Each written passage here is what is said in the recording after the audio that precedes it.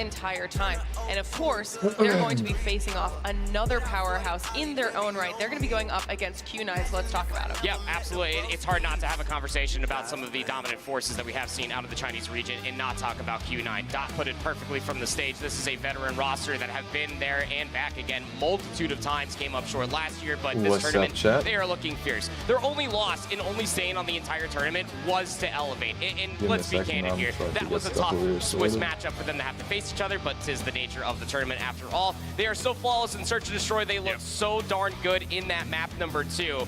It's going to be a tough ask to see what they can do against China's best. Yeah, and I think the thing about it is, and we say this all the time, so apologies for being a broken record here, but the Chinese Search and Destroy has always been the staple. Absolutely. The question mark coming in was, would Q9 be better in their respawn this year compared to last year, since the roster really didn't make too many changes? And I would say, emphatically, they have proven that they can handle this new meta with this new tempo, especially against some of the Garena teams where they do play with a little bit more gusto, a little bit more tempo. That's what surprised them versus Elevate. They weren't surprised yesterday versus Stalwart. I mean, 𝗕𝗲𝗈𝖎𝗑𝗃 should be working, right? to the point again. This guy has been through it, leading his to entire team. It's hard not to talk about the presence like that you have from 𝗲𝗈𝗈 in particular. Just to piggyback off the entire Search and Destroy conversation, a lot of that is coming from 𝗲𝗈𝗈. So the 𝗲𝗈 versus Stono matchup, the impact of the Search and Destroy, and I guess the overall adaptability that we'll see in the respawns are going to be coming from those two players in particular. HM, welcome. Today we're going to be having a nice little watch party over here, watching the finals of the Cup Mobile Champs. So let's get over it. I'm a little bit late because, you know, I'm sick and had some stuff regarding the setup. Yeah, hopefully we're gonna see some juicy MP action, even though we're not, you know, the most MP oriented people. We can still appreciate some nice games over here. Very, like you said, a banger of a match to start off the day. Right? We've got some stat lines down there on the bottom of your screen for you as well. Little bit of an edge there in the head-to-head. Yeah, and by the way, chat, this is gonna be, you know, a CoD Mobile sponsored stream, so at the beginning of the Chinese Masters scene most people between can these read two that right squads, by the title, etc. 3 matches in a row pretty emphatically. That changed at CDSI. Q9 was able to find a little bit of revenge in a banger map number 7, but still, I think the series edge does say something about how X-Rock have owned this head-to-head matchup. I wish we had like a 1 million tournament for BR. That would be insane. I mean, when they did meet up against each other at CDSI, it did go the entire 7 map. I think I'm gonna put on some CoD Mobile drip. I'm gonna put on the usual stuff they sent me, because they sent me a box filled with some goodies, you know, a jacket, a cap, and also a t-shirt. Let me throw that on really quickly. Best of 5 as well. Whatever maps we end up getting, you know that these two teams have faced each other at least on a handful of these, a multitude of times of the year. I'm excited to see what you guys said with your predictions. We're not there yet, but I want to see how cohesive everybody is on the casting side of things. We're going to take some look at some more stats, though, before we kind of start talking about those map choices, because we have a head-to-head here with their map comparisons across the board for these two team shift. Yeah, I think the biggest standout is, well, all the arrows are leaning over towards X-Rock's direction, but 6-point differential win average on Search and Destroy. They've played 4 searches. Every single one of them was a 7-1 tally. And in this particular head-to-head matchup, that's where I really put a lot of focus on the individual map selections, because in the head-to-head, they are actually 13-5 in Search and Destroy, are X-Rock, over Q9. They have routinely dominated the map 2 and the map 5. The only time that went awry was map 7 of CDSI. So that's where I'm really kind of putting a lot of focus on this, is the Search and Destroy, the map 2, the map 5. Both of these two squads are pretty darn even in terms of their head-to-head on Hardpoint as well as on Control. So it does feel like this map 2, map 5 may determine this series.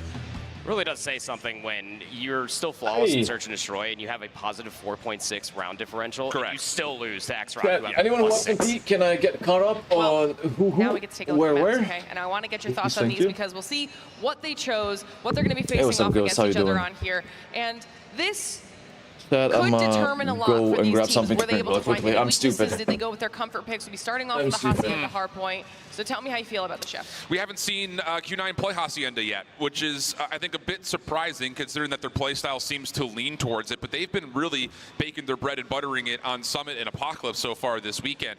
So that's going to be an interesting opening test. It definitely feels like a map that should go towards X-Rock. You do see the Apocalypse show up map number 4, so Q9 will have that. And then the interesting thing, but considering the Chinese Chinese region loves firing range, and they love Tunisia. Neither get through here. So this is going to be to see who has done the best prep on Takeoff and Kurahana. Yeah, and that Kurahana Search and Destroy, I really do hope that we do get to that map number 5, just to be able to see what these two teams do look like on that map mode combination in particular. But the respawns is where a lot of the focus will end up being, especially for me. Last time these two teams did face, Q9 did take the hard points. All right, well, now I finally get to ask you, what did you guys say for your predictions? First semifinals match of the day. What are your thoughts? I'm leaning towards 𝗕𝗏. I'm going with how the history has played. I've got it going the full distance, though. It does feel like now seeing the maps as well. I've got the hard points going to each team as they've picked them. I do have the control, though, favoring over towards 𝗕𝗏 and then them winning in map number 5. I'm the same way, but I think that the only map that we'll probably see 𝗕𝗏 lose very much so might be the map 1, but the bounce back might be there. I'm a stats guy. The numbers always lean towards 𝗕𝗏. History is doomed to repeat itself, you would fear, but if Q9's best chance to make it to that great finals, they got to take at least one of these hard points and both the searches. Yeah. All right. I'm going to talk to the boys in the green room and see if they agree with these predictions as well. And of course, everybody at home, you know the drill by now. If you're hanging out with us in chat, let us know your thoughts. First semifinals matchup of the day. There's only 2 of them, so you don't get a lot of opportunity to do this. But who do you think is going to be the first team in our grand finals? Will it be 𝗕𝗏 or will it be Q9? Ladies and gentlemen, it is time to kick off our semifinals told him to send me an First M, team knowing it would determined be into this grand big. finals. Let's do it. Oh, and it's a grudge match. This is the one that I think everyone has been waiting to see. We only got small teases of it when we were at CDSI. Now, granted, of course, it did go the full distance, and the maps were very back and forth between the two. But now that there's no safety net of a double elimination bracket, it is a one-and-done $90,000 match between the top 2 teams from China. It's 𝗕𝗏. It's Q9, our opening semifinal. So China's dominating right now. Is that what's happening? Can I get your hardcore, please? Go to my Discord server for that. Link is in the description. There's only one route, and it is right in front of you on the opposite side of the stage. Starting off with the favorite side of the map will be 𝗕𝗏. They will at least be in favor for that P2 rotation, but I don't even know what's the meta over here in MP. Routinely, especially when it comes down to Hacienda. Play some MP afterwards. I have to do my sensitivity. And they're getting some time. Who knows? Maybe it's going to trigger my Ichino to do some MP. Starting off with a scope, he's actually still got it in hand with the mix of 2 Odins in play. So 𝗕𝗏 really trying to take the fight at range, and so far it has worked out as they jump back into the hard point. Cool. I just told you, if you want my hard code, go to my Discord server. It's that simple. Already got the hot hand with the Tundra out and early. Gonna have to meet this. All my settings and stuff like that, loadouts, etc. It's all posted in my Discord server. Calling it a Predator missile before P2 rotation is even called for is a scary one, to say the least. But Q9 have been able to work their way not only into the hard point, but also on the mansion side, threatening the rotation early. Yeah, looking good. The Pred missile largely negated just as Q9 survived through it. Hit coming through the water side of the map, though, over towards P2. Early rotation here for 𝗕𝗏. Does anyone know what was the biggest money tournament regarding BR? Fight back from Chuan, almost able to find a double, but does get taken out. 𝗕𝗏 finding wins from the front, but the spawns are still good for Q9 in the back. Yeah, is the audio good compared to my voice, for example? Going to be marching up this driveway. Someone's going to have to try to take a route, but by that time, 30 seconds will still remain. Good presence being held here for 𝗕𝗏, trying to keep everybody at bay.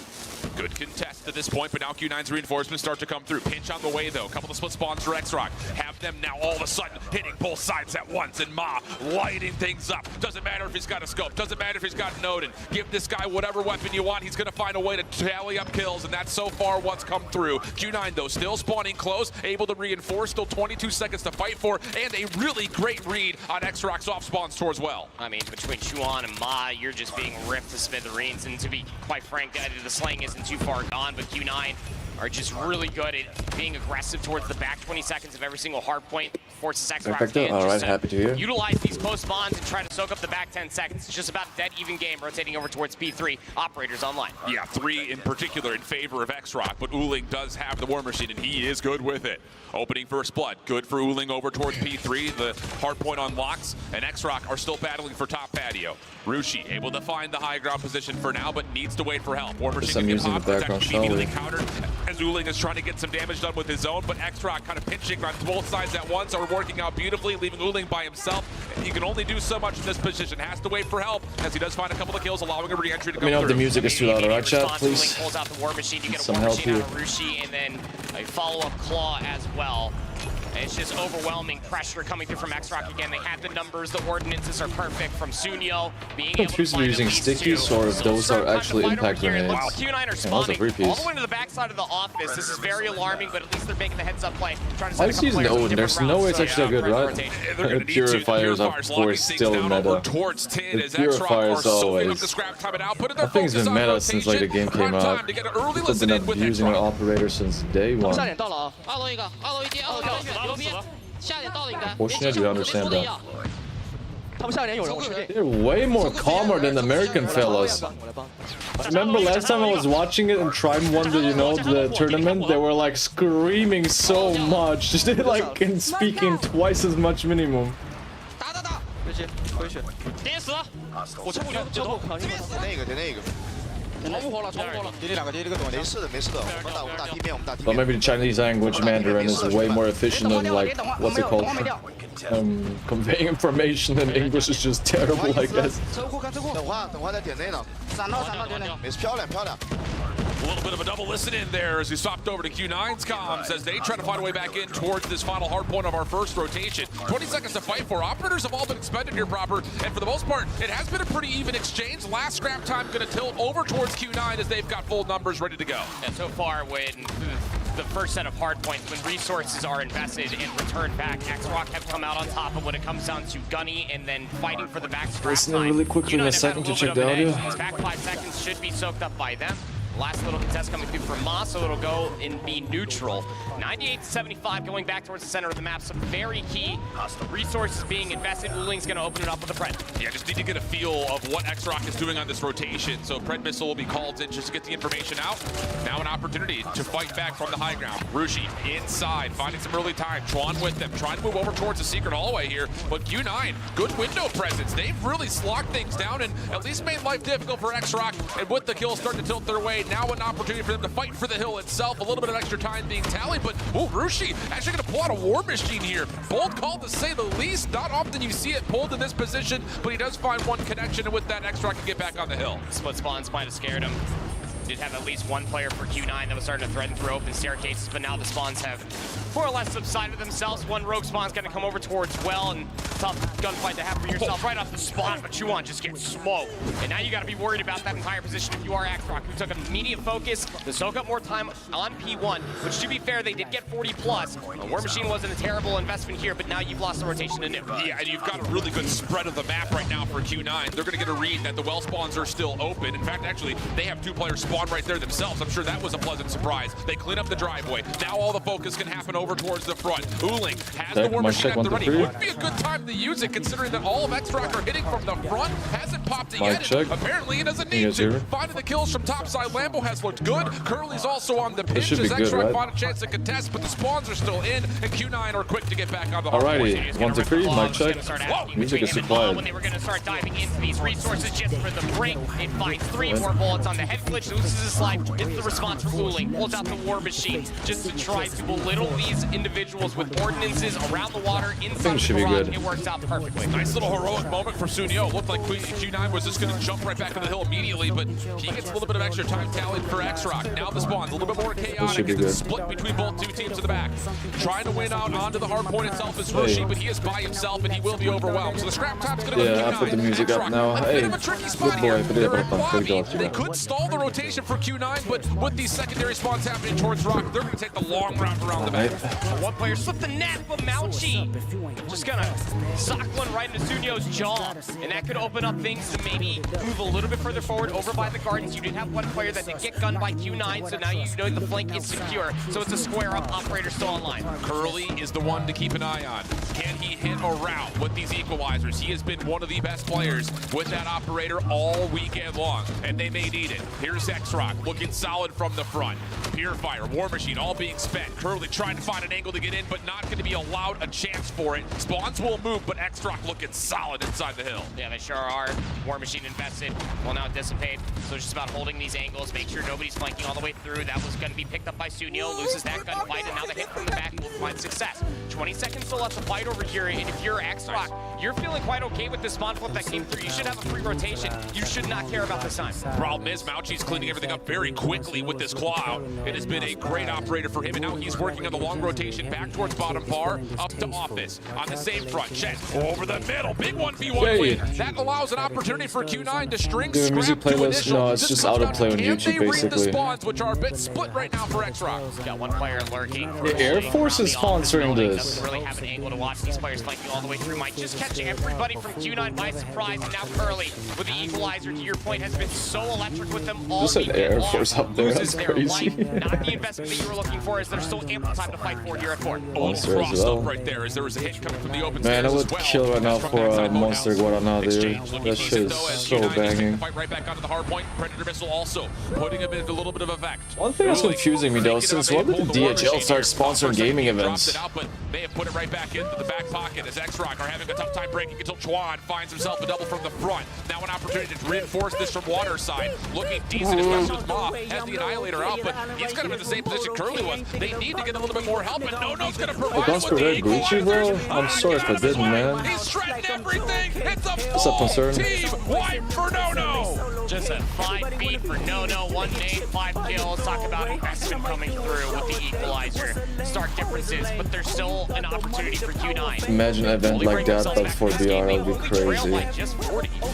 It's not out of the woods that they can make this happen on a map pick of Hacienda, a map pick that they've beaten 𝗕𝗏𝗏 on before. It's just one of those things where Q9 just do not have the edge in some of these really key fights, I think especially as they put together their setups around these hard points. This is already, though, much better over the top of 𝗵𝗏. 𝗵𝗏𝗆 working on it, trying to get some action over towards the open stairs. Not going to fully work out as 𝗕𝗏𝗏 have to hit through the U-Haul, and the kills are good. Q9 lose their high ground control. 𝗵𝗏 just jumps in from the high ground, but 𝗵𝗏𝗆 Damn, the pulls out the war operator, machine. this That'll is be good for an crazy. opening 2, and then finds the third one down. You know what? Oh, plus God a damn. point. 𝗵𝗏𝗆 again. Getting value. Things up as Q9 Should've went get top back right to the hill. instead. He's Ooh, leading he the made him entire low. lobby as far as kills are concerned, and a lot Well, of Type those 19 is kills are also coming through good the in war machine. MP. 47 kills now for 𝗵𝗏𝗆. 174 to 204, still has scrap time to fight over here. But look at the positional advantage that Q9 do have on the map so far. They do have the water side Fennec of the really map. doesn't As forcing surprise me. 𝗕𝗏𝗏 Fennec's can always try to been get in through the open meta. archway. If you can One thing that contest the surprised me is front, the you Odin. have to get these numbers to 𝗵𝗏𝗏. This hard point still open though at 𝗵𝗏. 𝗕𝗏𝗏 will have 2 members spawn Hey, deep away from the Samantha, second what hard up? How point. you So doing, what can bro? 𝗵𝗏𝗏 After a find? long He feels time, the brother. pressure. He's Missed spun your the war live machine, match, but bro. he gets Dude, I immediately live shut stream down. daily on Trophy system in TikTok. place. 𝗏𝗏𝗆 locking down I'm gonna the be front. dual And now streaming you've got on full YouTube status and control for TikTok Q9 soon with the again. I would Sparrow, say the in a boot, and week that's the or moment 2 of the hard weeks. point. My internet should be Sparrow will just upgraded, keep and all then I these will be players able at to bay. stream They on show both points. You're platforms gonna at have to once, you know? try to contest eventually, and well, you're just gonna get immediately bolted to the dome. 2-piece coming through for Sun. They have all eyes forward. Another 1v1 actually happening over by the rocks. Predator missile called in. The information. Q9 about to take the lead. Sun thought he had a good angle for that Pred missile, just rushed it forward. It doesn't land into the player's back driveway, but it doesn't make a difference because Q9 are able to pick up on the flip of the spawns. Now it's back to 𝗕𝗏𝗏. Most of this Anyway, hit food coming should be from here the soon. front. Sun, the one just hoping he can find good timing, but it's actually going to be just a full pinch from the side throw that takes him out of commission. 𝗕𝗏𝗏 back into the hard point. 15 seconds to fight for. 𝗕𝗏 trying to get the purifier, and that's immediately shut down. 27 Q9 minutes, with a been little half an life, but they hour, are still dude. stuck spawning on the left side of the map as you rotate to new. Scary, someone did slip to the net though, it's Sun. He's already past the garden side. He's gonna have an isolated 1v1 as the rest of 𝗕𝗏𝗏 are just lighting things up over by 𝗵𝗏𝗏 will finally subside. But there's no more time to grab here over by the 𝗵𝗏𝗏. Still straight gunfights happening, but now numbers on the other side of the map with the rotation favoring that of 𝗕𝗏𝗏, but Q9 has the close response. Chen over the backside. Q9 spawning close. 𝗕𝗏𝗏 feeling the pressure. Pop the claw immediately. Just trying to spam down and slow There's his also still Q9 being approach. used. 𝗏𝗏 from the front is good, but Kurahana with the equalizers. Only able to find the first. I was trying to with think the what they're claw called, those dissipating. double Still hanging Uzis, you on. know, 𝗏𝗏 as the trying to get the equalizers. information. Rushes forward as he understands that Q9's coming through tin side. Can he put together the same kind of presence that we saw from Kurahana earlier? Now it's just down to it. The war machine that took him off his operator. Chen also pulls out the operator for a purifier. That's Chat, a lot one more thing I space you can never take away. understood about Suppressed by all these MP, like grenades. tournaments, 235 is... to 227 can still win Well, it first here of if all, you are why is Q9 that if you want guy to call using these iron sights? Why is he not using the maxed one? Now it's just the war machine getting to work, trying to spam And things down. second, He's well, okay, what I was about to say is, why did it like never ban operators from MP tournaments? I thought they would be banned because, you know, operators aren't really that competitive in my opinion. My humble opinion, you know? Both off the spawns as well. I love what I'm seeing out of 𝗕𝗏𝗏, just trying to cut through where you think the spawns are happening, and they also get assistance from the boathouse. They're finding the kills around the back. The Hunter Killer drone's gonna hit on 𝗬𝗕. Chen's the last one left. He gets taken out by a Pred missile. 242 is where it stops for Q9. Need to find a way to break. They've got split spawns. Can they pitch this up? No, they can't because Tron gets the double. One more player to find. They're looking the wrong direction though. Chen's able to get in for some contest. The help is here. Q9, can you find the kills? 𝗵𝗵𝗆𝗆 not able to find anything. All of a sudden, Q9 find themselves favorable to kill feed. Back and forth we go. 242, 246. Still the contested play. My opinion, S&D is more like, I would say, entertaining to watch regarding tournaments like this. No one's able to contest. Q9 rip away the hard point from 𝗕𝗏𝗏. That was a close one though. That was actually really close. That was hella close. Map pick here on map number 1, but they are going to feel great with the conclusion. A dub is a dub at the end of the day, and a crucial mistake coming through there at the end for one of the players out of 𝗕𝗏𝗏, who was really worried about the flank. It kind of forced a 3v4 once all of those boathouse spawns came through for Q9, and then they were completely able to overwhelm everybody from 𝗕𝗏𝗏 that was either lingering from the Lambo spawns or just not really ready for the gunfight. Hey, Chad, he's showing us. Stay hydrated and stay hydrated. Multitude of different hills. They were down, but truly never out of this entire situation. And 𝗬𝗕 was trying his damnest the entire game. A Herculean performance out of 𝗬𝗕 in particular. The War Machine was emphatic. What's up? What's up? And Welcome. every single bit of pressure that we saw all the way to the game's end was true. What a wake-up call here in Atlanta. Woo-hoo-hoo. Give me more of that. Insert it right into my veins. Unbelievable start. And just the adversity that 𝗕𝗏𝗏 were able to throw together. This moment in particular, you thought the momentum was just That's actually crazy though. That was a whole 5-wipe with, you know, one operator. The scrap battle through P3, the rotation. What's up, Black Jesus? You're saying on TikTok, brother. The SMGs lighting things up. Finding ways for Q9 just to hold a narrow edge. 𝗬𝗕 in particular, locking down the long-range headies, setting up the final moments. Unreal start and a massive win for Q9 to kick off this series on the right foot. I mean, should we get an opportunity to look at these stats? Yeah, thank you so much. Hey, what about Bronze One? Come on, man. From I'm one high in ranked. particular, obviously the MVP on the side of Q9. That's a lot of engagements. Lots of big numbers as well, with everybody getting about a minute plus of OBJ time for Q9. The assist column is also very nice to look at as well. Q9 are a very good team, and clearly being able to show how they can bounce back from being detrimented in the first set of hard points by 𝗕𝗏𝗏 before having themselves a whale of a game. Sorry for yawning and stuff like that. I mean, as you guys can probably hear, just by my voice, I am pretty under the weather still. I got sick, and yeah, it sucks. Whoa, okay, that's what we got? All right.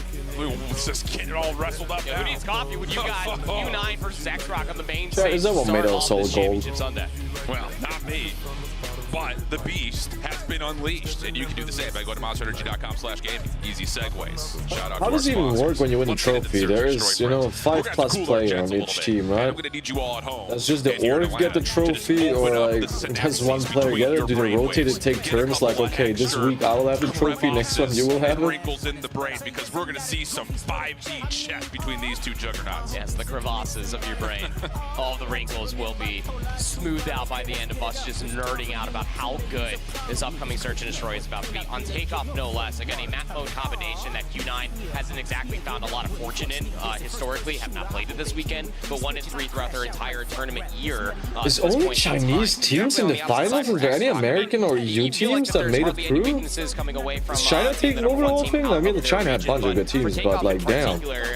Played it 6 times, 4-2 walking into this tournament. I think that they, very obvious for being their map pick, they are the favorites for this map, but I just never want to count out 𝗬𝗕 coming away from that hot hand on a map like Takeoff. Yeah. Can you guys hear me normally? Yeah, I think that's kind of the biggest part about it here is, you know, if he could just connect or lock down a lane with efficiency, the Takeoff is going to look very, very dramatically different than what I'm sure 𝗕𝗏𝗏 had experienced earlier on in this tournament. Again, the big overarching point, though, is that 𝗕𝗏𝗏 are not only flawless in Search and Destroy. Right. Every single Search map they've played has come to a final tally of 7-1. They've lost 4 rounds of Search. What are we talking about? That's disgusting. Also, hey, he's wearing the same jacket. Look at him. Copycat. On the record, that's the first map that they've lost the entire weekend. There's going to be a lot more of that. I'm sure, yeah, with this specified map set, again, this is the wake-up that we all needed to start off this championship Sunday. The 4D chess will be immense. And one of those 7-1s, by the way, was against Wolves. You and I got to watch that pretty intimately. And that 7-1 that they had on Takeoff, no less, was just dissection. And I think, but again, if you all have not watched CDSI, you have not watched Chinese teams play Call of Duty Mobile, especially for Search and Destroy, it's just the way that they go about adapting and learning over time. The Yeah, Marvin, he took my jacket, dude. He took my jacket back jobs. It's important for them to fully digest what they're about to get into. Yeah, and the thing about this map, what's up, man? and actually what we'll see maybe in map 5 with Kurahana is that the defensive side is super favored. I think especially with the setups that we saw from X-Rock on both maps.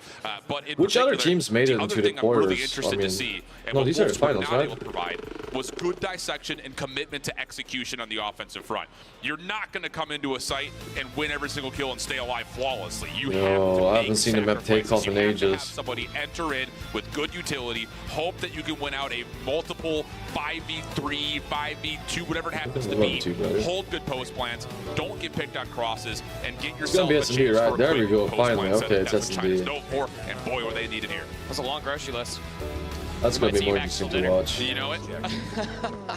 This ought to be a fun It'll one, be less man. body piling.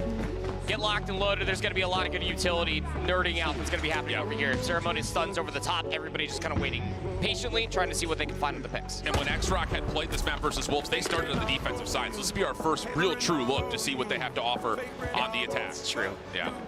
Trophy systems are down here for Q9 to establish a front line right in front of the scaffolding. Just a delayed nade over towards the top side where P4 would usually be.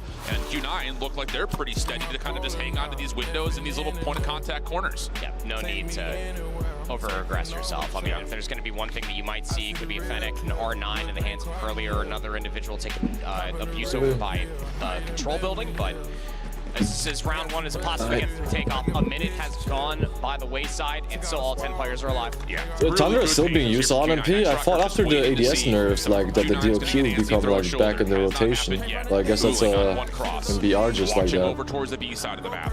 Because after Thunder nerf, people in BR stopped using it way less. MG42 is still present. Denying some early utility. Shots over the middle of the map. 𝗕𝗲𝗎's in trouble. Does get Managed to rotate. Did they get a trade though? No, seems like Sniper did not manage to get a trade for it. But X-Rock haven't committed yet. Jumper player number 3, specifically for X-Rock. NoNo's just waiting for the bomb to be planted to try to commit towards his flank. Yeah, and now the retake is fully underway. Nade's trying to come through. I got a plant up though. I just have to play a good angle. Still at 5-5. May not make a difference because that island player that you talked about, NoNo's just Jedi, my sensitivity and all my settings are on my Discord server, bro. You can join by clicking the link in the description, but trust me, copying another player's sensitivity, especially mine, is not gonna help you. That's not how stuff works. What? He's sneakily defusing. Aw, dude. So, let me try to understand this fully with NoNo's weaponry of choice and the position He got into ninja, dude. Instead of flanking or holding the angle over by scaffolding, he was just making sure that nobody flanking the stadium. Yeah, but the thing about that is that whole post plan setup was about him clutching. Correct. It was all about him committing towards the flank, isolating the player. So a little bit of a misfire coming through, but He's using the same reticle as Tundra as Dusty, using a sniper, which I don't like. I mean, it's kind of clean, but I don't know.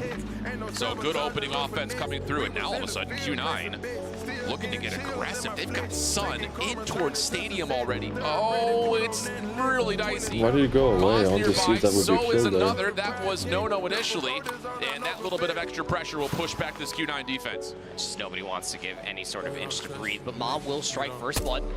So numbers now here for X-Rock. Oh, that was almost to be a wallbang hit just there. about the post-plan execution that they faltered on. So what can you do now that you do have a man up in this round? Offensive smoke gets thrown towards 𝗵𝗲𝗆. That's just a fake. It does pull the defense further down towards the south side of the map. In particular, keep your eye on 𝗵𝗲𝗆, number 2 in blue. He's the only defender on beat. He's holding a pixel corner. 𝗵𝗲 still trying to take away the mid-angle.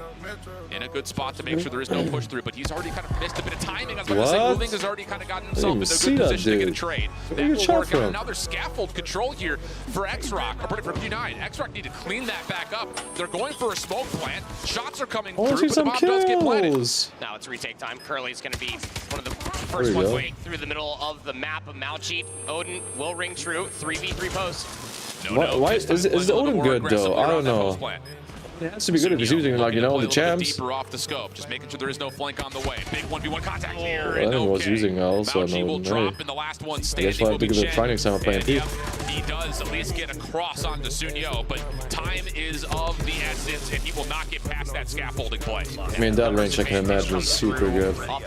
This feels like mid-range and close range I think wouldn't be the best. Out of 𝗕𝗏, very enjoyable. And once they finally have the opportunity to get up to the mid-map, they wait for that one smoke. Look, chat, is the stream lagging? Is it like smooth, the frames, etc., etc.? Start spraying or have late utility to stop them from that plan. So they'll answer back in time. It was all off the back end of getting that first blood from 𝗵𝗎. I can only imagine that Q9 are going to alter the way that they're rolling out here defensively. Yeah, a little bit of a later trophy placement towards B.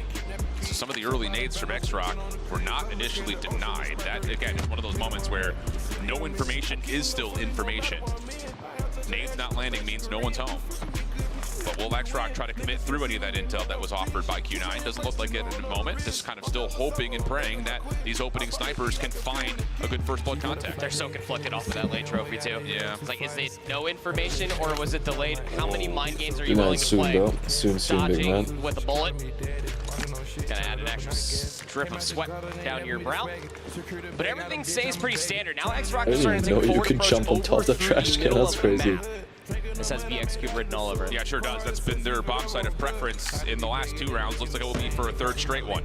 Sun looking for a cross over the top of the mid-statue fountain area. Smoke will come down. That's usually enough for a go call to be executed. But Sun hits. Unreal. Through the smoke. That's your bomb carrier down. And now 𝗕𝗏 are in trouble. They've lost their ability to try to follow up on a quick post punt. They have to throw their secondary smoke just to try to recover. And at least fortunately, they get a trade back as 𝗲𝗏𝗆𝗆 drops. I was about to say, watch out for that one play though.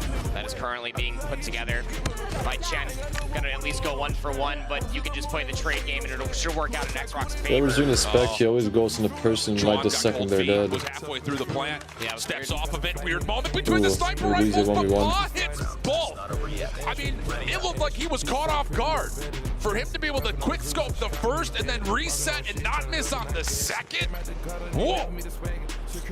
First blood, clutch moments, 𝗵𝗎 lives for it all. We're getting the PV of that It one. all becomes null and void on you sticking the plant or not in a 2v2. Man, that's why I don't like MP because of stuff like that. Just falling instantly going to cover the end with a sniper, you know, with the one-tap rifle. Beautiful, aggressive defensive stance. You smoke mid, you block the snipers, you throw a nade behind it to make sure no one's playing through the smoke, and then you flash and dash up towards top mid. Counteraction play though. 𝗕𝗏 say you want to get aggressive at the top of the map, we'll get aggressive at the bottom. It's an immediate response, and it's so respectable. I mean, look how much space 𝗕𝗏 was able to get all the way to the backside of the side with it going down. What a nade over the top though. Yeah, shoot all of it, shoot it all, kill it. Kurahana around the back, trying to clear things out, but it's 𝗲𝗏𝗆𝗆 who gets there first. Now he can just hop this, but problem is, 𝗕𝗏 was still watching the angle. Of course, now his position is known, but he's finessing beautifully. 𝗵𝗎𝗆 also heads over towards this 1v2 towards Sun. 𝗵𝗎𝗆 now trying to find his way over to help his teammates. He's committing. Oh, okay. Two snipers. Comes out If one of them had full auto pistol, I would have been GG's after missing first shot, but you know. Another nice set of kills from the scope, and Well, Q9 will tie now it to 2. to score. It's weird how you go from one round of 𝗵𝗎 hitting one of the nastier quick scopes that we have seen all weekend to that little 𝗵𝗎𝗆𝗆 music playing in the middle of the stadium, sniper 1v1. But what was almost about to be for 𝗕𝗏 in a numbers disadvantage post-plant situation, a fantastic response just to agree that, hey, you're taking the B side of the map, we'll go back over towards A as we go in towards this round number 5. Top of the money, top of the money, top of the money. Players are 𝗕𝗏 in position to try to deny that scaffolding push. Same deep defensive smoke thrown at mid. Counter flashes get pulled because of that. But 𝗕𝗏 a big used that utility for really no good reason in terms of how it was finding its effectiveness. Q9 was not actually pushing up, and they may actually consider a delayed hit top mid. They got he's walling, he's on for the ball. Established towards the bottom side of the fountain with Sun watching this deep cross. They may decide to have some sort of a late play here to try to get back in so towards that much top P4 position angle again. holding. I think X-Rock are just super worried about Chen trying to get back. How many snipers are there? By the way, there's a rule, right? Only 2 snipers per team, I would assume. It's at the bottom of it, and Sun is holding a very aggressive angle. Big first blood to have. And he's going to reposition. Watch a different angle Why on am I this secondary cross, tweaking? knowing that there could be some sort of a follow-up. Does anyone over here know stuff about he MP? changes the position again, and this time he gets caught. Ooh, don't know how I feel about that. Sun was in a good spot to still hold over towards the bomb site. 𝗬📏 was watching this cross, but call timing, call timing galore. and that now counteracts the trade into a 4v4. Bob's still resting on X-Rock's side. Someone needs to pick that up, and we need to start committing towards the site because we're down to 40 seconds. There's not a whole lot of information that has been cleared over here in the lounge. Yeah, the problem is, I think for the side of Q9's defense is that X-Rock know they've got mid-map supremacy. Yeah. Shutting down that scope at mid now allows them to do this. Play off scaffold and, of course, also play over towards the generators. Ma now sticking for the plant. This would be a heroic 2v4 R9? It starts with Chen, R9 in hand. First shot misses, second shot lands, but it's not enough for the kill. Ma with the quick kill. Just down to 𝗵𝗲𝗆𝗆. 1v3 for him. If we can catch his POV, doesn't matter. Ma's able to find the quick connection, and that'll be enough.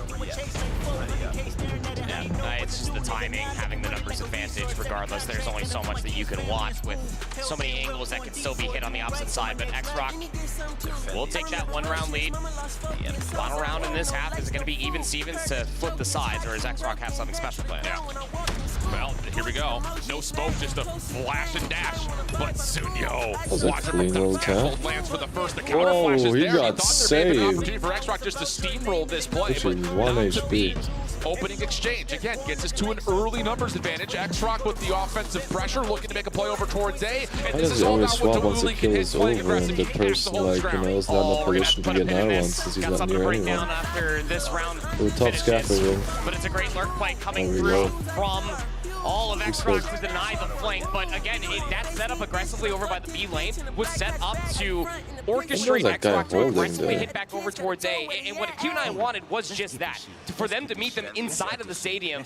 But X-Rock were too privy to it. They read it, they gunned them, they have a 2-round lead on the top side of the swap. morning, Huge top on of the the morning, opening pick top as well of the for morning, 𝗠𝗎. top of the morning. Let's get this shit. 4-2, side swap. Smokes are down early for both sides as Q9 are looking to get aggressive right through the top side of P4, but no one's looking over towards middle. And X-Rock are able to use their setup to set up a bit of a crossfire. That's enough for a 2-for-1 exchange. Hit is still on the way. How did you miss that, dude? It's anime fight round 2. Sun going to the machine pistol, wants to chase this down, while meanwhile 𝗬📏 is able to find 𝗓𝗆. And this may lead to an opportunity for Q9 to flip the numbers from a 4v3 to a 3v2. Sun is so confused. Where did Ma go? Went back over towards the scaffolding. And got Chu on to worry But the about. replacer life of all of the aggressors, so Tough to say with Ma's positioning. Yeah, no angle on it whatsoever. They're just going to stack together, getting caught out inside control. Yeah, X-Rock just got a little bit lost there. I think the Q9 were still playing largely. Nah, the ADS time with the MG42 in that situation just is too ass in order to do an aggressive great clutch. Opening offensive round gets Q9 back to within 1, and that asserts a certain level of identity to how is that they a may best try to of 7? play It's this the with first aggressive 2-7 or immediately what? coming off the get-go towards B. They're just going to have to be worried about it. I mean, Ma does cause a little bit of honesty with that push. I mean, he got all the way inside of the base for Q9, but they're looking to flip things up. Maybe try to catch a player from X-Rock, getting aggressive over by the A-bomb site. Stuns, nades, smokes over through the middle of the map. They are already on the A side. Nade will land at 𝗵𝗲𝗆𝗆. 3 smokes down. Quick commitment for the plant. 𝗵𝗲𝗆 playing Like an bodyguard. impact. X-Rock try to chow this, and Modest runs in by There's himself. no way to impact Crossfire an setup MP is decent actually for the one taps. trade, though. So numbers will still stay with X-Rock. Now they start to collapse. Tron laying down the damage. Oh, but the shots up top don't fully come through. Chen does get traded. 1v3. Sun now by himself. What can he do? The answer, nothing, as 𝗏𝗏 locks down the angle, and X-Rock will get their 5th. How do you run there, CPMing? 4 rounds away for X-Rock, tying up this series. I thought it was all just going to be falling by the wayside. I just didn't think that Ma wanted to die that quickly. Yeah. Went swinging him blindly instead of waiting for his team. Silly goose. But still, a lot more work to do here for Q9. The aggression over towards B was met, and they tried to flip it back over towards A. This time they are going back to Oh wow, I just noticed there's like a code underneath all the weapons they use, right? Oh, you guys can't see it because my face cam's over it, but oh, that's crazy. You can copy load it like that now when speccing? They don't care about the Actually cool. smokes. And it works out so beautifully initially, but then they get caught in kind of a crossfire setup. Long route for the defense around the back. That's Ma, who can possibly just find an angle from here. Good shots from �ฬ𝖆, but no one has any idea where 𝗲 is. And he's taking advantage of it. First shot will land, but now Q9 are aware of the threat. The sneaky. 𝗔𝗵𝖎 nearly there. It's been over an hour now. What the hell? 1v1 versus Sun. The anime fight will continue. Yeah. 𝗵's going to get planted 6 here, minutes and now I'm in, curious with dude. 𝗵 being planted where it is, how quickly can 𝗵 isolate the information on where Sun might be? Yeah, 𝗵 does have 2 pieces of utility if he wants to use it. Sun predicting it's going to be a long wrap around through the defensive spawn. He has guessed incorrectly for now, but the longer this takes, the more certain he will be that he has guessed the right spot. Here's the smoke. Here's the play. This is a massive round for Q9. Sun defaulting to the pistol, thinking he's hot for the fuse. Not the case. So now Sun has had to play this straight up, and 𝗵 around the back. Whoa! Get out of my face! Where do you think I am? That's not there. And X-Rock will get their 6th. That one map point. Map point, 1 round away from tying up the series, guaranteeing us to go to the Apocalypse map number 4. But 𝗵 is a real issue. And I don't just mean that because he's got 12 kills for crying out loud, but he's so lucrative with the way he is manipulating the map with a sniper rifle and getting in these egregious positions. It is catching Q9 off guard. He's isolating players left, right, and center. Need this for Q9. Hopefully we'll see another round here in a second. Different look this time. X-Rock committing a couple of extra nades on this mid staircase, which has often been smoked by Q9. Not the case this time. Q9 just taking a bit of a pause, letting this round play out a little while longer. I think it's a match But point. the thing about this is a weird If round. defenders get one more, you know, double over here in this round, if they win this one, it's GG's. Largely due to the fact that you've rushed at them the last 3 rounds. So this is going to be a lot of figuring out for Q9. And with all the utility already being thrown, you haven't seen the one adaptation from the opening offensive round, and that's that 𝗵𝗔 has now taken a forward approach to watch the exit out of the control building. And that's causing a considerable amount of doubt for Q9. They don't have any information at all.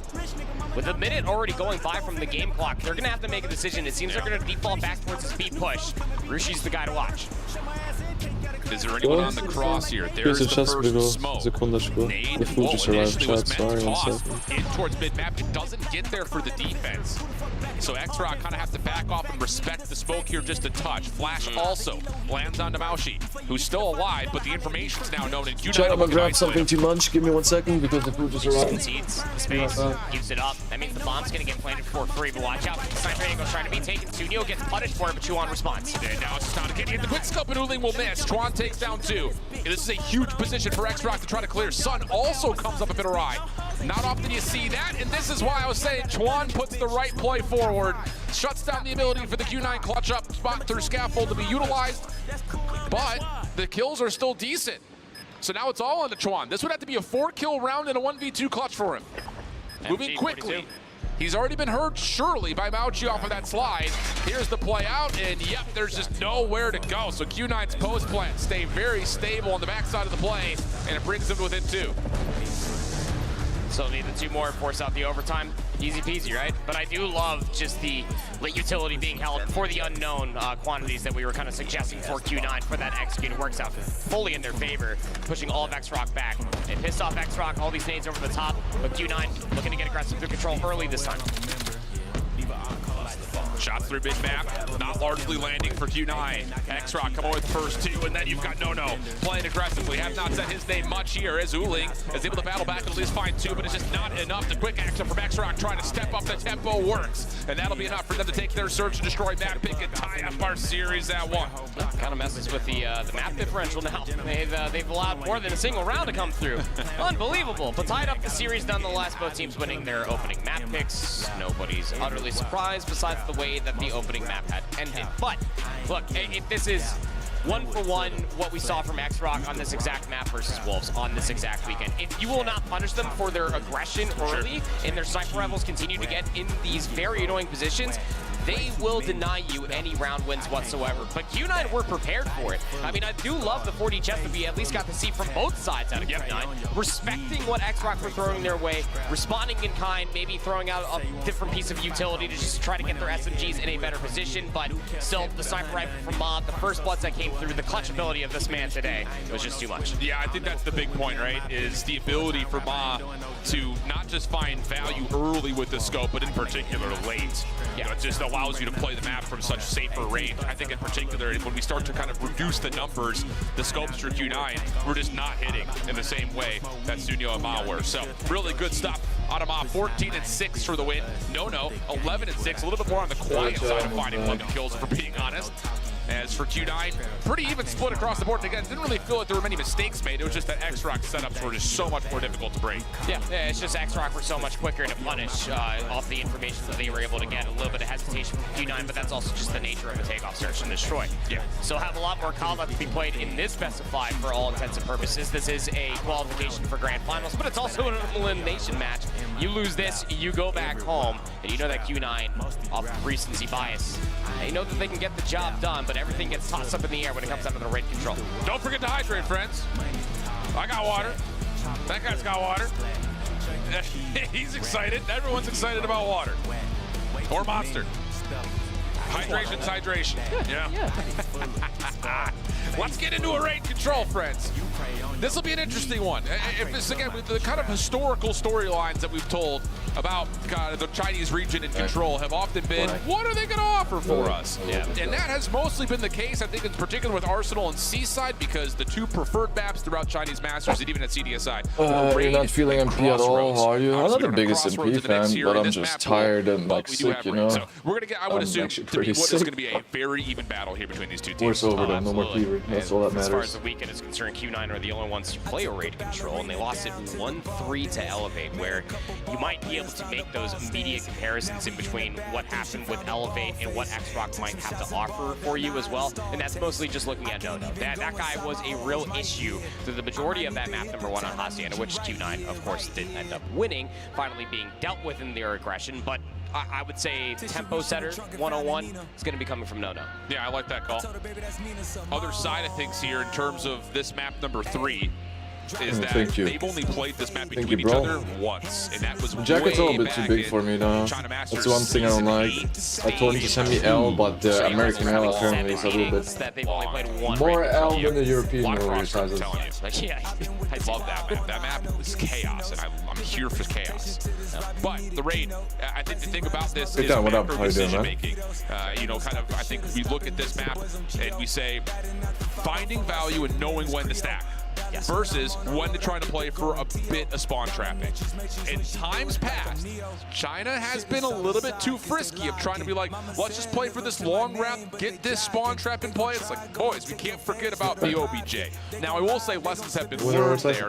The Chinese region has been better about stacking points on offense in particular. Just comes down to knowing when you do have the ability to take it a step further and put a little bit of pressure on the spawns. And for all intents and purposes, I feel like that a lot of the Chinese Not the teams, biggest especially oversized looking fan. at last year and at the beginning of this year as well, we're always just happily considering the one-win condition, and that's just eliminate everybody. It's that easy. Just got to get through 30 lives. It's no problem at all. But the objective is your best friend when it comes down to raid control. So many corners, so many different opportunities. The spawn traps, maybe not as egregious when it comes down to Arsenal and Seaside, but are still potent nonetheless. Indeed the case.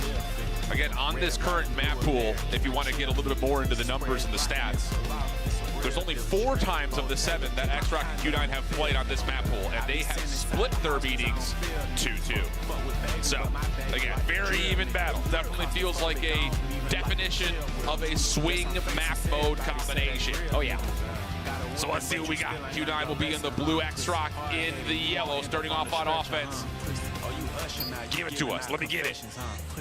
Very excited once we do end up seeing some of these operators Well, are you online into on MP? this main stage right now. You have some of the best when it comes down Is to there only macro like management. Chinese teams right now in the For finals? the first blood as well. This is going to be an overall 50-50 of the fight for ring. 𝗕𝗏𝗏𝗏 do have numbers in this position, but I mean, Chen is just in your face.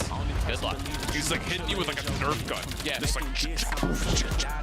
like that. That was actually the sound effects. You guys I know. hear it? It was muted. Yeah. I'm the voice actor for the sound effects for the KRM. There it is again. He definitely is. Chen now all of a sudden can put some pressure on towards the gym. This will force 𝗕𝗏𝗏𝗏 to spawn bottom side of the map, which means that they will have to take their efforts over towards a big map focus. Trying to come through. 𝗕𝗏𝗏𝗏𝗏's able to take down 1. That splits the Q9 defense. Just like from time to time? Alright. Back to the fight. That's way more Now all than of me. a I sudden, you barely got paid mid-map for control. You've dealt with the flank, and you're on. Stopping the clock and getting progress at A. This is such a massive moment. Do you know if there is any, what's it called? He's making it work. Any EU or NA teams that managed to qualify, or South American teams? Well, not qualify, but like are in the finals over here. before Q9 are able to fully get on the zone. Chen is not quite able to get through the money window.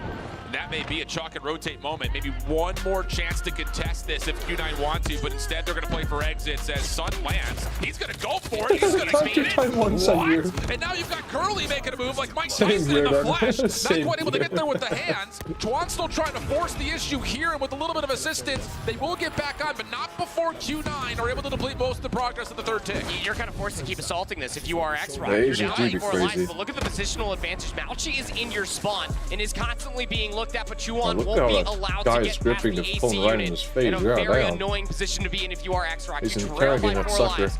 You just need this one more segment, but there's simply not enough time, you'd fear. Yep, good elimination to clean out the spawn just a touch.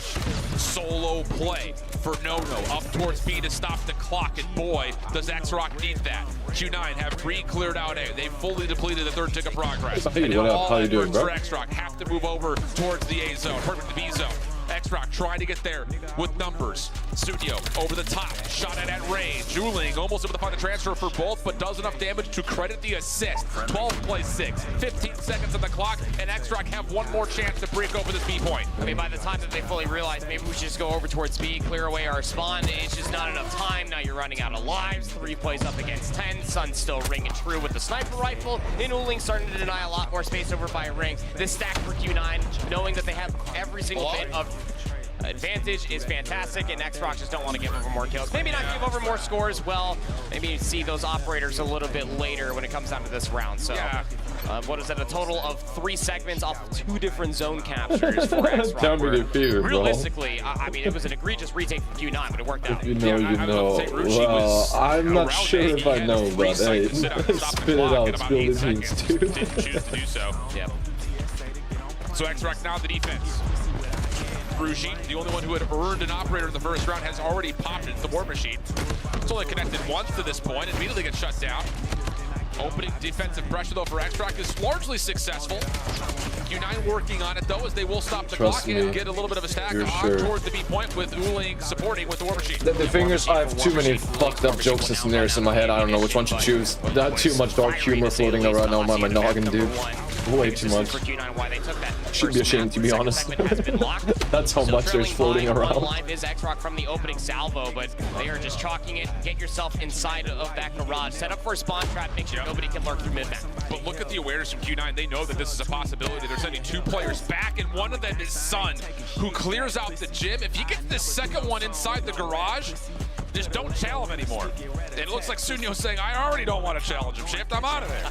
The rest of 𝗕𝗏 holding over towards Pool. 𝗵𝗏 is out, though, for Q9 as they try to clear out the area of backside laundry. I do love this call for Kurahana. Now she's actually going to invest the Annihilator as well. Will take down 𝗏𝗏, and they're going to start assaulting jungle. But what's the response on the opposite side? It's going to be Sunyo with the Sparrow. A little bit of a base race for a base race. Nice turn for 𝗵𝗏𝗆 to at least take down 𝗏𝗏, making sure that they are not a part of that fight. They do have a player on the control zone as well, but they were by themselves. So Sunyo, Sparrow will clean house. They will maintain control on this side of the map. Yeah, it's really nice placement from the Sparrow. For a moment, I was like, this isn't really finding value, but he comes back to the point, takes down 2 around the back, but it doesn't stop Q9 getting over towards Sun. 𝗵𝗏𝗆, nice to see her too. What's up, what's up? Sun connects for a third. 𝗵𝗏𝗆 on the equalizer. Kitchen. Rip him apart. 20 plays 9. Q9 looking good to stay on the A zone. First take going to be locked. More to come. Equalizer, about half empty. Mercy. Might as well just do what you did originally, 𝗵𝗏𝗆. Just sprint at them. Equalizing. A couple players coming off the respawn, though. I'm still confused on why do they allow like MP tournaments, operators. Count on 𝗕𝗏𝗏. They're working their way back in. Yeah, nice shots coming through. Clears things out, but the road to victory in this second round is arduous, to say the least. Oh, big word. 4v13. 𝗵𝗏𝗆 inside kitchen, isolated. Good 2v1 situation there.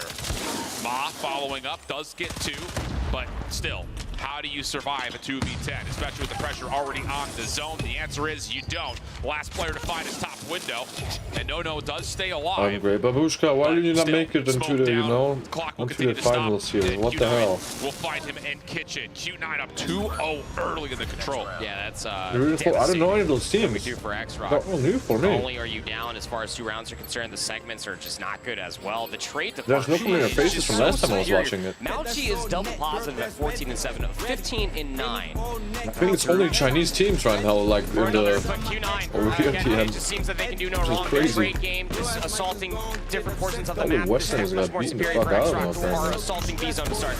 Oh, great opening though. Ma finds 2 through 𝗵𝗲𝗍𝗔. Uli able to confirm the trade now, pushing up in towards Art, but he doesn't really have the ability of going much further. He doesn't have any defensive pressure from Laundry side, and the awareness from Xrox is great.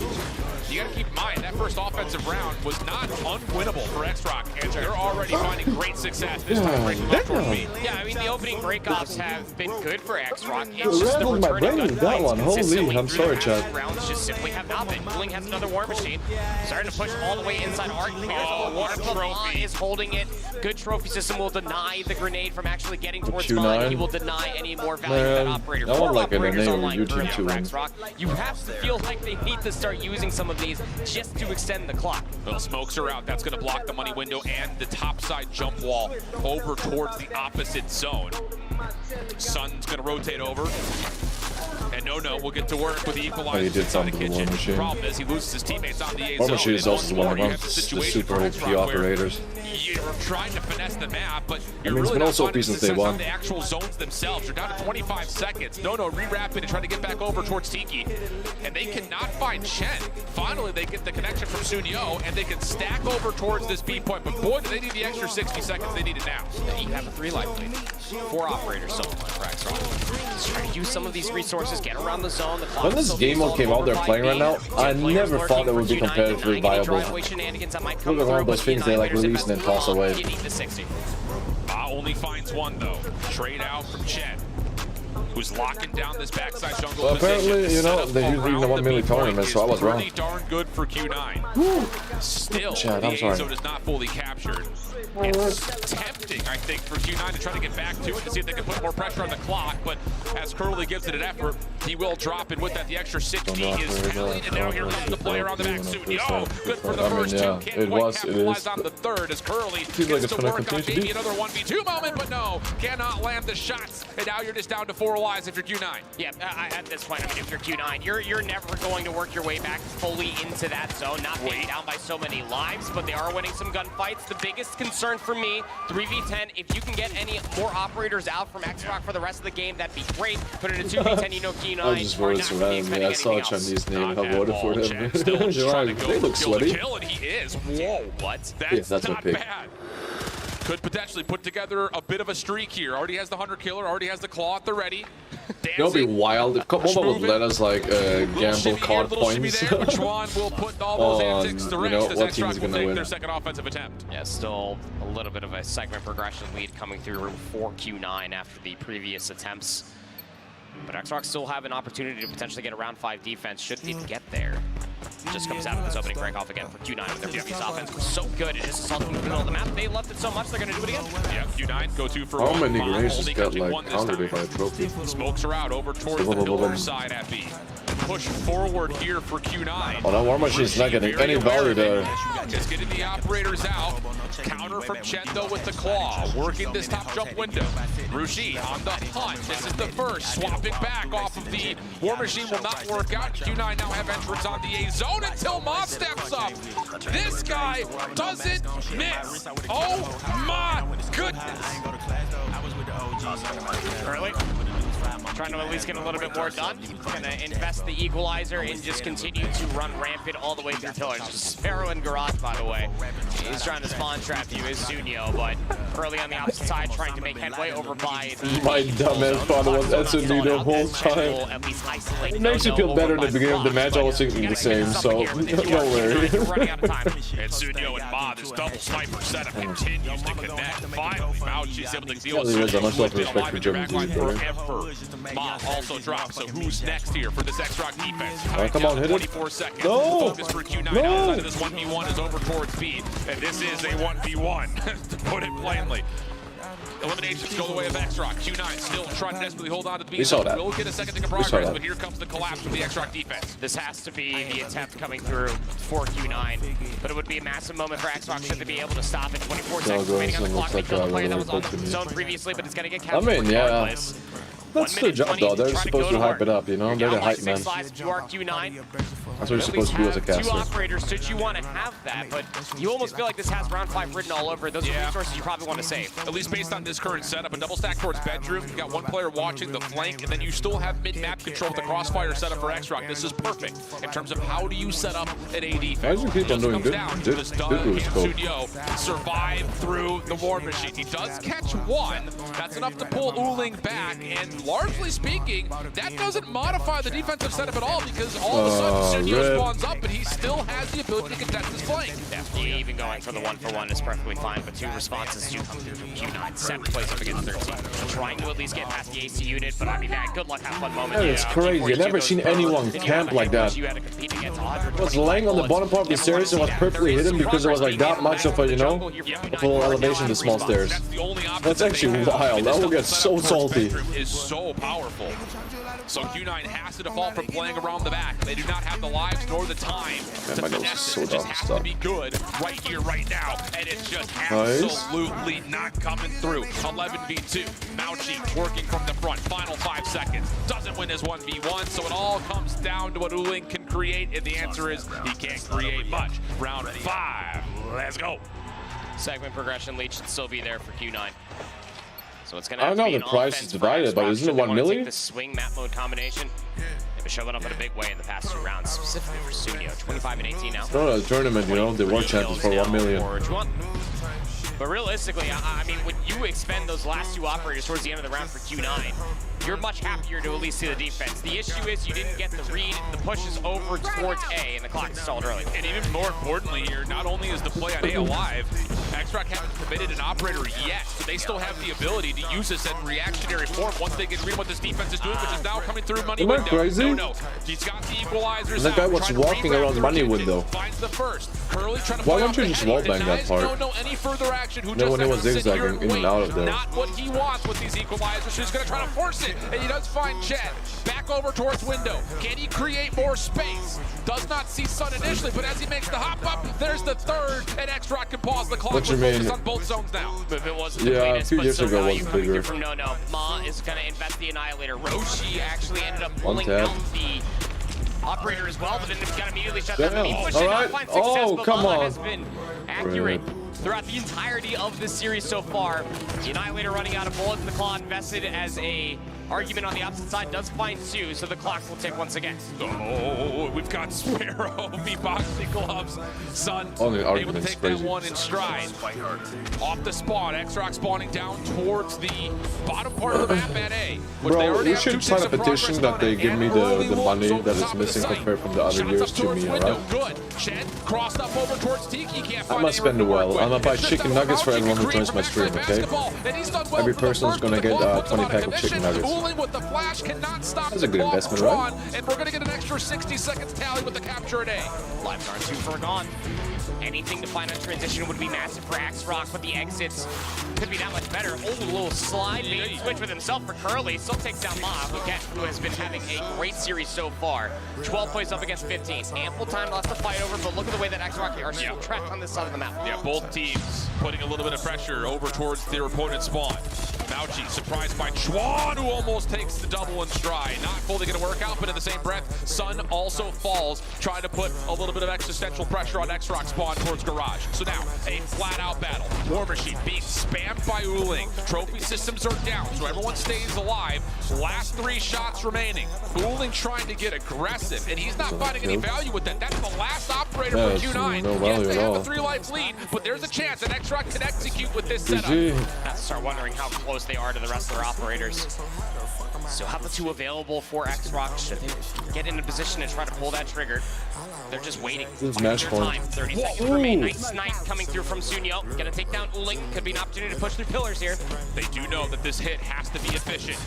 Shots are starting to land. Sunio breaking the Sparrow. Sun, did he just no-scope 𝗨𝗏 at range? Looked like it. Doesn't make a difference. He gets taken out through a wallbang. 7v8. Operators now out for Rushi. Just trying to move the War Machine over towards backside laundry. Here comes Q9. They're trying to reapproach this from middle. They cross up the operator. Now it's just a 6v3. X-Rock running out of lives. One more player in the zone will drop. 20 seconds remaining. Chen trying to get aggressive, gets stopped out. Sunio shut down by Sun. Just down to 1.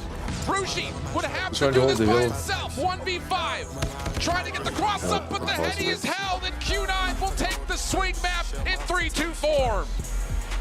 Tough situation to find yourself in if you are 𝗕𝗏. Again, ample opportunities through a handful of rounds to try to win this reverse sweep of a control. But still, when it starts off the way and it's so consistent for Q9, it's realistically just their opening breakoffs for me, Alan.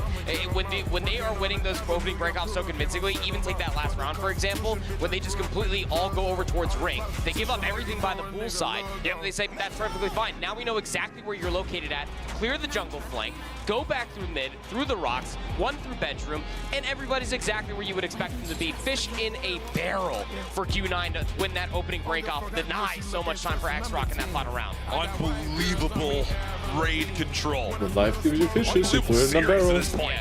I mean, absolute banger. These two teams have a lot of history. Rivalries, to put it plainly.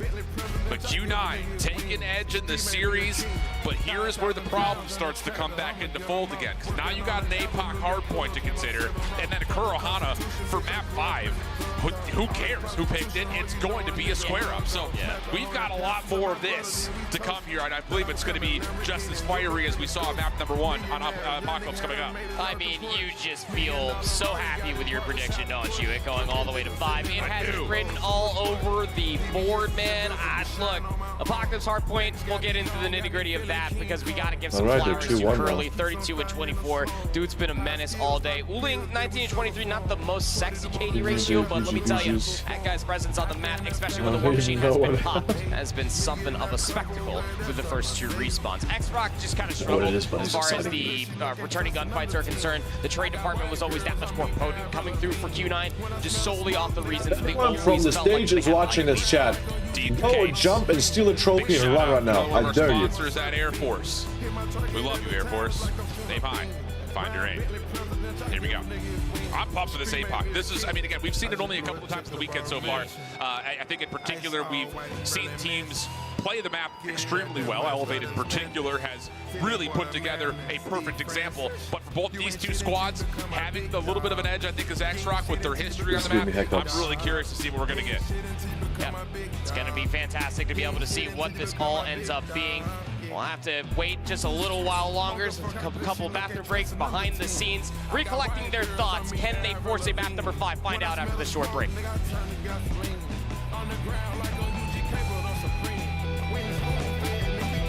来自中国的𝗵𝗎俱乐部，然后这一次我们来参加亚特兰大的𝗵𝗵浣世界锦标赛，然后这一次我们的目标就是比去年做得更好，并且争取夺到最后的总冠军。𝗵𝗎，加油！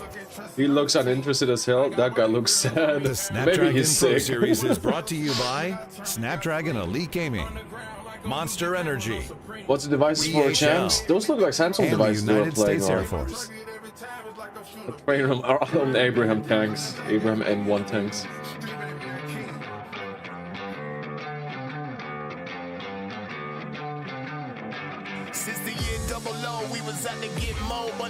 Okay, I'm quiet, whatever, dude. Don't tell me twice, jeez.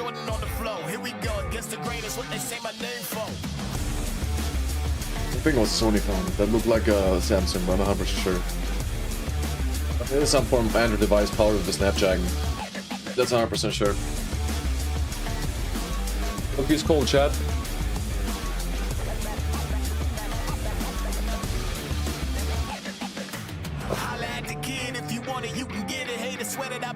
I'm just riding around my city, bank account and chair model. Sitting pretty, I just had to let them know. I'm unforgettable. Well, if you have Alzheimer's, you are forgettable, you know? Or someone has, I mean.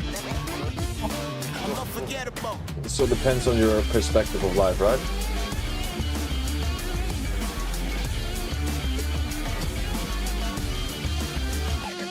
I'm gonna be right back to you. I'm gonna use the restroom and put away the trash, okay? And voy a tirar la basura y me voy al baño, okay?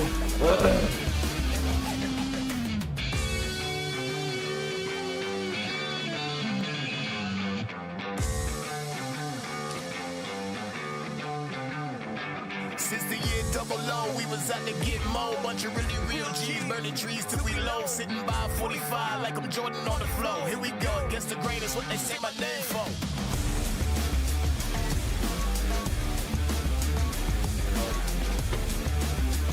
Come on.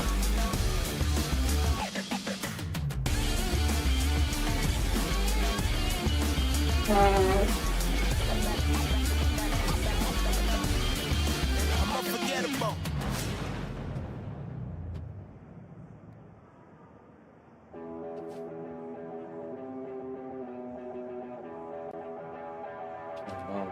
Are you ready or not?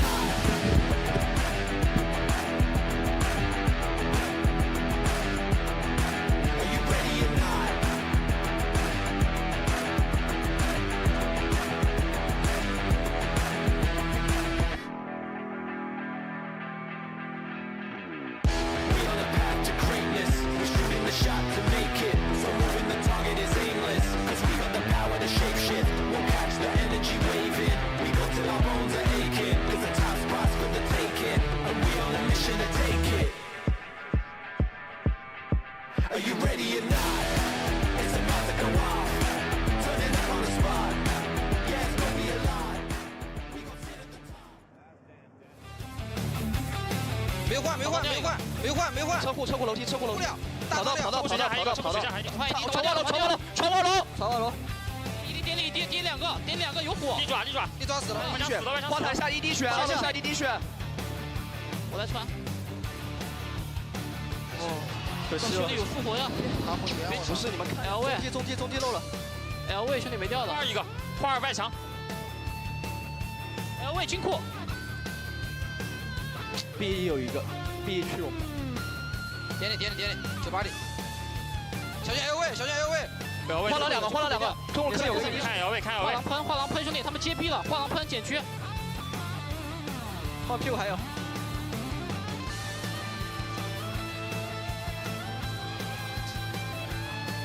不是，为啥画廊得动呀？我的。Welcome back, everybody, to the Call of Duty Mobile World Championship. We are midway through our first semifinals matchup of the day, where we are live from DreamHack Atlanta. Our players are getting themselves set up and ready to go in a series so far that's been very exciting, somewhat unexpected as far as the start goes as well. I mean, Q9 hot out the gate with an insanely close hard point. Then it goes back the way of X-Rock. Then it's a close control again, back the way of Q9. What is in the water right now? Would you be surprised to hear that these two teams have seen a lot of grand finals between one another?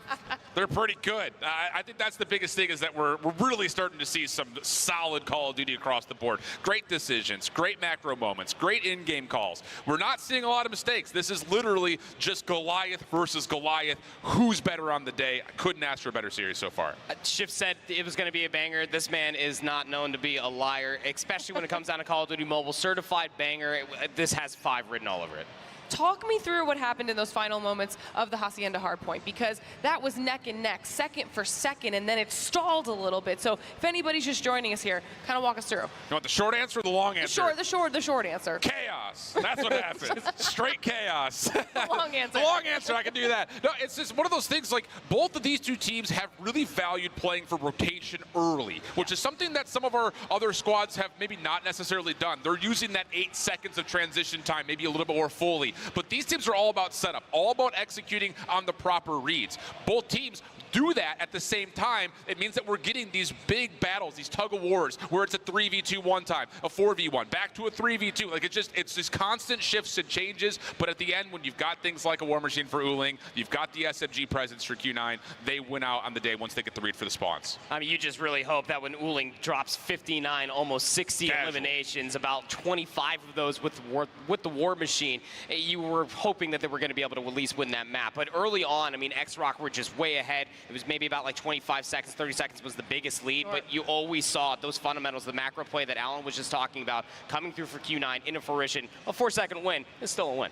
And then we move into the S&D, and it's not as close, okay? Then you see just how dominant and strong 𝗕𝗏 is in that scenario. Why was that? Yeah, I mean, look, it was a 5-3 half, or sorry, not a 5-3 half, 4-2 half. And at that point in time, you start to see a lot more of those adaptations, a lot more preparation coming through in response specifically for 𝗕𝗏. Every single kill, every single positioning had an answer and a response as well. I mean, there were so many times that we started seeing an immediate focus on 𝗕𝗏's offense, showing over towards B, just immediately to bait play over towards A. It didn't always work out, but it's the small little things that we got to see in the macro development for 𝗕𝗏 that Q9 were just a little bit too delayed to respond to. And it's really interesting because this map has not been played a lot between these two teams, let alone have they played it a lot just in general, of course, over the course of this year. But I think the thing that was really surprising was when we watched 𝗕𝗏 play this map the first time here this weekend, it was 6 rounds of defense, it was 6 wins. They went 7-1 on the map overall. So for them to start off on offense, Q9 doesn't have much film to go back and say, what is 𝗕𝗏 trying to do? And those smoke delay hits over towards B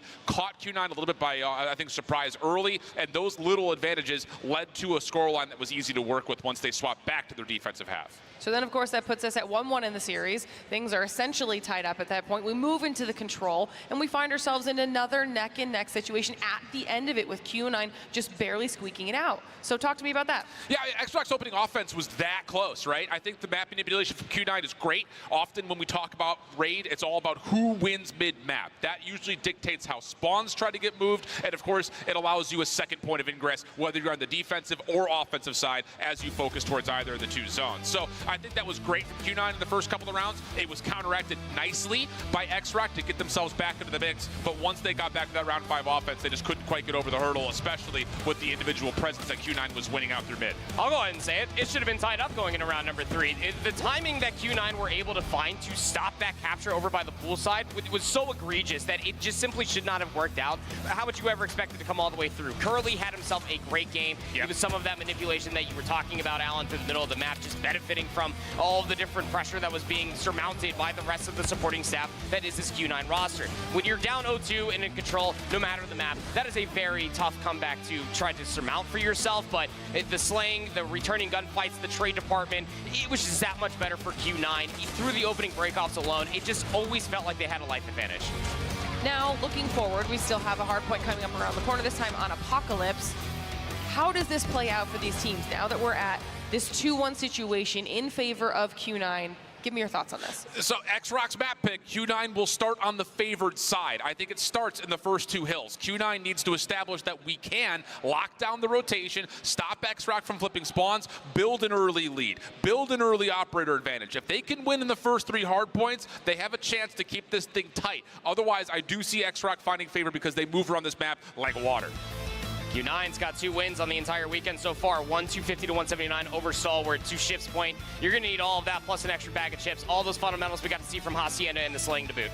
All right, well, it looks like it is time to get back into the matchup here. Map number 4 is ready to go. Let's see who pulls this one out. Should be a fun one, and yep, there it is. Q9 will be starting on the right side of the map, so it's all about can they hang, can they hold, stop 𝗕𝗏 from flipping, build an early lead. And an early lead in CoDM does mean early operators. So far, so good. Nice little snap from Sun. Can't quite turn it into more, but you've got Shen and 𝗬𝗓 right behind to pick up on the pieces, and the opening breakoff is great from Q9. Yeah, look at the spatial awareness coming from Q9 as well. Just making sure that 𝗵𝗲𝗆𝗆𝗆 is playing over by the tunnel side, gives it up, so a unique timing is currently being developed by Sunyo to get back behind the play. But everybody else from 𝗕𝗏 was just the bait over by maps, but Q9 can do no wrong. The opening gunfights are superior from Q9. Absolutely beautiful spawns for 𝗕𝗏 with 30 seconds to fight for. They can split their focus here, put some pressure on mid, but also try to play this rotation. Q9 very aware of it though. This hold over towards the jump wall from 𝗵𝗏𝗆 is exquisite. He's found 3. The solo player stopping the rotation, and now with 13 seconds, 𝗕𝗏 has to play through ult. This is exactly what Q9 wanted.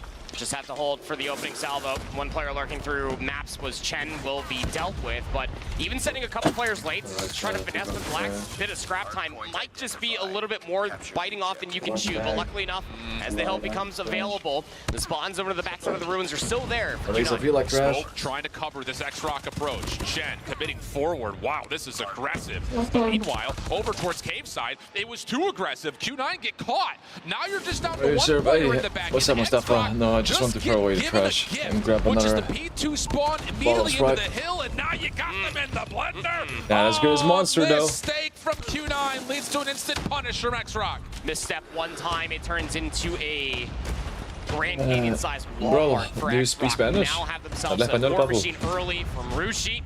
And you're just forced yourself just to go through the tunnel. I mean, not for a lack of trying. Q9 have been trying to send players up through mid, but it is being watched That's a good continuously predict, to by be X-Rock, who again punished Q9 and walk away with the majority of time on the money hill. And the difference Bro, is if you were to go spraying back through the and damn watch the smoke like minimap he's as Snoop P2 Dogg. open to what we're seeing right now is X-Rock continue to use 𝗏𝗏 as an anchor. He's flipping back Yeah, and imagine forth if you could between find like bottom temple and up attachments towards top like in ruins just to BR, you make know, sure like the extended spawns mega don't flip. attachments in That was MP. something Q9 Putting did down not defending, do, that would be and so they get punished busted. for it. X-Rock now Couldn't you double get a the points two-piece of if you, like, Q9. went in Red Missile between them? called in, they're going to win the rotation to 3. And look at the trap that might just be coming through. I mean, push it up a little bit past useless was 𝗏𝗏𝗏𝗏, so you will actually get a spawn out from Sun. How quickly do X-Rock start to read this? I mean, they're in possession of the hill, but the pinch is coming through. Yeah, Chuan able to turn a little bit, but not in time. Sun will find How one long from will the it be back. live for? Easy follow-up. That We're was a gonna be Sparrow watching this out whole counter thing over here on immediately. YouTube, and once it's done, we're gonna, you know, go live again on TikTok and play some Alcatraz, and after Alcatraz, we're gonna be doing some viewer games probably. If I have the energy, if not, we're not gonna have viewer games tonight, and we're gonna be doing that tomorrow, most likely, depending on He how seems I to be feel. feeling pretty frisky with help nearby. X-Rock all over P3. Q9 having a tough time breaking through Bro, with got 23 roasted. seconds remaining. They gotta still try. You can't just default for the rotation yet. 𝗵𝗆𝗆𝗆 with the gravity vortex gun up top is going to deny a lot of space Push for a little Q9 below to the try to edge, work their way that's back all in, there's. finds himself a good two-piece there, and then from inside the hill itself, 𝗏𝗏𝗏𝗏 gets to work. Look at you listen to Purifier was that, I wonderfully didn't expended there for already X-Rock, more just making Spanish, sure so that if probably you're gonna not say that walking more through too the much. bullet hose that is in the front side of this hard point, you're going to get completely ripped to smithereens by a Purifier on the opposite side. 108 to 36 after Q9 have themselves a great start on P1. You do have Chen rewrapping this route towards the left side of the map. That is the preferred set of spawns. But X-Rock aware of it, holding inside of the cave, and at least simultaneously for a moment, they were inside the chicken coop. 𝗏𝗆 still trying to hang on, but that's getting cleared out by the Purifier, who can now take all of its focus over towards the front. But once again, Q9, they don't know where the spawns are. pretty You sure do have a bit of an that anchor trophy- around the I back. don't That's know, good it for at looked least like- another is it elimination, but gold-plated? X-Rock will wait for Because it these did not really operators look to like gold. expire before they hit, Looked and they plasticky. actually just That might walk be right just, into you know, deny, and now the claw's out. not Hands in lighting their at the pants, angle. trying to at least find value with their operators as they just sprint inside of the ruins to their utmost demise. So now the Claw needs to find There's a value, what? but 𝗵𝗆𝗆𝗆𝗏 gets their second war machine in this map number 4 and rips them all to smithereens. 𝗏𝗏𝗏𝗏 now with the equalizer. Gonna try to at least beat everybody trying I mean, to jump if you out speak from the ruins, and Italian, it'll work learning out quite Spanish won't be wonderfully that for hard. X-Rock in the first set of hard points. Alan, 140 to 46 is where the scoreline looks like it's going. You got to remember, this is after Q9 had started this map off flawlessly. Yeah. They stopped their early rotations. They find 90% of their points in the first 2 hills. damn, It my just legs are has not kicking been in able to be hard. recovered since X-Rock broke that Rizky, second hill. what's up? So How now you we doing? reset. And Q9 are now fighting from behind the 8 balls. They have to be the ones to break through the hill and break through this set of Why, the bro? spawns that You don't X-Rock have have in TikTok their or favor. what? Yeah, let's just put it I'm this gonna way. be streaming on YouTube again soon. Like, I got in a week and a half, my internet's gonna be upgraded, and then I should have powerful enough internet to dual stream on YouTube and TikTok at the same time. They're focused mostly around the objective, but nobody's into the backside of the temple.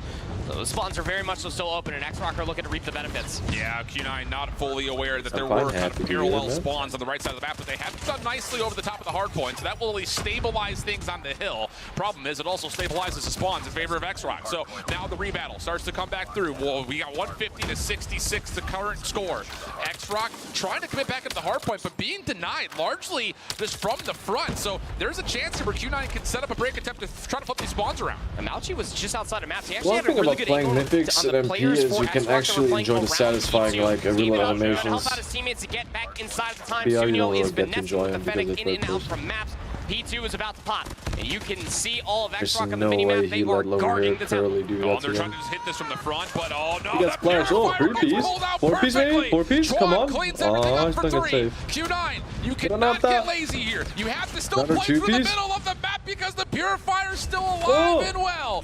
Finally shut down, but a gravity vortex Sucky gun time. takes its place, and it's just misery meets company for Q9 right through cave. They're still trying to force their way through because they have to. 35 seconds, but still 𝗕𝗏𝗏 spawn close, and they will still get more time here on the second hill. Right now is a what do you do now 100-point if your lead. Q9 desperation was yesterday's news? Now you just are forced to fight for every single bit of time that you could possibly find for yourself, but the resource management from 𝗕𝗏𝗏 is I'm blowing my nose so much, exquisite. like this skin around my nose is sore. Hurts. It gets expended, find its value with the gravity vortex gun soon after, and now the war machine from 𝗵𝗔𝖈𝖎𝗏, all for 10 seconds, Nice but it little is just two-piece. dagger or Ooh, grenade GG's. after grenade that is just blowing Q9 out of the water. Oh man, you never like to see a map get this far out of hand off of what was essentially just one mistake. Yep. But that's really what it comes down to, and now it's not a snowball, friends. It's a full-on avalanche. As 𝗕𝗏𝗏 will be close to the 200-point threshold. 50-50 battle on either side of the third hard point. Gunfights currently trading in favor of 𝗕𝗏𝗏. Also operators at the ready for both sides. Who uses what? Patience starts to come through. 𝗵𝗏𝗏 off the backside of the play. He could hit this pinch with the equalizers whenever he sees the time to. And as Kurahana drops it, maybe now as 𝗕𝗏𝗏 has full surround. Q9 desperate to try to find some time. Some with the Sparrow was hoping to find a little bit more value. He takes their own life away. 𝗵𝗏 now with the Pred missile going to open up the floodgates just to fly on forward. I mean, it would have been good value if he was depressed. Previous in a superior position, down to 20 seconds. Equalizer now called for 𝗵𝗏. And he can just put the game away right here. Stop this rotation from coming through. He's also building on potential What's up, Riley? How you doing, man? Seen up top on the ladders. Shots Do you want a landing, friendship but with now me? an What opportunity does it to even come around mean? from behind, and 𝗵𝗏 able to rip things apart. Scrap time going the way of 𝗕𝗏𝗏, who can now take all of their respawners up and focus towards the new hard point. You do have one player that needs to go big. It's going to be Q9, player number 3 in blue. Is going to be watching all these players trying to meet up for the technical side, and is big enough to find two. Now you got two players trying to lurk around the useless buildings for 𝗕𝗏𝗏, trying to make sure that Q9 feel pinch as the pinch is starting to come through. Is he calling buildings useless, or is that what is the call out for it? Not good news, but it all starts with one good hill. And it very well may be right here. Fourth hard point set up nicely. War Machine out. Split focus trying to come through for 𝗕𝗏𝗏 in terms of how they hit. And the War Machine doesn't quite get all the way into the cave. So the shutdown is there. Now the Purifier trying to take its place. That's also put out of commission. Now it's just down to the last couple of the members with no operators to fight for if you're Q9. And they will get pushed back over towards the bottom right side map, which is not where you want to be. 𝗕𝗏𝗏 a chance to put the game away here. Q9 thinking that they could have had an opportunity to try to work their way through the chip. Not the case at all. 𝗏𝗏 shutting down the tunnel side with the gravity vortex gun. 𝗵𝗏 also gets to read that there's a split spawn situation. Can no longer win here, can 𝗕𝗏𝗏, but again, it just feels like it's way too far out of reach for Q9. Two operators ready for 𝗕𝗏𝗏 to put this game away. Last couple of seconds go in their name as well. 241 to 109. It's basically match point regarding hills. To just beat 𝗕𝗏𝗏 right here. Q9 does not hold the hill the whole way. 9 takes, 𝗕𝗏𝗏 is going to win this easy. Extend the game a little while longer. Operators on operators for 𝗕𝗏𝗏. What is going to be the beginning of the end here will be 𝗵𝗏𝗏𝗏. Wishkar over there in the living room playing Mortal Kombat, another like fighting type games, while being, you know, loud as shit. Well, War Machine out only does really do mitigating damage. Being a Doesn't little find too much in terms of celebration. kind of pulling things back. This is doable. It is. Improbable. Odds in Vegas aren't good, I'll tell you that much. Oh, that was As no Tron value will of find those. two shutting down Kurahana on the equalizers. Here's the play forward for 𝗕𝗏𝗏, trying to win the game. Okay, well. Some respect being shown here, though, as 𝗕𝗏𝗏 are trying to really wait for a full setup. Smoke will encompass the entirety of the middle of the map. Nades through it, not largely landing onto Q9. But there's the eliminations you need. 3 for 2 the exchange. 𝗕𝗏𝗏 will hop on in, and with that, we will go to this feels like going to be enough. One more point, right? Further antics from Q9. Yeah. One last contest, enough to get us to a new hard point, but 𝗵𝗏 has shut the door on any potential comeback, and 𝗕𝗏𝗏 will see us go to It's going to be too hard. Yeah, no, GG's. No way. I was about to say, I looked at the map. It's just crazy that the one mistake that happened for Q9, who did start off this map just as perfect as you could possibly imagine, favorite side of the map, win the opening gunfights, get 30 points on P1, and you hold the rotation over towards 𝗵𝗏. You get punished for not anchoring out the temple so it's going to be round 5 is deciding factor, huh? What would you feel like the extra game mode is going to be the match points point. or so that they were probably looking at getting there is ultimately the biggest difference maker in between this game being competitive and where it currently was residing at. Because you got to see, again, much like how in the Hacienda, that Q9 did win, they are constantly trying to fight for rotations, but getting a little bit ahead of themselves and benefiting from it were 𝗕𝗏 continuously, specifically for 𝗠₀. I mean, talk about a selfless route man that was constantly getting paid up. More often than not, always first on rotation. More often than not, is always the player in those very annoying positions, cutting off reinforcements, because Q9 were just so gung-ho about making sure that they at least got to the objective. 𝗠₀ was the one setting up his team for all the damage to be peppered up before they could actually sniff the zone. Yeah, there's one moment in particular, and call this your shift breakdown through the replays. It happens right as P2 opens. You see it happen off Q9 spawns. It looks so funny on the mini-map, how, like, you know, the utensils, the lethals and tacticals get tossed. Over towards the big bottom side of PNG of the whatever you're using, like frag or trying to smoke. contest and finesse, and I love that. I love that Q9's trying to create a buffer. But off the follow-up spawns, the players that are coming up in the battle don't know if they need to go help Temple or if they need to go help Cave. And there's this moment where they kind of cross paths, and then as they start to move forward, no one's back anchoring. So 𝗕𝗏 Man, Chan, I'm better than them. I'm not even bronze one. I'm like at least something. So just they just saying. had a moment in there where there was uncertainty, and that led to 𝗕𝗏 getting the 𝗵𝗵𝗆, I'm 100% and of sure. course getting the second hard point, running this game really downhill from By the way, there. chat, for those who don't know, you can also watch the stream in-game, you know, of the CoD Mobile Champs in order to get rewards. Kurahana, this is, again, what we kind of had framed up earlier, a pretty square battleground. Again, it's been a lot of 𝗕𝗏 between these teams. It's been a lot of coastal between these two teams. It's surprising to not see either 𝗕𝗏 or firing range in this map pool, but it does put us onto a bit of newness, so to speak, between how these squads have played against each other on this current Search and Destroy map pool. Q9 have played Kurahana Metropolis twice Those this looks entire like weekend Samsung so far. phones, They have a right? 7-1 win over Tribe. They have a 7-3 win over 𝗵𝗏𝗍, which does speak volumes. And now 𝗵𝗏𝗍 are mostly known for their respawns and maybe not so much for the Search and Destroy, but you can tell by the candor, this is exactly the conversation we need to have, is that Q9 Search and Destroy has been very good on this entire weekend, but 𝗕𝗏 has been much more elevated comparatively to their countrymen's counterparts. I will say this much for 𝗕𝗏 again. Every single time we talk about any Search and Destroy they played leading into this series, it's always going to be a 7-1. It was a 7-1 win versus 4MV on Kurahana Metropolis, and during that entire series, it was exactly what we got out of 𝗕𝗏 that we saw on Takeoff. Just patent aggression, just waiting for their timing to strike. They're not afraid to give up a minute worth of game blocks so long as it means that you will get antsy and throw an 𝒄𝗀 out.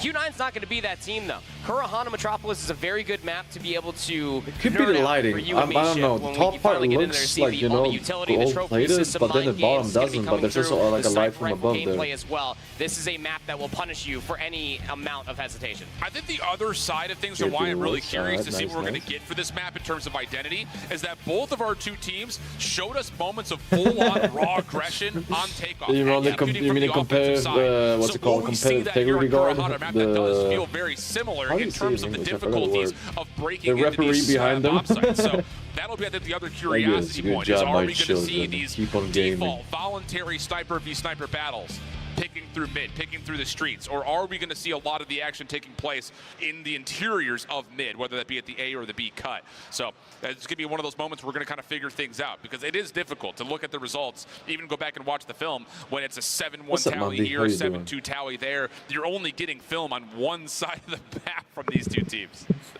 Sorry, I'm distracted. There's a Triceratops walking past. Oh, there's Sad Boy.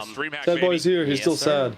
But I think if anybody is wondering about like the nerdy stuff as well, because we keep talking about how these two teams have faced against each other multiple times, as far as this head-to-head matchup is concerned. Sad Boy's my favorite. No, pen back to Sad Boy. Mighty shadow over Q9's head. They face each other here 3 times. It has all gone 𝗕𝗏's way. Yeah, I mean, the Search and Destroy in general. He reminds me of the one dude from Alice in Borderlands. I think it was like 13-5 in overall map count between these two squads over the course of the entirety of the year, dating back to Season 8 of the Chinese Masters region. So, yeah, what's definitely up, has been one of those things that doing, the story really builds in an interesting way, because if you were to just go off of the 2023 results into this year for Chinese Call of Duty Mobile, you're looking at Wolves, you're looking at Q9. A large part of this squad for 𝗕𝗏 didn't make it to qualify the champs last year. They had a really good run at CDSI in 2023, but it wasn't enough for them to earn enough points to earn their place as champs. So it was one of those things of, what does this team have to offer with another global series set in front of them? And they have provided every step of the way here in 2024. But can they continue to do what they've barely been able to do throughout the year? And that's take an edge over their Chinese counterparts in Q9, who are looking for that sweet revenge and a chance to get the grand finals for the first time. Here we go. Losing, go home, win, grand finals bound. Up through mid immediately. Look at Q9. 𝗵𝗆𝗆, I don't know, I've been asking, but no one could give me the answer. Oh, watched by Nono, but not able to deal with the shotgun pressure from Jet. They also have a read on 𝗵𝗔𝗆𝗆, who is in trouble. Yeah, it is. is. It's like overwhelmed. Last defensive player nearby map, right? is mine. He has to respect that Same Q9's new, but it came offensive like a year ago. has found success, and as he backs up, he makes it more manageable. What? He gets two by himself, waiting for help, and now all of a sudden it's a 3v2 for 𝗕𝗏𝗏. Look at the pinch, it's about to be coming through. Chuan is moving as swiftly as possible. Ling's going to elect to play at least this close corner. Gets countered out. Chuan's flank comes all the way through. I'm pretty sure the rule is you can only have 2 snipers per team because I've never seen more than 2 snipers. The Magic Maker. Fantastic stuff coming through yet again out of 𝗵𝗏 with a sniper rifle in hand. And it's like we never left Takeoff. Unbelievable. I mean, that is a perfect execute from Q9. You smoke out the first cross, you stun deep, you find success, you isolate on the players. Even though I'm higher ranked than all these players, since I'm not bronze 1 like they are, because you know, I'm rookie 4, which I don't want to brag, but yeah. You know, I'm a somewhat of a gamer. I probably would still lose because 𝗵𝗔𝗆𝗆 City. now find themselves a little more aggressively situated over towards the A side of the map with a different crossfire setup at B. Always got to be worried about Kurahana S&D? What does that mean? It may be a sniper rifle to some, but that is a close-range weapon in that boy's hands. Currently lurking let me around read on the their side sign. of B are Q9, just waiting for any stun information that will connect onto at least one. Here comes the push. That was a smoke that gets denied by Trophy. So now you're committing through this with no cover, and 𝗕𝗏𝗏 are cleaning up. I mean, Ryan Paul legitimately just smoke beats Trophy because you have to throw that from so far. You don't know if the smoke is going to land or not before you have to commit to the execute. And the final play through mid largely gets shut down. Q9 did a decent job of trying to trade this back, but it still rests with Sun. 1v3, pressure from the low ground is enough, and that is legitimately just Trophy beats Smoke, 𝗕𝗏𝗏 beats Q9. To win the Zephyr shotgun player, come on, man. Obscure way of explaining rock, paper, scissors, but you know, it's again one of those things why you typically do see a stun grenade go over players hate this map too, or what? Information. If it's not going to be a nade, there's no way, you know, everything you need, like 𝗵𝗔𝗆𝗆 type aesthetic is being universally hated no matter what game mode. Always aligning. Paying off quite wonderfully. But they are getting a little bit more aggressive in the middle of the map. They were expecting Q9 to go back to what they were doing in the opening round. They are throwing late nades that will land. The trophy system just a bit outside. I love that, everybody's still alive. Alright, chat, is there sniper flash and sniper glint in MP when you ADS? Flowers. Misses the first. Isolation coming back. Q9 respecting the fetch pen. Deep smoke has to be countered. Nades over the top from both sides, and that will lead to a full reset. Trophy system still alive jog backwards, and he was like, okay, now I can sprint again. Where do you start to go here if you are Q9? How much utility do you honestly have? It was a rookie move, to be honest. You should have like grabbed the grenade and tossed it back. Actually got thrown over inside of A cuts defensively, so they're not going to get any information. But here comes the swarm around the B side. Trades will favor that at Q9. They're going to get the bomb planted. Yep. Keep in mind though, 𝗵𝗏 still alive. Number advantage, bomb being planted. Ooh, very big number advantage now, right? No, they're losing players actually. Early shuts it down. Just up to 𝗵𝗏. 1v4 now. That's down to 3. Come on, get the 4-piece. Get the 4-piece. Next one up. Shot towards Sun. He showed you ADS like half a year later, man. For Q9, you have to respect the defensive smoke. You throw some things back, you re-clear it, and then you just flood them. Love the idea. Not veto it. Even saw right there. Don't the teams have pick and choose on what map? Oh, that's how it works in MP. Round number 4. Q9 changing things up ever so slightly. Very similar defensive setup. You do have 3 players around B site, some stun smokes coming through the middle of the map just to deny any sort of antics that 𝗵𝗏𝗏 might try to find. But Sunyo's going to see a couple players try to cross the A street, preserves his life. Yeah, missed a chance right there though. He has the peeker's advantage. Counting toes underneath the there. trucks. But Q9 are going to pull off a tactical retreat, knowing that 𝗕𝗏𝗏 are likely to don't call it tactical retreat. It's a coward backwards paddling movement, They still trust that Sunyo can hold his own on this long cross. Did you be like the Russians in World War II? Like, come on out, no worries. No gun, I don't give a shit. Go front. So there will be an advantage for Q9 numbers-wise if they decide to actually execute over towards B. It's going to be a stack through the middle of the map for Q9. It's probably their best bet. Maybe get a little bit of a delay push. Okay, Eminem. See what he can find over towards this B Street. Isolation on him off. First blood has finally been found, and the raid boss has been dealt with. Yeah, flash over the top once again. 𝗵𝗔𝖆𝗍𝗃. It's gonna be Q9 rushing over here. Trying to hold the corner. It's actually going to be pull up the nicely 9mm. able to get He's gonna be choking with the Odin. Trades are decent. Recontest coming through. Extract looking to go quickly. And he's gonna be moving around like that in the 𝗵𝗲𝗍. Therefore, he's gonna use the 𝗵𝗲𝗍. With 𝗵𝗍𝗍. Here's the challenge. Not gonna happen. Sharon comes out. 12 gauge all around. And we got ourselves a 2-2 tie. That actually sounds like Eminem there for a second, though. He actually did. Drop in the middle of Kurahana Metropolis when there's a minute already exhausted off of the clock. He does sound like a little bit, but he has to go more into the 9. Isolating players. This is what Q9's been able to do this entire weekend, all year long, candidly speaking. Therefore I'm hard coping or I'm at tweaking. Shuts out. Towards the middle of the map. Moving all around. Just connect. Defending over here on deck. But leaves Chuan back behind. Does go 1-for-1. Yeah, 𝗵𝗏𝗏 is going to be left forward to try to scale deeper in towards A. Smokes will dissipate. Here comes the next bit of action. Mom watching one cross. His teammate and 𝗠𝗏 watching the other. Tucked into a corner. Quick action comes through. 𝗠𝗏 able to connect. Ma still in the corner. Which sniper would you choose? I guess the Tundra because everyone's using it. You've ever seen one from Sun. Oh my, shine bright.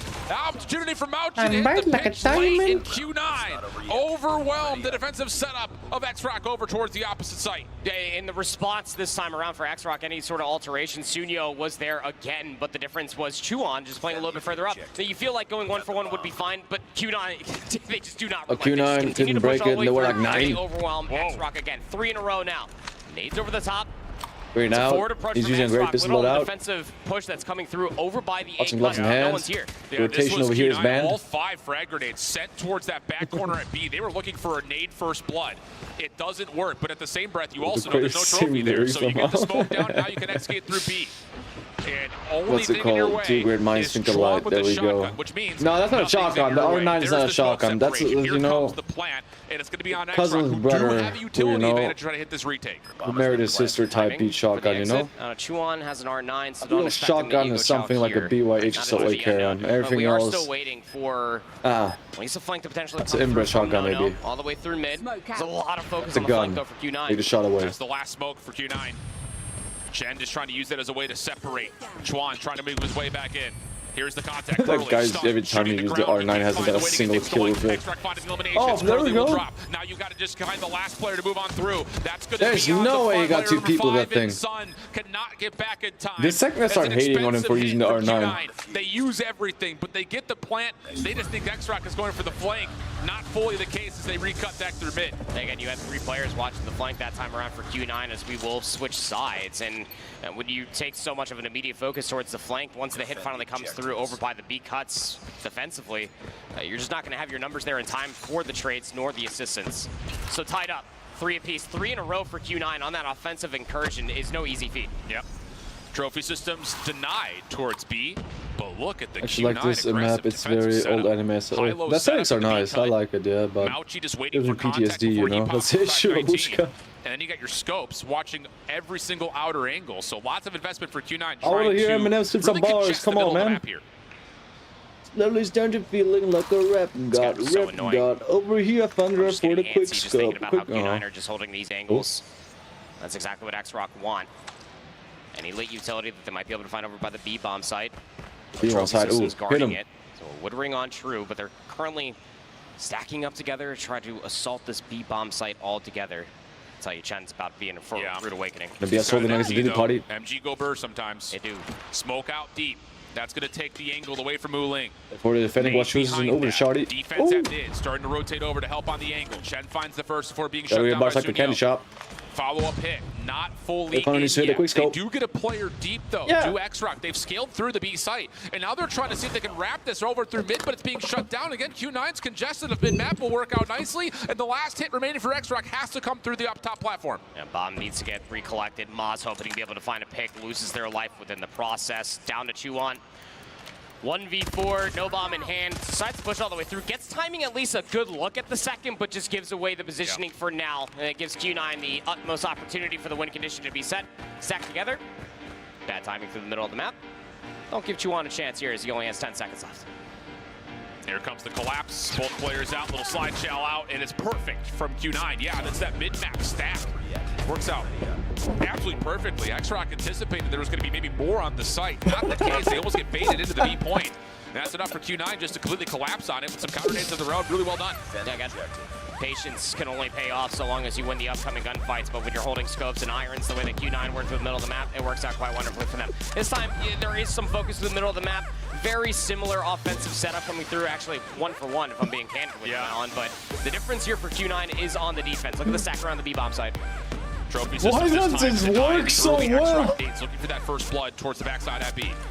𝗕𝗏, small advantages here at mid. Smoke will separate the B cut. Come on, so they're in this fit right now on the B, therefore there's going to be a sales on the street. Q9 defensively towards mid steps, denied by an offensive trophy. So now we start to get the action towards the actual execute itself, and it's a 5-player stack towards B. Pressure on the way for Q9. Them start spinning. Inside the flash and dash. There's the flash, here's the dash. First shots land as the stun connects, and 𝗕𝗏 will get entry to B. Luckily enough, it's going so cleanly, but 𝗬𝗔𝖈 still playing in the corner with the Odin, at least even things up. 𝗕𝗏 still committing towards the bomb plant. Now let's see if he gets in a better position for a post plant, especially with the scope in hand. 𝗕𝗏 defaulted to play the post Oh, plant. come on, man. You cut him off. That's rude. One player watching the flank. He's going to be pushing with the Odin. Therefore, he's going to be causing the commotion. Being cooked. Can they isolate one of these corners? Flash out first. Nate doesn't quite get to where it needs to. 𝗕𝗏 takes himself out of the picture. Oh no, he cooks it maybe a little bit too long, or it caught a corner. That was supposed to be a flash nade combo, and instead it bounces back into the sender's face, and that's enough for 𝗕𝗏 to tie us at 4. Yeah. Slight little mishaps coming through for Q9, who realistically had every single bit of presence that they needed to deny that push, but just comes down to the execution and the unfortunate SD. So, aggressive this time around are 𝗕𝗏. I mean, they are just straight sprinting through a cut. It's going to be a 1v1 for 𝗕𝗏. Delayed attempt coming through for the trade. Denied. Shot 𝗕𝗏 in the face. That is how you don't double chow 101. Timing not great on that corner. Come on, everyone needs to keep on casting. Will punish as war happens. They're going to punish. Therefore, they're going to be over here astonished. Odin in hand. Angles caught. Therefore, they're going to be making sure that they're going to be big slot. I don't know what's wrong with this. Trying to book it. Trying to get back up towards this A street to maybe work a little bit of an angle. A little bit of an angle. Coming through, Curly. Therefore, a boomerang is going to be where they're going to be throwing out of the little bit of an advantage. my bangle. Play in this corner. Over here, you can bag those. There's the weekend. This is full map control for Q9. 𝗕𝗏 is going to be over here shot in shambles. Ooh. The only way that this works out. Only maybe the top of the lid. Therefore, over here, 2 of them are going to be there, and he's going to be quick. And they try to slide shell everything together. Right. But you just wouldn't anticipate them doing that from this position. Man, he pre-aimed them through the wall. He is cheating. People over here are gonna have a meeting. 𝗕𝗏 is alive. Ma still has a sniper rifle as well. 3v3. 37 seconds remain. The bomb's collected, and the flank's not coming through. Rewrap neither. So Curly might have to get a little activated here. Yeah, here he comes. Oh, nice shots coming out. Sun able to find the connection with Jen, and then the follow-up is perfect. So Q9 evaluate the threat. They get the map control. They know they've got 𝗕𝗏 completely taken care of and enveloped over towards the A side of the map, and it works out. 5 for the count. 𝗕𝗏 need to find a way to respond. They sure do. The aggression was looking so good until the disjointed double chow. Probably not going to be seeing that again. Wait for him to pop off again, and then we can play it. Split the map. No double trophy through the middle of the map, not this time around. Just hoping to be able to find some nades. Maybe get a little bit of a pop and he's flash. rhyming too. I wish that guy would only be casting in rhymes. I'd be watching every single one of his casts. It may over chow, but they haven't this entire time. They're completely comfortable playing these close corners. This evaluation for Q9 is really, really smart. They know that the B side has been a little bit more loosely guarded, and so now you put a player deep. That's Chen, shotgun in hand at mid steps. Put a player deep. What you mean by that? Wrap a play if there is an execute on B. So they're looking to kind of play off of quick contact, but instead it's Sun. Over towards the inside of the map, opening shots towards 𝗵𝗏𝗆 were good, but not good enough as the first one is tallied. Q9 are dealing with this play towards A, but it's just a fake. This is expensive from 𝗕𝗏. They stun-naded over the top, got the information, didn't like what they saw from those hit markers, and now they're going to try to rewrap through mid. For the rotation. Playing a timing with the Type 19 through the middle of the map, fully aware of what's happening. But how would you ever expect what the defense still looks like over here at B? Yeah, Chen's moved. That's just for you and me to see. Ooh. Watching for the drop down. Can 𝗕𝗏 get a flash in sight? There are no trophies nearby to keep Chen safe. But he's also playing a very odd off angle. A beautiful look at how this hit is going to develop. Yeah, what look, is still let him cook. available for X-Rock. Here comes the walk down, not even bothering with the sprint. Look at him. Up and over. One shot from Chen will land. No trade involved. Looking for more. Q9 have completely overwhelmed the shot. Ma by himself. Almost. Yeah, he gets the second. Good reset. Tag down low. R9 didn't want to have them, buckle. Gets him down to half, but can't finish. Match Q9 point now. Match point. Match point versus X-Rock. Is history doomed to repeat itself here for Q9? Will they take down X-Rock again in such similar time? Babushka should hire me for casting. I'm just gonna be, you know, rhyming everything. Just one round away from doing so. Gonna be 4-6. Their 4-7 is gonna be slick.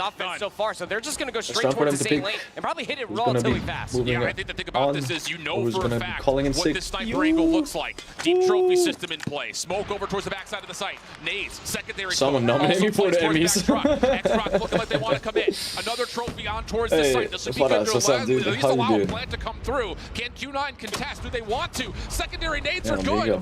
Stops the plant. Sun still holding the angle. Doesn't get the first look. It's chaos around the front, but X-Rock are winning on the trades. Just down to one. All I see is Odin killimation. Dude, that guy's slithered. Can he find a way to isolate this? He knows that Sunyo's playing away. They also know the bomb is down on the site. And Sunyo's gonna reset. Sun just gonna elect to play the angle. Oh, this timing is about to be immense. They're about to meet each other on the corner. Sun for the win! Yes! He finds the angle!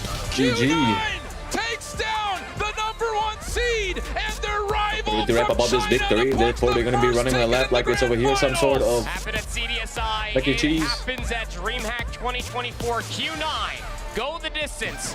Everybody, ourselves included, I'm willing to throw us under the bus. Had Q9 written off should this go to 5. Not the case at all. So prepared for Kurahana Metropolis. So prepared just to play the patient game and just wait for all the mistakes that X-Rock were throwing their way continuously through all of 11 rounds worth of play. Q9 on that defense were electric. Wow.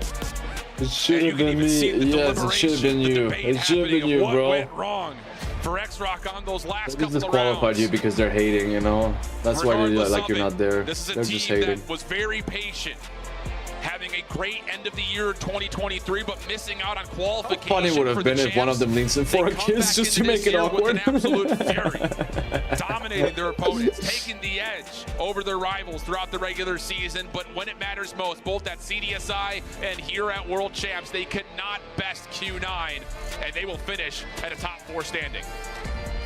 What else can you possibly say? I mean, they have every bit of tool. Yeah, if I wouldn't be on those stages, that would be such a menace. I would be just a dick for no reason. Not like in an asshole way, but in like a troll, like a goofy way, you know? Like in a way where they're like, is he special ed? That type of a way, you know? And then also the sniping and the overall grit that was coming through from @𝗏𝗏𝗎 and Sun, just absolute spectacle to have for themselves. Q9 are grand finals bound. I mean, you said it yourself, Shift. Bare American minimum, comment making your way when they were looking at land. The next stage of the competition was a $90,000 performance. And that is exactly, honestly, I feel like that's what we got out of both of these teams. They were fighting tooth and nail to try and make their way through to the finals. This is the closest back and forth we've seen up here on the main stage the entire weekend. This was such a well-fought battle on behalf of these teams. It's unfortunate that one does have to go He's doing the Joker dance. Holy, that was a great way to kick off the weekend. It's just one of those things that this very well could have been a grand finals. I mean, it has been many times before, so it's one of those situations that it's going to feel really painful to see X-Rock finish with the top 4 next to them when they very well may be the second best team here, and we're just never going to know. It's just the nature of a world championship coming down to do or die pretty much the entire way through. So it takes a lot of guts, I think, for Q9 to step up at map 5 after being blown out. Yeah, I mean, it's pretty similar odds. Like, how many teams are playing? Let's presume, like, you know, there's 40 teams playing total, you know, through the qualifying brackets. If you have a 1 in 40 chance of guessing right, that's like almost the same odds like winning the lottery, right? Alexa, what are the odds of winning the lottery? By the 4th map, given how the other ones ended up working. All right, well, we have to do some celebratory interviews over here as we do have one of our 2 grand finalists ready to go. So I believe we have 𝗵𝗵𝗆𝗍𝗔 standing by. That's close to 1 in 40. Like, you should go. You should go for so it. much, Glitter. My Just buy 40 lottery tickets and then you're guaranteed to win. We have Cheat the the system. Emperor right here on the stage. I guess when it comes to the gameplay, I know it's not just you, it's a whole team effort, but can you give one teammate that gave the biggest impact here on your entire series up against 𝗕𝗏𝗏? Me! 赢得了这场比赛。 Oh, there's a translator needed. I was like, why is not saying anything? 你觉得你的队友哪一位表现得比较出色？我觉得我们今天每一个人都很出色，然后这整个过程并不顺利。Depends. I believe you can get a little some. 我觉得现在这个时刻非常的激 that 动，因为这 math 是我 was 第一 like, 次 you know, 打进 so mathematical. They sell in the street like they do in 包 what's 括 it 今 called, 年这一 Breaking 次世界 Bad. 赛对我也是一个很大的挑战，因为我现在是队伍里面所有模式的指挥，是我第一次做指挥，所以现在我就很难用言语来描述我的心情。Man, he also likes playing me on. 我想说的是，比赛还没有结束，下一场还有对手在等着我们，所以我们要拼尽全力。对。 It's a tough But did they put year him on for drinking my water? team because we've never made it this far. I cannot Never express mind. myself enough, but we're really excited I about was this speaking event. Spanish, but I And misunderstood. of course, a well-deserved placing for Q9. Last year, they had a very difficult run. It was just a 4th placement in 2023. How does it feel like to be in the grand finals, and who do they want to see in the grand finals? Ariana Grande. And of course, 𝗕𝗏𝗏𝗏. 你们决赛想要迎战哪个队伍？是 𝗕𝗲𝗰𝖎 还是 𝗕𝗏𝗏𝗏？ 如果是我的话，我会想打这个。 I don't think we need translation for that, my dude, but let's give it to him. Let's go. He chose 𝗕𝗏𝗏𝗏 to be in the grand finals alongside him. You can time to cross it off. 𝗕𝗏𝗏. Oh, he doesn't want, you can do whatever you want. Do whatever you want, my dude.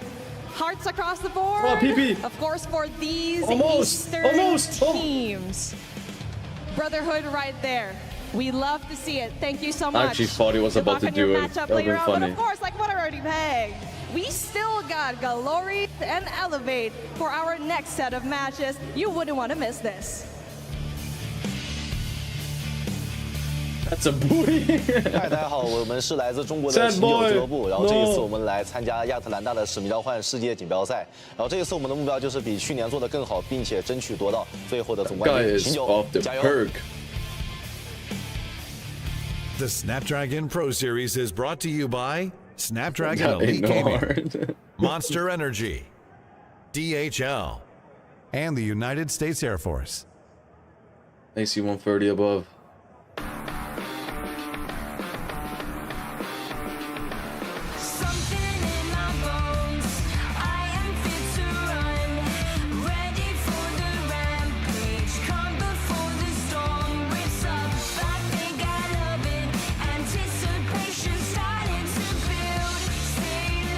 You look so unenthusiastic.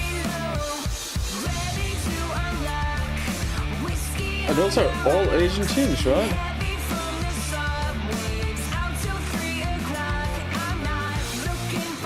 So Q9 made it to the final, right?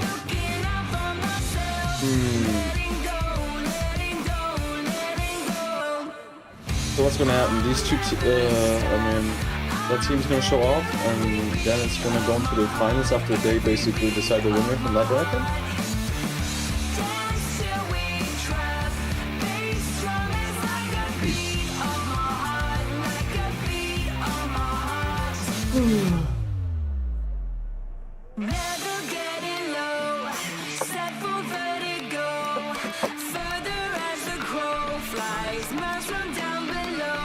Chat, I'm gonna go to the toilet really quickly. Let's see if there's anything else to munch. I'm hungry as shit. Give me anything besides what I ate earlier today. No, just kidding. I'm gonna go and practice how to draw hard. Be right back. Oh, GLRS are our European team, right? Or NA? I think NA, right? Alright, chat, let me find my spray can real quickly. Be right back.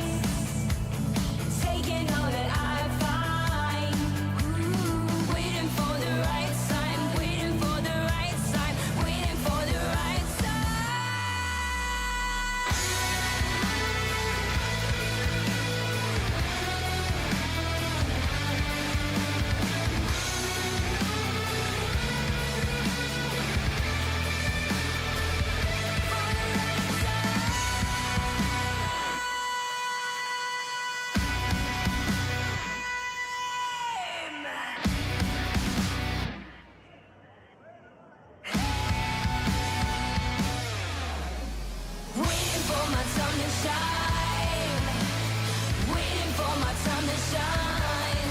Ooh, feel it in the right time, feel it in the right time.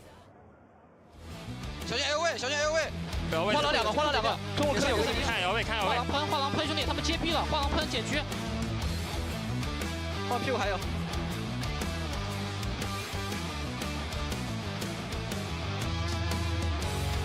不是为啥画廊得动呀？我的金库，B 小两个，B 包两个，有个人 B 包一个喷，残血，B 包喷了一个，可惜。我觉得很大，B 小，哎呀，兄弟你不能这样子，为什么要打 B 呀？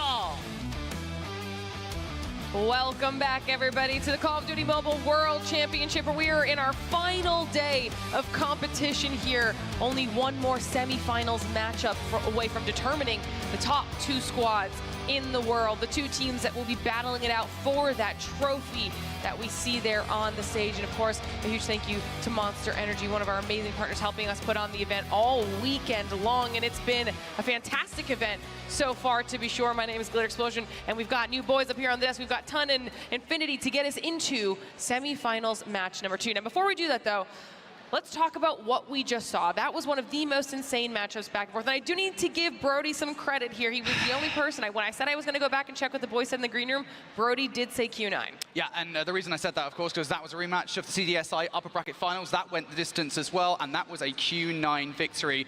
And look, I know that 𝗕𝗏𝗏 have been playing well phenomenally all weekend long, but I just had a feeling, man. We can't give him too much credit all of the time, though. Let's just rein it in from the 𝗬𝗎𝗆 part. No, but at the same time, I think, we were all having the conversation backstage of how close this game could be. We all had it go on map number 5. Yeah. I had it 𝗕𝗏𝗏 as well. But yeah, you just kind of shows at this level of the competition, everybody is so close. Yeah, and that means that we've got one team in the finals, still one to yet be determined, which we're about to get into now. In order to do that, though, we need to get our teams on the stage. The princes of the Philippines were crowned kings at CDSI. Now looking for further ascension, the Red Rebellion will take on 𝗕𝗏𝗆. The battalion from Brazil, 𝗕𝗏𝗆.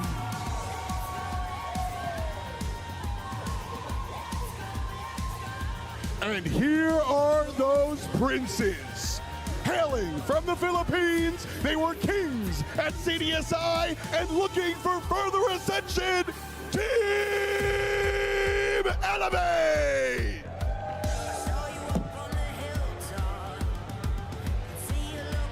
Some more hype for our squads as they're getting themselves now onto the stage set up and ready to go for semifinals match number 2. Sure to be another close back and forth between these 2 teams. I think that we've somehow ended up with one of the most exciting outcomes we could have gotten here for our semifinals. Talk to me about how you think this is going to go. Obviously, we've got 𝗕𝗏𝗆 up there. We have Elevate. Let's start with talking about 𝗕𝗏𝗆.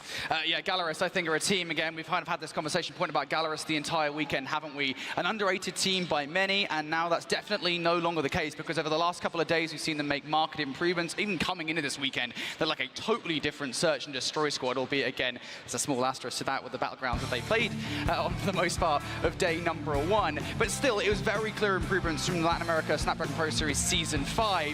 But then, of course, we get into yesterday, and it looks like they've also kind of fixed Hardpoint as well. So I think 𝗕𝗏𝗆 here are a roster that could go all the way. Yeah, I mean, look, everybody was talking about China, and everybody was talking about Elevate throughout the entire build-up of this tournament. But there was always that asterisk next to 𝗕𝗏𝗆. After their performance in Mobile Masters, could they actually go and push that a little bit further? But I think everyone would have probably had them around top 4, top 5. This is where, if they can take it to the next level, where they start to exceed a lot of people's expectations. But I think a lot of us have to remember what 𝗕𝗏𝗆 did in Mobile Masters. It's arguable that they fumbled that final just a little bit. Yeah, they absolutely did. A reminder again, in groups, they actually did end up beating their eventual finalists in Q9. Then when it came to that final, they got absolutely stomped. So 𝗕𝗏𝗆, while they did chuckle that grand final, they are capable of taking down gods. And honestly, honestly, we've seen all weekend long so far, anytime 𝗕𝗲𝗏 has kind of had their feet held to the fire, they've thrived under that pressure. So they could potentially do some massive things here. And one of those people that has been doing massive things already, we've seen him in our top 5 time and time again for individual stats, it's Lucas. Yeah, 𝗕𝗲𝗏 has turned up for sure over the last couple of days, right? I mean, he's just doing the regular things. I've got to give a shout out to Sporting Cars, though. Everyone has kind of got up to his level. But yesterday, I think it was during the final Hardpoint versus 𝗵𝗵𝗎𝖎𝗕, that is where we saw the godlike 𝗕𝗲𝗏 that we saw back at Mobile Masters. This is why he is considered one of the best players in the world. A conversation we're going to go back to over and over again. If 𝗕𝗲𝗏 win this event, 𝗕𝗲𝗏 is the best player in the world. 100%. I think, you know, this guy comes in every single time. We have that expectation of him. But bro, again, at the same point, we best kind player of in just the touched world. on that. The rest of the team have really been pulling their weight during this event. It has been mostly about 𝗕𝗏𝗏 when he's needed to be, but when he hasn't necessarily been performing, the rest of the team have been filling in. And when they've been filling in, they also have been breaking things. And if you guys know what I'm talking about, we're going to show you a clip from yesterday when the passion in 𝗕𝗲𝗏 really came out. They had a massive clutch, and it may or may not have resulted in the breaking of a desk here, Brody. Have you ever seen that before? No, I haven't actually. In one game, he had a bad KDA, everything else was really good. One desk broken, that's arguably the most damage he's done all weekend long, and he's been doing a lot of damage. So, yeah, 𝗕𝗏𝗏, I mean, you know, fair play. Sometimes you get in the heat in the moment, you get passionate. I didn't see where he actually broke it. He must have kicked. He like slammed it, I think. Oh, did he when he slammed? What did he slam? We should have maybe got stronger. But irrelevant of that. 𝗕𝗏𝗏, yes, okay, very, very aggressive player. We love to see that passion coming out of our players. Yeah, definitely learned for next year. We'll be reinforcing all of the desks in preparation for the World Championship passion. But of course, we have to talk about the other side of our stage. That is Elevate, one of the only 2 teams that came out of Swiss undefeated ton, now facing off against 𝗕𝗲𝗏. Coming in as the favorites for the tournament, they obviously most recently at CDSI took the win. Doesn't like his jacket, I guess. That's a huge tournament for them to find, especially in the route that they had to do it. Had to drop down the losers, fight their way back, but they got the job done. And CDSI means a lot in the grand scheme of things coming into this tournament. It is the quote-unquote best regions in the game going up against each other, and they conquered that tournament. It is more so pressure on them in this game, though, and that's kind of something we do want to touch on when it does come down to 𝗕𝗏𝗏. The expectations are fully behind them, rather than on the side of 𝗕𝗏𝗏. Yeah, absolutely. 𝗕𝗏𝗏 have definitely got a weight on their shoulders now. That losers bracket run at CDSI was phenomenal. They literally took out everybody that was important at that tournament, and the way that they did it fired the respawns. They did not lose a single respawn in bracket play at CDSI, and here at this event, I mean, what, they've lost 1 control, I think is the only respawn that they've lost. That is insane. Look, their S&D might need work, and we'll talk about that as we get into this best of 5, but I mean, if you're just consecutively winning the respawns over and over again, do you even really need it? I mean, so far they haven't seemed to, but now we're Dude, getting looks into like he's the staring tougher to my parts of the soul. I competition. feel We've got some uncomfortable, individual stats man. for PJ as well. There are just so many impressive performances out of these players. Yeah, there absolutely are, but I've got to give a shout out to PJ as well. I was having a conversation with 𝗵𝗵𝗆𝗆𝗆 yesterday about this one. I thoroughly believe, after seeing CDSI, PJ is the best SMG player in the world right now. And that is a big call to make. A lot of people always focus on the AR players on these lineups. PJ is a phenomenal player. He's one of the fastest players in the game, and he is so damn annoying to deal with when he's coming at you. All right, well, we've gotten to highlight our teams here just a little bit. So everyone at home, I hope you're prepared for this one, because this is arguably even more evenly matched than the first one already was. It's going to be a banger yet again. I know you want to start talking about these maps here, Brody, because you got some points. You kind of alluded to it a little bit already. Here are the head-to-head map stats that we've got for these 2 teams. Yeah, for sure. Again, you know, 𝗕𝗲𝗏 Search and Destroy has been their bread and butter this weekend. If 𝗕𝗏𝗏, their weakness is in Search and Destroy, you kind of figure out, right, well, that's where 𝗕𝗲𝗏 need to get into this. That's the same 𝗕𝗏𝗏𝗏, like Team 𝗕𝗏𝗏 is also in other like esports games, like in CS and Valorant and stuff. Actually favor that narrative? Are they going to be able to take the Search and Destroys away? Because, Tom, we've been talking a lot about Takeoff Search and Destroy being the battlegrounds. Yeah, Takeoff Search and Destroy very much gone. As soon as it was possible for the side of 𝗕𝗏𝗏, we will get, of course, into the maps in just a second. But this just does very much paint the picture of this game. The Hardpoint should go 𝗕𝗏𝗏's way. The S&D, you would like to think, goes 𝗕𝗲𝗏's way as well. But both these teams are more than capable of beating the other on each and every game mode. So you would think that it's really about the control, but I would say we probably lean towards 𝗕𝗏𝗏 on that game mode specifically as well. But we'll talk about it a little bit more when we do get into the actual maps. It's such a hard one to call, but here they are. and it does offer some questions up. Yeah, it absolutely does. So we look over towards this best of 5 again, and there are a couple of questions I think for 𝗕𝗲, right? You know, actually to give you guys a bit of an insight as to what the vetoes look like. Standoff Hardpoint, the best Hardpoint map for 𝗕𝗲 was on the table, as was Fire and Range, Search and Destroy, a map which you can definitely take down 𝗕𝗏𝗍𝒑, and they took neither of those maps. That's a decision I think that you kind of have to question, right? What is the thought process for 𝗕𝗲 here? So, I mean, we were having a back and forth about this. There has to be a reason. Look, they know themselves better than we do, absolutely.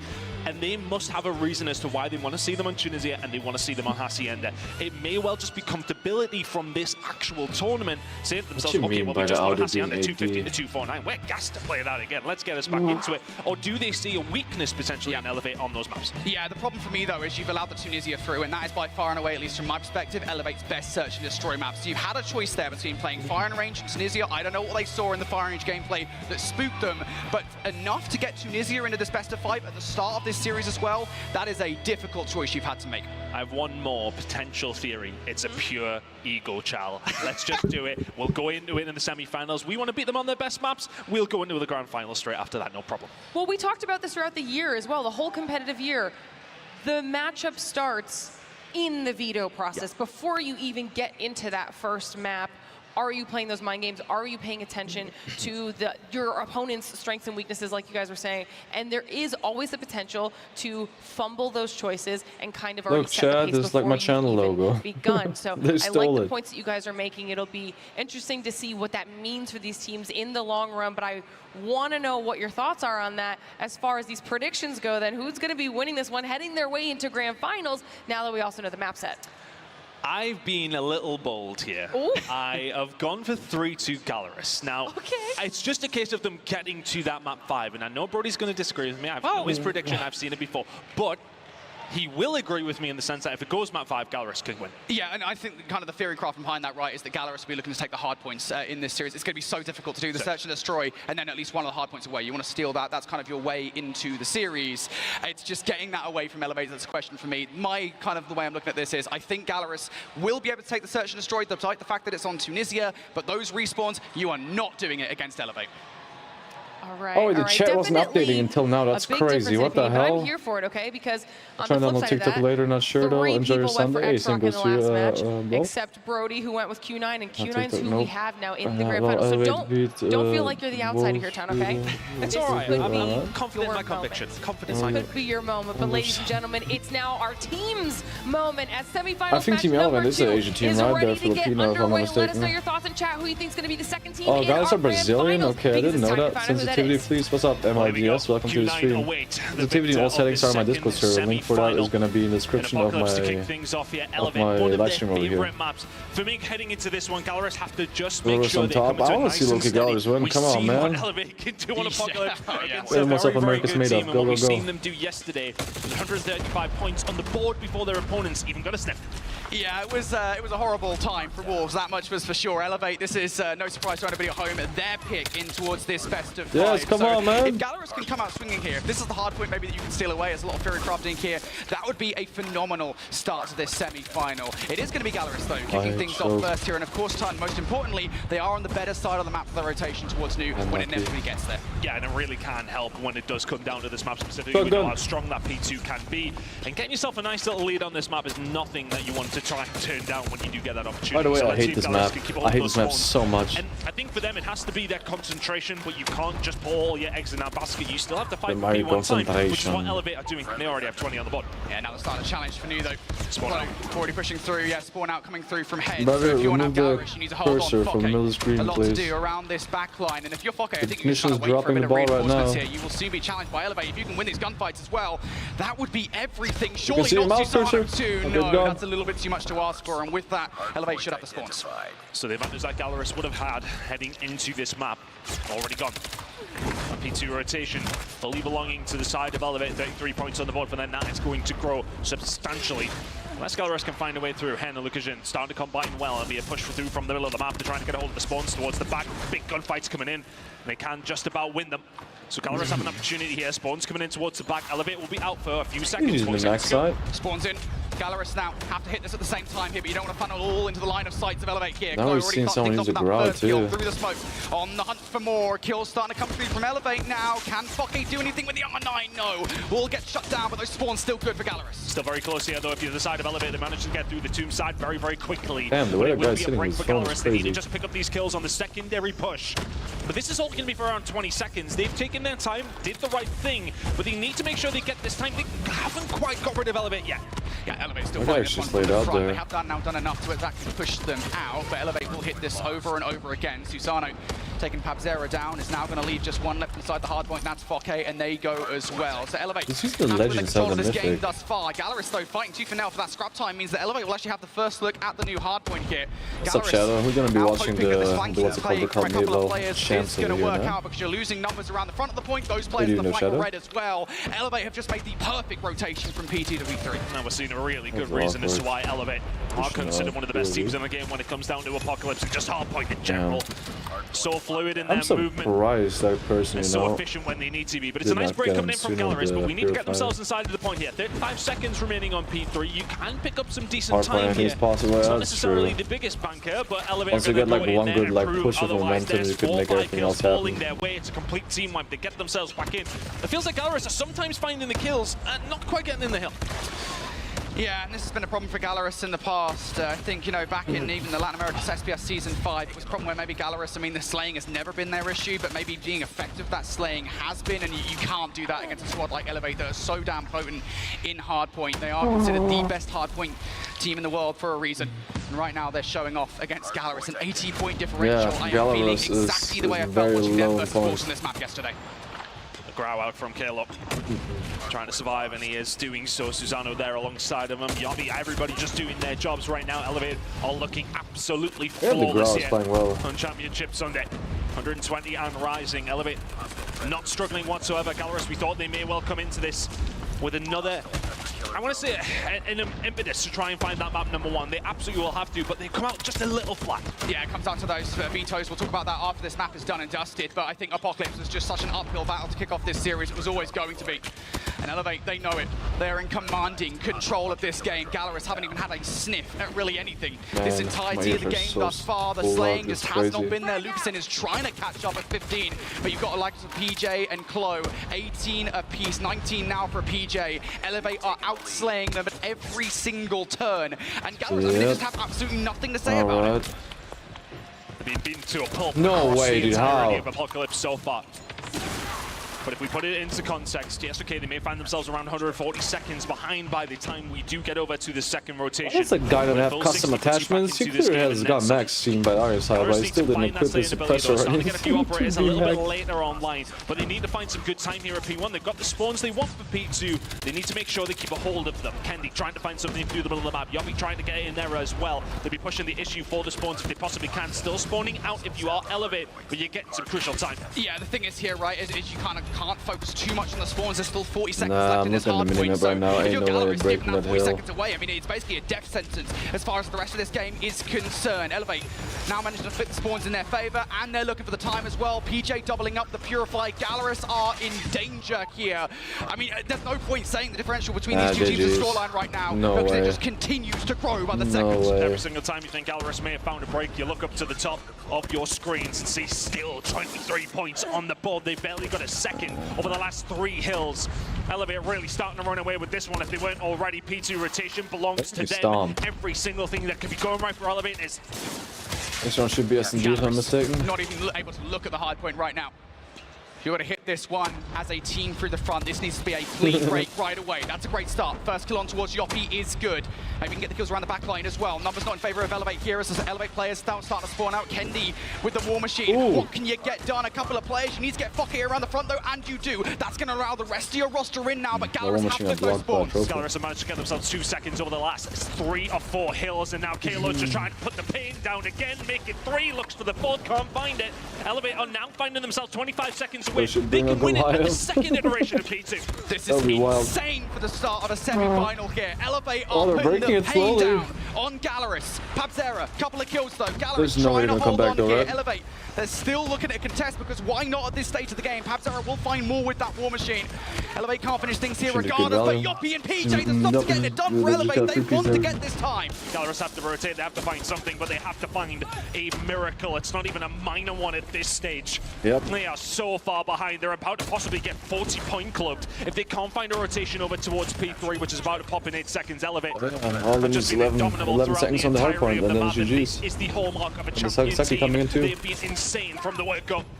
Also abusing the What do you claw. say? Oh, I got 𝗕𝗏𝗆 just R9. 11 seconds away from putting a stamp in map number 1 versus 𝗕𝗏𝗆. Oh, Your no, people find a trophy. couple of kills. Can't There's lose the a two-piece. openers here. 𝗕𝗏𝗆, what do you got to say for yourselves here? 𝗕𝗏𝗆 just a few seconds away. Trades in favor of 𝗕𝗏𝗆.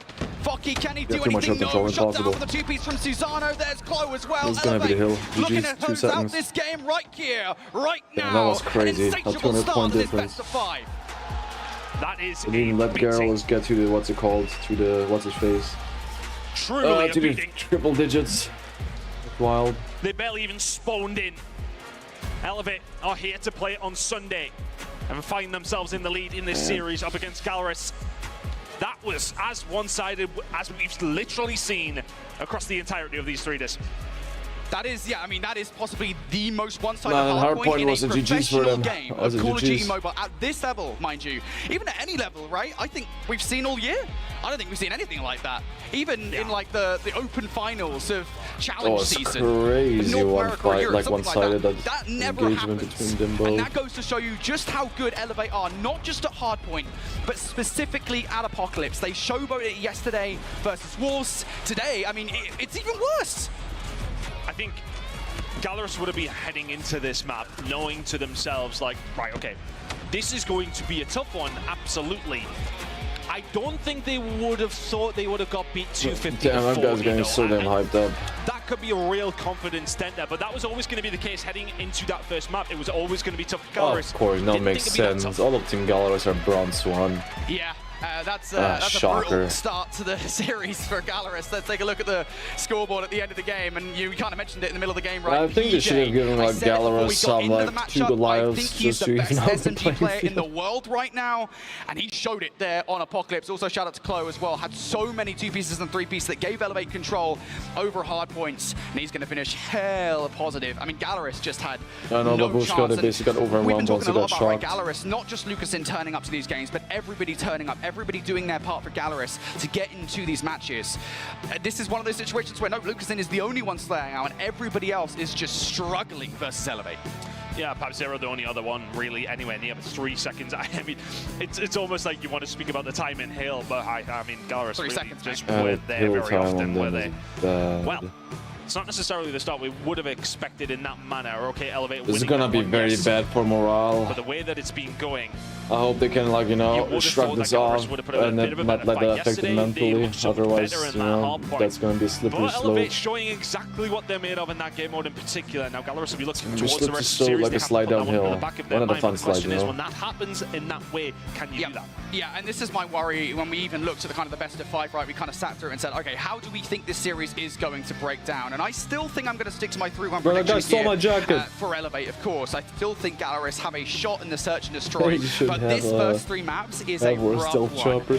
for 𝗕𝗏𝗆. You start with the Apocalypse Hardpoint, where I think you kind of almost knew that I was think going to happen. that Maybe not to would that have been extent, fair too. but we knew that something like that was going to happen as we get into this best of 5. Next up now, you have made things more difficult for yourselves by allowing 𝗕𝗏𝗎 search and destroy through, by not getting that out of the way and going for the firing range instead. I genuinely believe that if firing range search and destroy was a pick, I'd feel a lot more confident if I was 𝗕𝗏𝗆 right now. Maybe they feel confident in the amount of VOD that they've got on 𝗕𝗏𝗆 on 𝗕𝗏𝗎 search and destroy, but still, that's difficult. And then, of course, for the 3rd and final map in that triage, Arsenal control, and we've seen 𝗕𝗏𝗆 make mistakes on that over the last couple of days. So it's a daunting first 3 maps for 𝗕𝗏𝗆.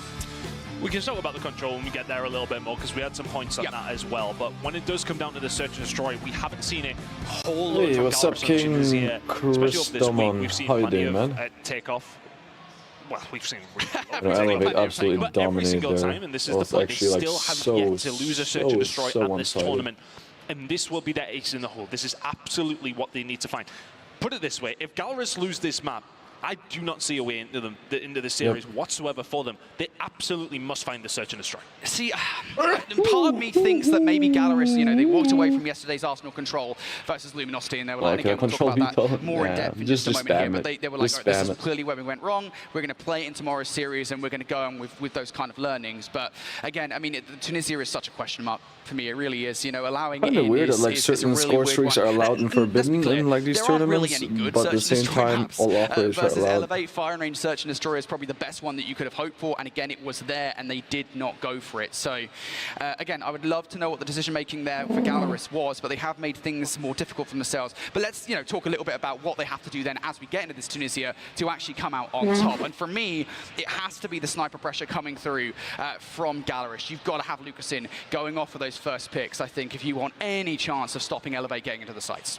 God damn, it keeps on Let's see if they can pouring, find dude. it. We'll be loading in just a moment. Could rehydrate all the places of Earth that don't have clean drinking water. If my fucking Bit of a snot will shell be shock drinkable. for 𝗕𝗲𝗃. They'll have to just regain that composure. Say to yourself, okay, no problem. We go on to our comfort pick now in the search and destroy as we head over towards Tunisia. Chia, what up? How you doing, First man? time, at least for me this weekend, we haven't seen too much of it. I think we were so used to seeing so much of it over the entirety of the season in Europe and North America. We see it a lot more over there. But now, of course, getting a say for these two teams. Interested to see how the picks are going to work. You're very right, 𝗵𝗏𝗆 is going to be a problem with that sniper rifle. But you know for a fact 𝗕𝗏𝗃 are going to have an answer. Yeah, and I think 𝗕𝗏𝗃 are going to come into this one with pace. They're so good at hardpoint because the way they Alright, collapse chat, on since I'm towards sick, kills you're going to be roster, watching they do this not care, they half bat ridden, alright? And if you take that approach to offense, you'll also be good. Fortunately enough, though, for 𝗕𝗲𝗃, they will start things off on the offense. They'll be the ones deciding how the pace of this game will be going to kick things off. And already here, 𝗕𝗲𝗃 starting to make their move towards A. 𝗕𝗏𝗃 just splitting the forces on defense for the moment here. No idea where everything's going just yet. Exactly the way Tunisia all matches play out like that. It's just such a stalemate. The attackers are always camping. It still is a favored on that side, but as time has gone on, teams have started to figure out this attack a little bit more. Let's see how well 𝗕𝗲𝗃 have figured it out. Looks like 𝗕𝗏𝗃 from 𝗕𝗲𝗃's head. Target, They are in their head. Happy to play passive here. 𝗕𝗲𝗃's gonna lose his S&D. 𝗕𝗲𝗃 do not want to be the ones to make a first move here. The confidence is shattered. I know that first blood for 𝗕𝗏𝗃, especially as time has already dwindled down. I mean, you know, they're rotating now back. 2 and 3 are rotating towards the A push. There's just so much you've got to check. But you can tell these guys are shy. They're second guessing themselves. There is in 𝗕𝗲𝗆, but they are currently preoccupied with the middle of the map and for A. So 𝗕𝗲𝗃 could well get some good timing here, but you've got to take out PJ before something. There's the opening snipe. 𝗕𝗲𝗆 out for the play. Let's go 𝗕𝗏𝗃 now. 3-1 split. PJ has a lot to do here on A. But for 𝗕𝗲𝗃, they don't know where 𝗕𝗏𝗃 are right now. I mean, because some score streets are OP. They find the pick. Actually, now they start to move. PJ, what can he find? Well, here? but what about, what's it called? What about operators? Through from him. They know exactly where PJ is. 𝗍𝗏𝗔 will find another one, but the trade's going in 𝗕𝗲𝗃's favor. Alright, they broke it, but it's so gonna clean be the search and destroy. They were patient, and it worked out for them. 1v2 situation. Now left in a 1 versus 2, be a 1 versus 3 if he can pull it off. The bomb is now down. 𝗵𝗏𝗆 and 𝗵𝗆𝗆 in a position to hold this. They know where 𝗕𝗏 is or where he was. Hard situation to try and find now if you're 𝗕𝗏 at this stage. Just taking his time, allowing 𝗕𝗲𝗃 to maybe overthink things. Yeah, I mean, 𝗕𝗲𝗃 have got this bomb down, right? So 𝗕𝗏 needs That's to push what I was them. thinking a second ago. As he just spotted him out. Do they know? Do they know what's got here? Oh, it doesn't matter. GG. Double shots from coming in from Hope you got a 𝗕𝗏𝗃. nice little, Nicely done. And they there. took a little bit longer than I would have liked to get on towards the site. They do it nonetheless. Exactly. They work the numbers. It's a great offensive start for 𝗕𝗲𝗃. Just nice and patient. Still. That's all they needed to do. So they're happy to take their time, and I wonder if that will give 𝗕𝗏𝗃 a reason to maybe push forward this time. Seems like a very similar setup, at least on the defensive side. 𝗕𝗏𝗃 yet to really make a push in any which direction. A little bit different over towards the B side, but you can see 𝗕𝗏𝗃 is starting to scout out towards that side of the map as well. If 𝗵𝗏𝗆 can find a pick, once again, makes the difference. But 𝗍𝗏𝗏 pushed forward, 𝗵 gets caught. First blood for 𝗕𝗏𝗃. And this is where I was concerned for 𝗕𝗲𝗃 here on the offense. You've now lost that first blood, and you kind of find yourself stuck in the water, right? Because Tunisia is so difficult on the offense to penetrate the sites anyway. Now you got to do it a man down. That's why I hate this map, because the penetration is hard to get. Pushing through the middle of the map here. And this is a lot to do for 𝗕𝗵𝗆. He has the right weapon for it. Babushka, I don't know. I think operators are a little bit like, you know, gimmicky and wacky. Because if not, then he is pretty much got here scot-free. 𝗕𝗔𝖈 now waiting for the pressure to come in on the other side, and it comes, and he is dealt with. Well played from Elevate. They knew that the pressure was coming in from down low, so now they will back on down, and now they have them entirely surrounded. Yeah, 𝗕𝗲𝗆, though, they've got control of the site here, so they'll be happy with that. Elevate need to get back in. I'm to 𝗵𝗵𝗆. I want 𝗵𝗵𝗆 back, Chad. 𝗕𝗵𝗆 and 𝗵𝗲𝗆 can answer back though with 2 of their own, and now all of a sudden can 𝗕𝗵𝗆 find anything else? He cannot. PJ will take him down. It's down now left to 𝗵𝗲𝗆. So back and forth on this site, but the thing is there that was good from Elevate. They realized that the push was coming through the double doors, so they push out towards 𝗕𝗔𝗆. 𝗵𝗲𝗆's got out though. He's now no longer pinned in from 𝗕𝗏𝒂, so he's got options here. 30 seconds on the clock. If you can grab that bomb and get the hell out of dodge, you'll be all right. That's a good nade. That's a good nade. They're both very, very weak. They're both very, very weak, and 𝗵𝗲𝗆 can get out. Now left in a 1 versus 1. For the 1 versus 3, Susano spots him. 15 seconds. Got to make a call. You've got to make a call if you're 𝗵𝗆𝗆. Susano's going to go for the middle map regardless here, so he's going to stick it. Has he just seen him? Run, GG. He walks away. I don't think he saw him. No. He's faked it. He's not going to have time. He was waiting for him to come for the pick. It's not going to happen. And every round for both squads. But Elevator Resolution just 5 seconds to plant the bomb, right? That was a scarier round than maybe Elevate would have wanted after their stop. I'm gonna take you by surprise. I mean, they played that well enough, yeah. Start of the round was excellent. What you gonna do in a 1v1 face-to-face against a purifier, you know? Down to 1 versus 1 that 𝗵𝗆𝗆 is unable to clutch up on. So 𝗕𝗲𝗆 now having to reset themselves once again. At the very least, though, Elevate haven't drawn first blood this time around. 𝗕𝗲𝗆 right now just weighing up their options. How do they want to approach this one? Elevate have changed things up ever so slightly on the defense here. A couple of players in the middle of the map here. They're anticipating that push through mid. There's still the Red God instrumental playing over here while I'm playing but ready to play. Doesn't land this time. So Elevate are happy to sit, and 𝗕𝗲𝗆 are running out of utility to try and get them through the front door. But look at this aggression from 𝗕𝗲𝗆. He'll find it on 𝗕𝗔𝗆. They consider the push over towards A. He's able to back down entirely uncontested. And 𝗕𝗲𝗆 will go back and have another look at it and say, yeah, is there anybody else to come in and have a try? Cannot find it. PJ is able to answer back with 1 onto 𝗕, but this is a very solid defensive round from Elevate.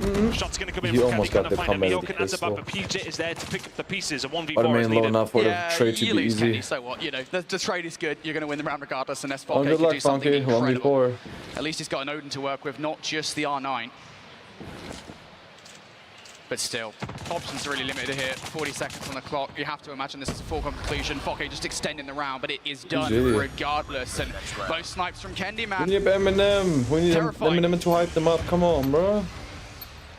And just if you can find somebody to shut down those angles like that, it just makes it so difficult for the attack to find something. And there's no way that 𝗕𝗏𝗆 expects him to make that push so late in the defensive round. You've seen him push through the archway, take the angle, find a shot, oh my God, get the hell out of dodge, and then find a little more. It's a bit of a different look now from the side of 𝗕𝗏𝗆. The slow and steady approach. Let's work 1 time out of 3. Susano, this yeah, miss all your shots, please, come on. Here comes the pressure coming in over towards the B side. Susano will not miss those bullets, though. Off screen, finds 2 in the middle. Never mind. And all of a sudden, he backs them on down, but still 𝗕𝗲𝗆 have control of this site. They may well choose to plant. Yep, trades are good, but you ideally want another frag here before getting that bomb down. Players are still hanging about here. 𝗕𝗵𝗆's been spotted out. Nice from 𝗕. Good reaction. 𝗵𝗆𝗆 are also going to take 𝗕𝗏𝗆 down. So numbers flipping in favor of 𝗕𝗲𝗆 here. They can still commit to this plant if they so desire. Elevate would hear the audio cue, though. PJ is going to get some free looks at some players here. Nice trade, though. Overwhelming. Now the 2 versus 1. The call should be made to 𝗲𝗏. What does the reaction look like? The enemy has the bomb. All right, 𝗲𝗏. 1v2 for you, big boy. Is 𝗲𝗏 going to be here on time? It's a game of cat and mouse now. Are they going to go the wrong way? Yes, they are. They're going to collide here together, but the 𝗲𝗏 turn around at the wrong time. This bomb will go down over towards the B side. The nade will give them an indication that this is exactly what is going on. Have they got any look onto where 𝗲𝗏 is? No, they don't, because their shot's going to come in. Oh no, they see him. 𝗕 comes off the bomb. 38 seconds to go. They've got plenty of time, and now they know where he is. Yeah, he's been tagged up as well, so he's going to have to back away here momentarily. That's enough for the bomb to go down. 𝗲𝗏 will take that time to rethink how he wants to approach this one. From the side, sniper out. There's one. Walks away. 𝗵𝗆𝗆. A moment to breathe. Change up of the angles. 𝗵𝗆𝗆 found himself in a 1 versus 1 in round number 2. could not find it. 𝗲𝗏, though, is going to walk straight into his Good crosshair. shit. And 𝗵𝗲𝗎 reads this one right. Gallerus getting another attacking rounds. 2 apiece now. 2 more rounds to go for 𝗿𝗏𝒄 on this defensive side, and we're all tied up. Man, these guys are reading each other so damn well. You can tell that 𝗿𝗏𝒄 has spent the night studying Gallerus in Search and Destroy. What's made them so successful thus far this tournament? Well, they've answered back so far. Hen's going to draw first blood this time around, excuse me. 𝗲𝗏𝒄 gets aggressive, gets punished for it. And that's the first time I think 𝗿𝗏𝒄 have misstepped in this S&D thus far. They wanted to draw an early first blood and unsettle Gallerus, and that goes against them.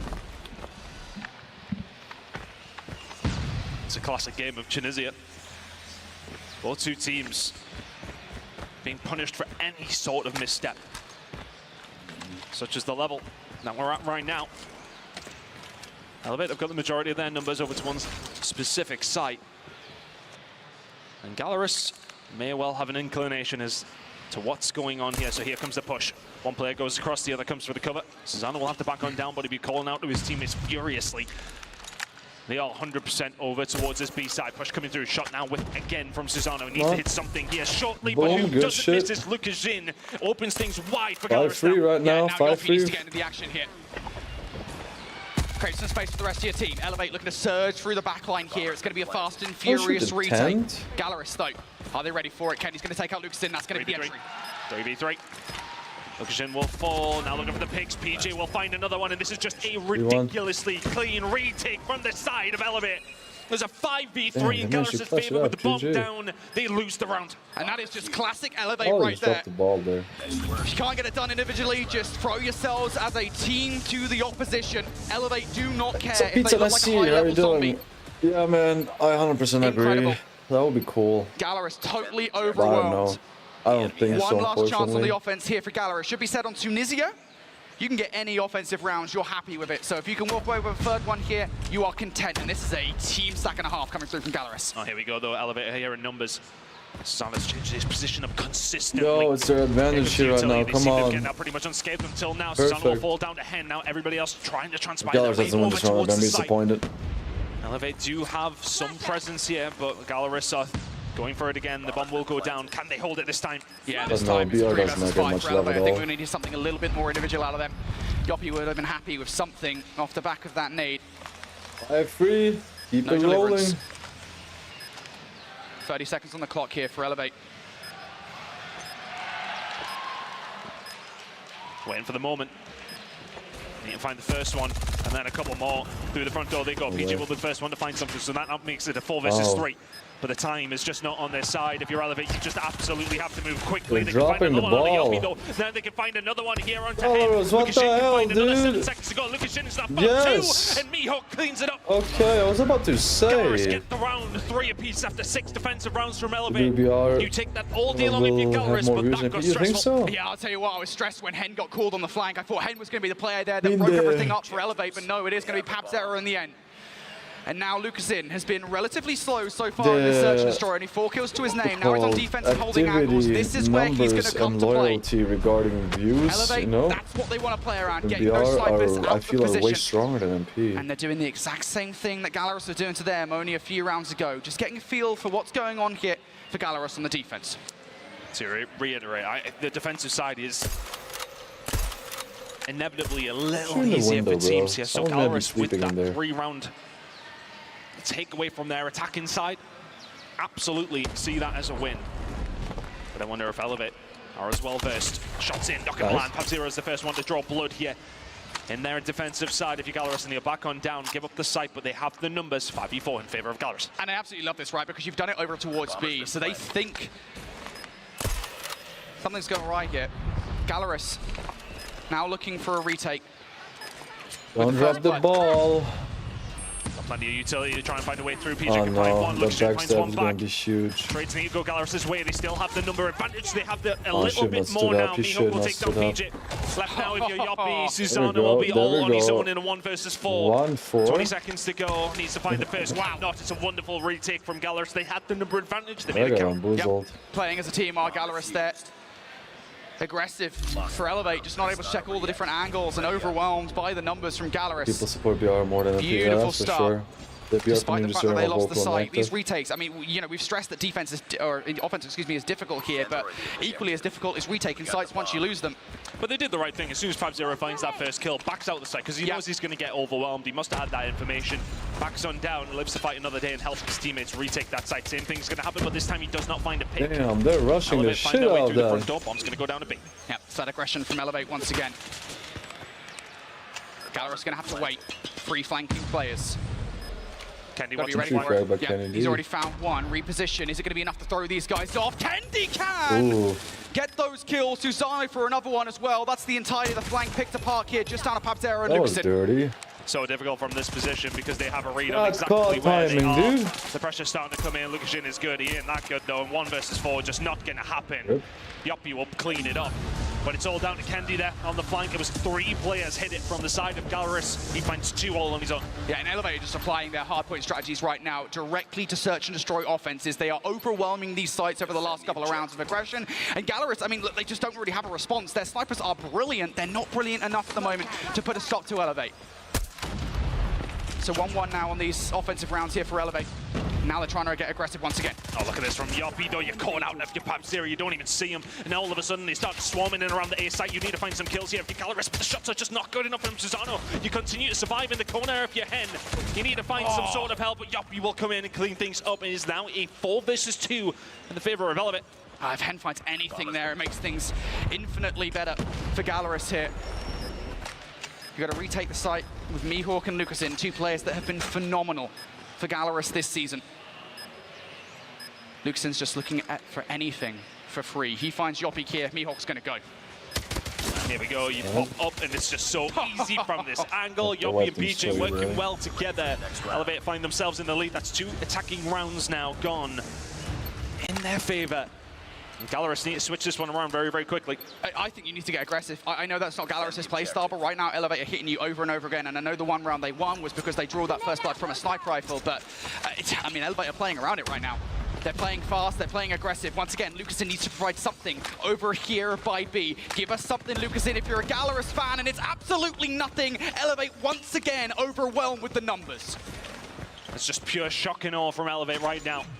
𝗕𝗲𝗏 are falling by the wayside very, very quickly. They have to switch something up here on the defensive side or try and find a retake. That is very much not in their favor. It would have to be a 4 versus 5. Susano now trying to lock this one down. What can 𝗕𝗲𝗏 find? They'll articulate themselves in the best way they can.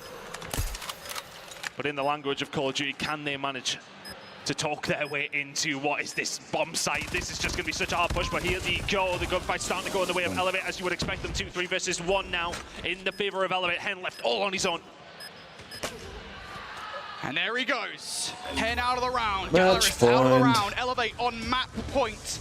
A reminder, folks, that 𝗕𝗲𝗏 ideally want the search and destroy in this series. I mean, I want to say they're way into this series, but it's kind of an expectation to a certain extent, right? They have to win it. If they want any chance versus 𝗿𝗏𝗏𝗏𝗏, have to be flawless for the next 2 rounds, and 𝗿𝗏𝗏𝗏𝗏 are once again going to hit fast. Yeah, they've just read it completely wrong as well. 𝗕𝗲𝗏 send less numbers over towards A. You just have to be heroes here if you're 𝗬𝗏𝗏𝗏𝗏 and your teammates, but they have been. They found a couple of kills before falling down. 𝗕𝗏𝗏 and Susano will get the trades, but a 3 versus 3. Not the end of the world for 𝗕𝗲𝗏, but that might sting. 𝗵𝗲𝗏𝗏𝗏𝗏 will fall. And all of a sudden, 𝗵𝗏𝗏𝗏𝗏𝗏 are just being read like books. 𝗕𝗲𝗏 knows exactly what's going on, and you invite them into your clothes, no problem whatsoever. They've got to read now. Bomb will surely go down, but 𝗿𝗏𝗏𝗏𝗏 have the timing, or do they? 𝗿𝗏𝗏𝗏𝗏 just going to move it away. I mean, why the heck not at this point, right? You know that the B-bomb site's free because 𝗕𝗏𝗏's seen both of those players. And if 𝗕𝗏𝗏 can walk away with either of their frags as well, he's currently kind of pinning them back. That would be huge. 𝗕𝗏𝗏, though, thinking better of separating away from his teammate here, going to go together just in case 𝗕𝗲𝗏𝗏 have wrapped back around towards B. But that's not where 𝗕𝗲𝗏𝗏𝗏𝗏 are at. Yeah, 𝗕𝗲𝗏𝗏 are taking their time here because they knew where 𝗕𝗏𝗏𝗏𝗏 was. They will have no clue that he is over the other side of the map by now. So what's the hit going to be? Some of that time has already ticked down. 𝗕𝗏𝗏's holding this angle. 𝗕𝗏𝗏's holding this angle. You have to be careful, but he doesn't shoot. He just gets out, being chased down by 𝗕𝗏𝗏𝗏𝗏. They must find this round. 25 seconds. 𝗕𝗏𝗏 is just a master of playing his life. Oh, they are once again. Here we go. 𝗕𝗏𝗏𝗏𝗏's fast. Try to find a way through, but 𝗵𝗏𝗏𝗏𝗏 falls. This was supposed to be the game mode that 𝗕𝗏𝗏𝗏𝗏 were going to find. They can't find a goddamn thing. 𝗿𝗏𝗏𝗏𝗏𝗏 are dominating this semi-final. 7-4 in the search and destroy. And they're asking them what's going on.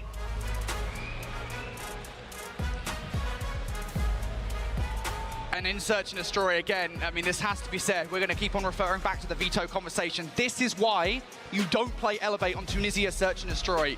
If any of you at home haven't seen them play 𝗕𝗲𝗎𝗆 Search and Destroy, why they're so darn good at it. It's such a close quarter map.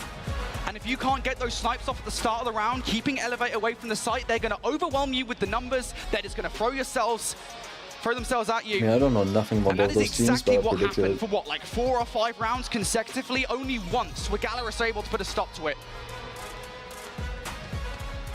You're banking on your sniper players finding something through the front door, right? You are really just relying on that. And then you see Elevate just push all the way over towards A. It's been B, B, B, B. As soon as 𝗕𝗲𝗆 actually tried to make some sort of adaptation to how they're playing, they go to the wrong side. Hard one to bear. Sometimes it is a bit of a 50-50, but 𝗕𝗲 and Co. I think for me, 𝗕𝗲 was the guy that every single time we were on board with him, even what he did in that last round by not finding any kills, in Winery, backing down, just staying alive, keeping the information there. He's there for the cuts when he needs to be, but he hits the shots time and time again. Susano, of course, at the top of the leaderboard at the 12 and 6, but for me, 𝗕𝗲, a big reason as to why Elevate find themselves 2-0. Yeah, and the thing is with 𝗕𝗲, right, it's not just the snipes, it's not just having a pretty good sniper shot, which, let's be honest, he absolutely does. It's playing his life. It really is just playing his life. I mean, you know, I think that 2 versus 2 towards the end there is a perfect example of it, right? You know, Well, let's see if Elevate takes the third one in a row, and then they're going to absolutely, you know, flawless them. He's like, all right, cool, I'll just watch over the B site, and he does the Now, if exact Elevate same thing wins again on the another ramp single through one of towards these, B. you know, maps, Those it's kind of GG's. minute decisions are They're part going of to a be advancing, and championship winning 𝗕𝗲𝗆 is roster, going to be left in and the you need dust. those if you want to get to the grand finals. That right now is where Elevate are headed because they're 2-0 up. Absolutely cruising. If you are Elevate, relatively comfortable in the game mode that 𝗕𝗲𝗆 have not lost all weekend long. Tough spot to be in. Well, definitely a tough Unleash spot. the beast. Yeah, we need to see that beast unleashed No, the on morale 𝗕𝗲𝗆 is right low. now. They want a Morale chance is in low this now, series. huh? Thank you to Munson and the rest of our partners here to make this event possible. CoDM Mobile World Championships 2024 has been a spectacle so far. But 𝗕𝗲𝗆, they're not holding up their end of the bargain in this game. We really did think that this was going to be a super close game. Yeah. But also, I think in the back of everybody's minds, Look we down. knew that this was potentially something that could happen. Yeah, I mean, look, again, even before we saw the map set, we were like, all right, Elevate are probably going to win the respawns here because Elevate are just respawn gods. There's only 1 respawn they've lost the entirety of the weekend so far, and that was down to a 1 versus 2 yesterday from Peg on Seaside Control. Outside of that, though, I mean, it's just so difficult to take a respawn of Elevate. I think both 𝗕𝗏𝗏 and Q9 realized that at CDSI, so they certainly know it now. I think 𝗕𝗲𝗆 are learning it in real time. So going into this best of 5, we were kind of like, right, 𝗕𝗲𝗆 have to win the Search and Destroy. And again, for me, having seen the vetoes, 𝗕𝗏𝗆 Hardpoint, you knew that Elevate were going to spank him in map number 1. 𝗕𝗲𝗎𝗆 Search and Destroy is such a massive question mark, and I think if they do lose this series 3-0, they are going to be feeling, okay, that was probably the biggest error. That right there was the mistake that they made. Regardless now, all playing their Arsenal pillows Control and is up stuff, next. dude. Now we get to have that I think I'm doing conversation something because wrong. yesterday, this was the one map that 𝗕𝗲𝗆 lost to 𝗵𝗵𝗆𝗆. I'm low-key sad because when I saw it's the smallest thing that you can change. Spawn traps are Friday, so 1 important in AM, Arsenal, and 𝗕𝗲𝗆 just did not set up. Alcatraz dropped as like the global game mode and everyone could play from any region.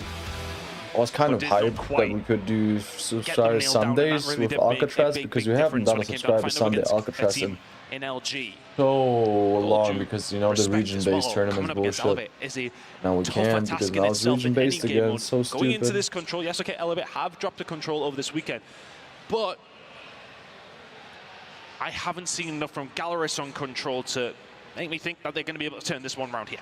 Yeah, 𝗕𝗲𝗆 on control this weekend, I think, just has been relatively poor, we shall say. It's been the weakest of the 3 game modes for sure, and so that enough, I think, is a red flag. But again, you know, going back to that conversation point about Arsenal control yesterday, I mean, you know, it's just a fundamental kind of part of Arsenal control since it got introduced into the rotation with Season 5, right? I mean, the spawn traps are something that I think a lot of teams have gotten better at avoiding, right? They've been a lot better at catching players, trying to go for those spawn traps. And, you know, again, we kind of had this discussion after the game yesterday that it was kind of 6 of 1, half a dozen the other kind of thing, right? Where, you know, it was 𝗕𝗲𝗆 messing up those spawn traps. They weren't actually they were getting a player into the spawn, but they didn't have anybody to follow up on it in the middle of the map. But also, it was 𝗵𝗵𝗆𝗆 putting a lot more numbers into preventing that spawn trap. They would normally have like 3 bodies ready to deal with it at any time.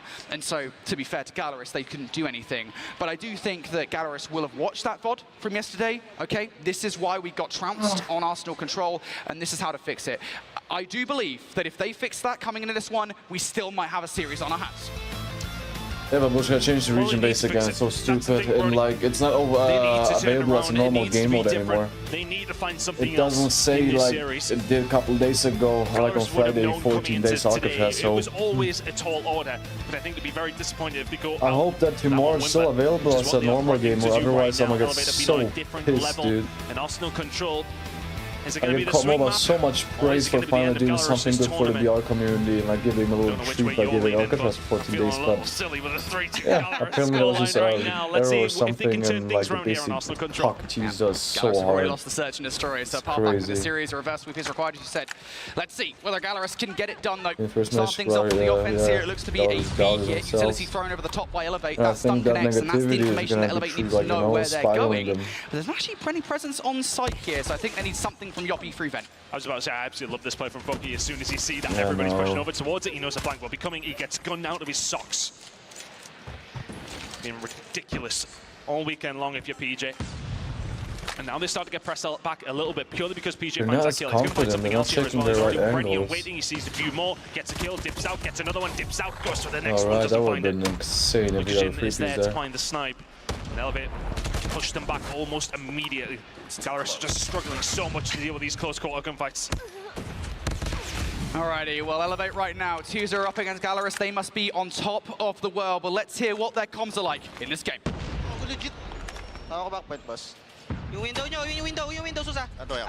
They're so boring, I know, that's so stupid.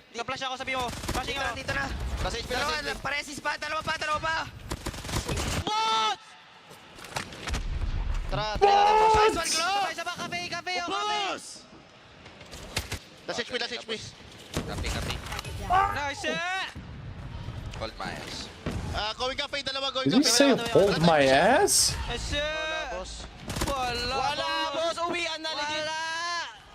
Wala, brody! Yeah. This map's on the spot. I've never seen the map before. It's the first time I've seen this. Never played it. Alrighty, well, that was listening there with 𝗵𝗵𝗆𝗍.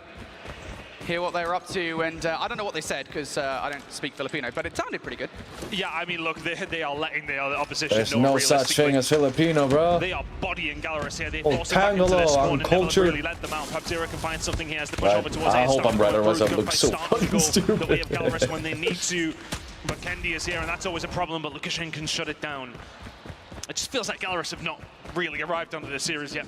Hunter-killer drone deployed. No, it was a dominant round from 𝗵𝗵𝗆𝗍 on the whole. ɡalleris Alexa, struggling. what language are you speaking in the Hopefully, Philippines? though, that was an offense. Now ɡalleris on the defense. Let's see whether they can have a better fortune. So far, for the most part, so good. Nowhere near as indomitable. You are starting to get players through, and I think 𝗵𝗵𝗆𝗍's response to that is to hang back a little bit. PJ's been so frustrating through the first round or so, continues to be so, finds that one kill in the middle map. No, now he said, open for more players to make their way on That's what he said. Promise. He'll be pushing forward. ɡalleris now, you need to find No, just a like bit the of elevator a is hold. hella He's pretty nasty, much as gone you at can this see. stage, so pushing themselves over towards the B side, no problem. It's really going to come down to whether or not Susano can find himself a kill and then push towards the site. The only positive now for ɡalleris is that 𝗵𝗵𝗆𝗍, well, okay, they have complete control of the site and are wasting operators to a certain degree. Whereas ɡalleris have had time to set up. I got time Filipino. Okay, what's the difference between both languages then? Because I thought, like, you know, that's the languages speak over there. In the blink of an eye.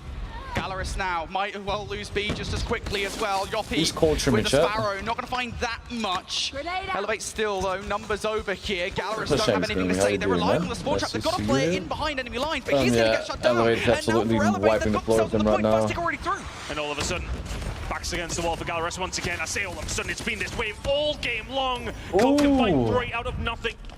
Equalizers are there, and it's just allowing this time to take up. I get a quick translation from a friend online of what 𝗵𝗵𝗆𝗍 are saying to ɡalleris. They're saying it's time to go home. Literally They have 2 up in match this point series, for they the have 2 up whole in this bracket. control. And they are cruising in this game. ɡalleris have had no answer whatsoever. Just one round away, folks, from Literally, a rematch Babushka. of the CDSI Grand Finals. And of course, it would be 𝗵𝗵𝗆𝗍. ɡalleris holding on but how much breath do they have left in them? 𝗵𝗵𝗆𝗃 going to bring out the Sparrow to kick this round off. They want to be fast, they want to be aggressive. Kenny with the sniper rifle will find one, but for the most part, Galaris are finding these fights. 𝗲𝗏 behind enemy lines, though, doing exactly what PJ was doing last round. How is he alive? Staying alive, keeping his team with some sort of map presence where they really do need it. But right now, it feels like 𝗕𝗏𝗆𝗃 could fight their way out of anything. But a couple of kills is going to go Galaris' way, and they may well get a little bit of holdover towards B here. Have presence at A, as everybody dead momentarily from the side of 𝗕𝗏𝗆𝗃.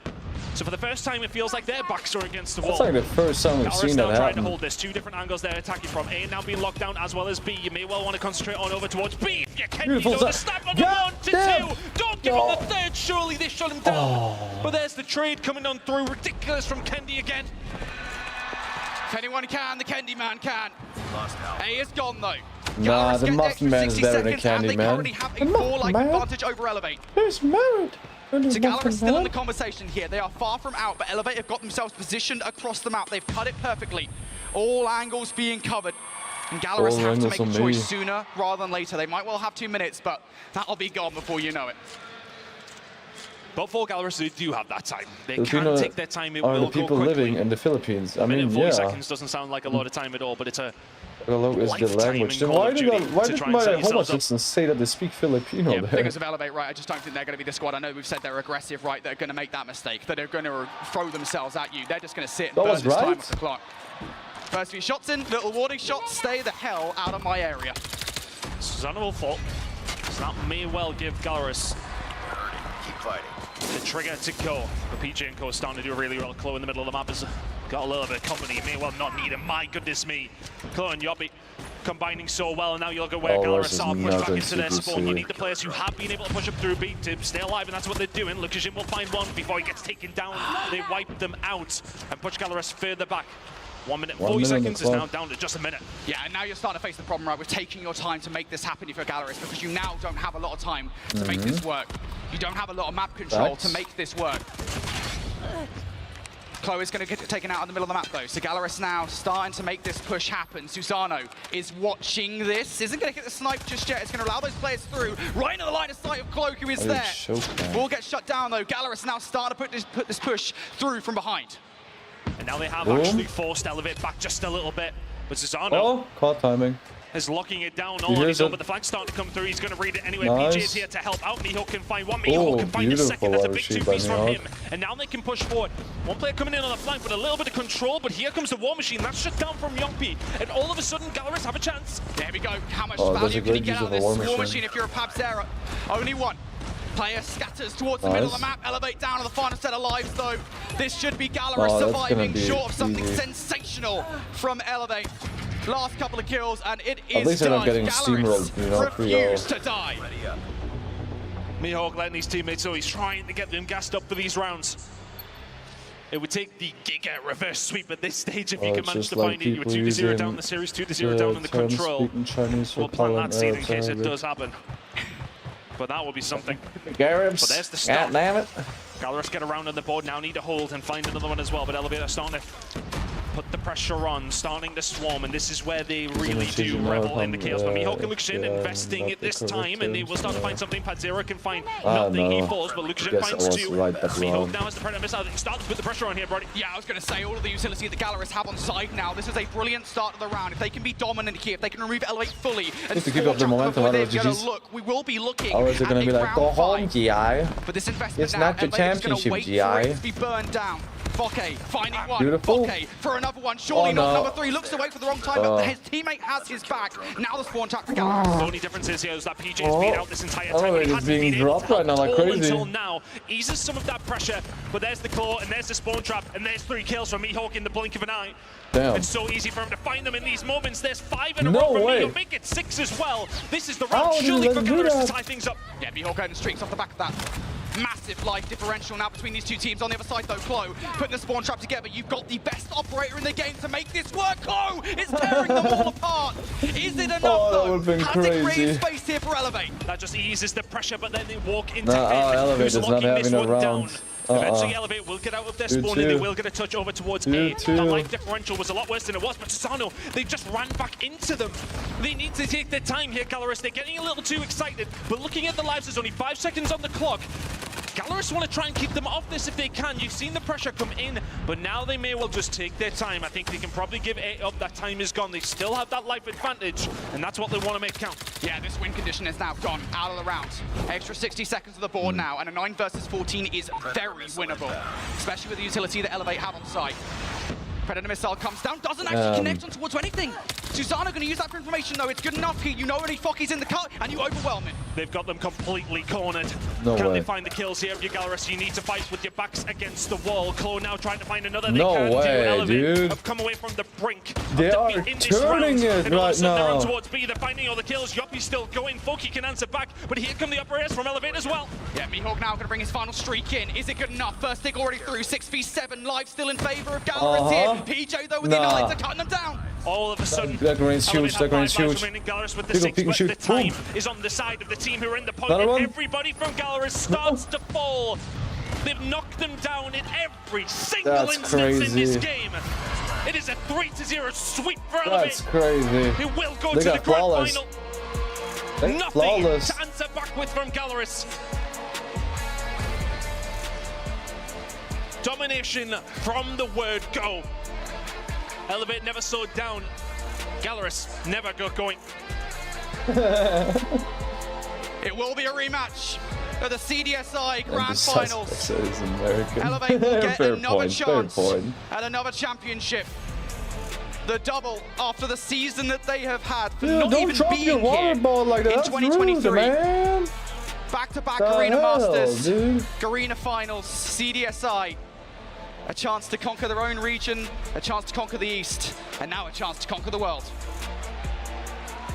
That was awkward. He went for the handshake. Out of 𝗕𝗏𝗆, wanting to make sure there was not a single question in there as to why not only they deserve to be in our grand finals, but a question as to whether or not 𝗕𝗏𝗆 is going to be able to 𝗕𝗏𝗆, hang with their dude. level of competition. 𝗕𝗏𝗆 came ready to play today. Yeah, and I think realistically, we had this theory around 𝗕𝗏𝗆 and how they could potentially get into this game. 𝗕𝗏𝗆 and Q9 are going to be intense matchup. When we seen that in map number 1, I was immediately worried because I was thinking to myself as we were heading into that, I'm like, okay, if they were to lose it, then all right, fair enough. You know, you're going up against 𝗕𝗏𝗆 on Apocalypse. It was the manner in the defeat that immediately set alarm bells off in my mind. I was thinking, okay, well, that surely is going to dent their confidence. You Yep, kind of exactly seen what I it in the said. first rounds of the Search and Destroy. They sat back over passive, which is what you do have to do on 𝗕𝗏𝗆. But maybe that beating map number 1 just made them think, oh, okay, this might be tough. I mean, to be honest with you, I genuinely The don't thing think is, it's that. Like, I think the Apocalypse Hardpoint, I mean, obviously it that's hurts, good, right, man. to lose a hard one like that. Yeah, at what's this up with level, all the these start of newbies in these best of five, that's always tournaments, gonna be bro? There's a bunch frustrating. of bronze But you one kind of- players. I mean, they would have known that was going to happen, but there's got to be a part of themselves that's like, we saw what they did to Wolves yesterday. It's Apocalypse Hardpoint. If it goes this way, Oh fine. no, none of I them think where they played lost that positive series, that very round. clearly lost that All of series, us, was in all the in the map number fucking 2. It point was the O's or veto. negatives. Playing Tunisia against Yeah, all of Search them and were the Destroy point against 𝗕𝗏𝗆 O's. was a huge Well, one of mistake. them actually, one They play actually them on went firing positive, range. never It is a mind. different look. I think 𝗕𝗏𝗆 get to the second half of the series. They get to that Hacienda Hardpoint. They get to the Kurahana Search and Destroy. Hell, I mean, No, Tun might have the been right. They might have won morale, a game the 5. morale Doesn't happen that just often, but he could have been impacted them correct. way too hard. Honestly, that map 2, I think 𝗕𝗏𝗆 will walk The away way from, and they will be very frustrated that it went down like that. I mean, that's why we were even talking Being about it biased, leading I was into the gonna help, series. dude. Often, it can be the veto process that can kind of set the tone before the series even starts. Either way, 𝗕𝗏𝗆. nothing can be Ja, taken du away from bist the performance Deutscher, weil that du mich 𝗕𝗏𝗆 siehst, Junge. just gave us in Ja, our Brudi, second ich lebe in semifinals Deutschland, aber matchup kann of nicht the von day. Russland. Now making themselves the second team in our grand finals, determining that, like you said, Brody, it'll be Q9 versus Shit, 𝗕𝗏𝗆. Brody, Little didn't bit of a wanna get shit like rematch that. going on here for the World Championship.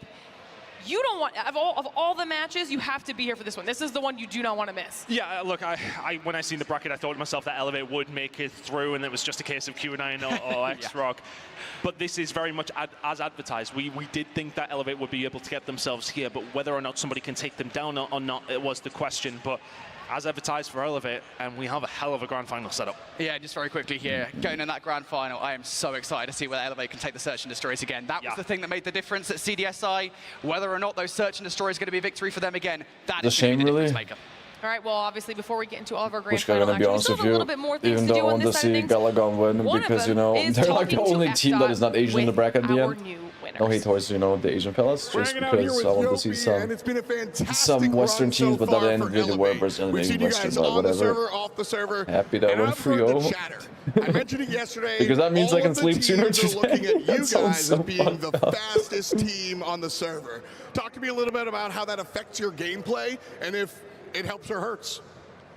Well, we're a 3-year roster team, so we've hard work for this, and That wasn't a question. experienced so many things in the past years that we're together, and now we're here in the top 2 World Championship.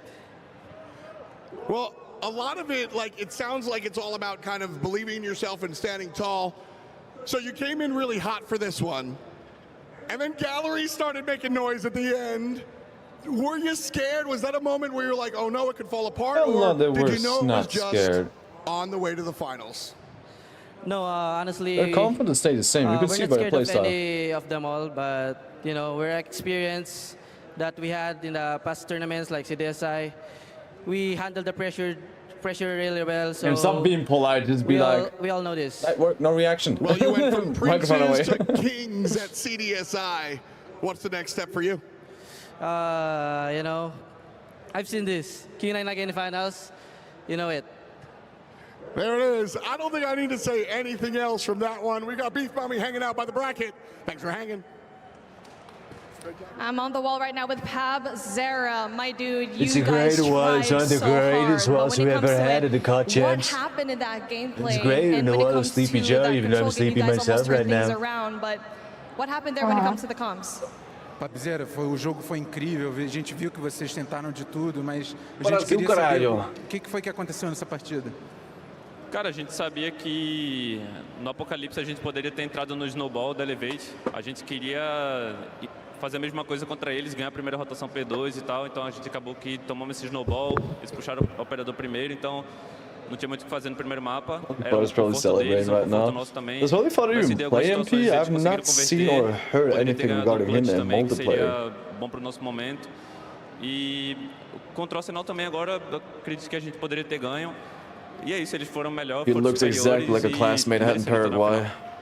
Okay, we tried to win the first match at Apocalypse, and since we didn't get it, we tried for the second, but almost everything did wrong in them. But we're gonna try and train harder. Psychological was wrong. These guys are actually very good players, very talented players regarding You set it up perfectly mechanical. for me. Thank you so much, Like, you know, 𝗵𝗆𝗆𝗆. Of course, capabilities. 2025 is going to look But, very yeah, good for you guys, but let the one morale last be down, question. and the rest was Can mental he warfare for expound them, as and to boom. how they're going to do 2025 differently, knowing very well that it has been an Eastern dominance this year? How is Galleries going to make things different next year? Como que a Galleries vai conseguir se preparar para fazer diferente em 2025? Well, I gotta remain humble. I know, but you know, this is show business to a certain extent, right? É o que a gente mais está tendo So, dificuldade, you know, é ter just put a little bit of drama dificuldade de in there enfrentar o jogo do for the Oriente. viewers É to um estilo de jogo enjoy. muito rápido, a gente tem que se adaptar a isso. E é isso, vamos tentar mudar nosso Busca estilo de facts. jogo para Brazilian Portuguese way better. 2025. We're gonna keep the I same mean, in lineup. general, We're like gonna South study American them Spanish really, sounds really way better hard, than the Spanish from and that's Spain it. We're because, you gonna know, win the next Spanish time. people from Spain, especially Love to hear it. Thank you so much, Barcelona. 𝗵𝗆𝗆𝗆. Good luck It's talking again next like year, this. my dude. But All right, here I we don't know go. what you mean. When it comes Like, it's to like the the matchup, tongue of burn. course, it is very difficult to see another team go. But of course, that is your best Western team here in the tournament. But of course, we Oh, need to Cisco, see then it what you happen. mean, 𝗵𝗆𝗆𝗆, Cisco? come up here on the code wall. for As we're what? finally going to be crossing off one more team. And hearts all around. We love to see it. Man, Thank when you is so much. someone And of gonna draw a course, PP, people back at dude? home, viewership, the world, you wouldn't want to miss The this. viewers want 𝗵𝗆𝗆𝗆 PP. versus Q9, the want rematch, PP. gonna be up next. Hey, we're Elevate. We're at DreamHack I don't think Atlanta, so, and we're here to win the Dominic. CoDM World How you doing, Championship. though? The Snapdragon They're Pro the only Series one that is did a brought to bid. you Come by on. Now I like them Snapdragon more than Elite other Gaming, teams. They better Monster win. Energy, DHL, and the United States Air Force. AC 130.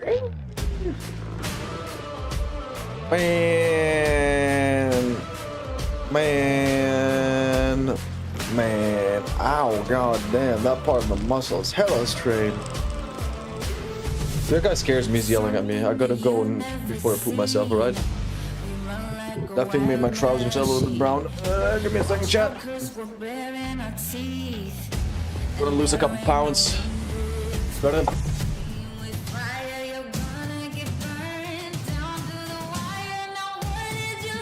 Man, I stole a jacket from the championships. Don't tell them. I snuck into the stadium and joined it. They're actually filming this next door. Don't tell anyone. I'm talking myself.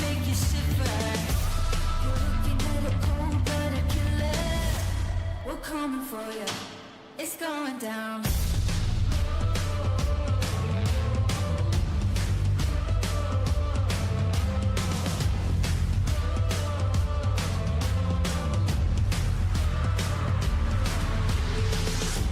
We rain on the room like a storm.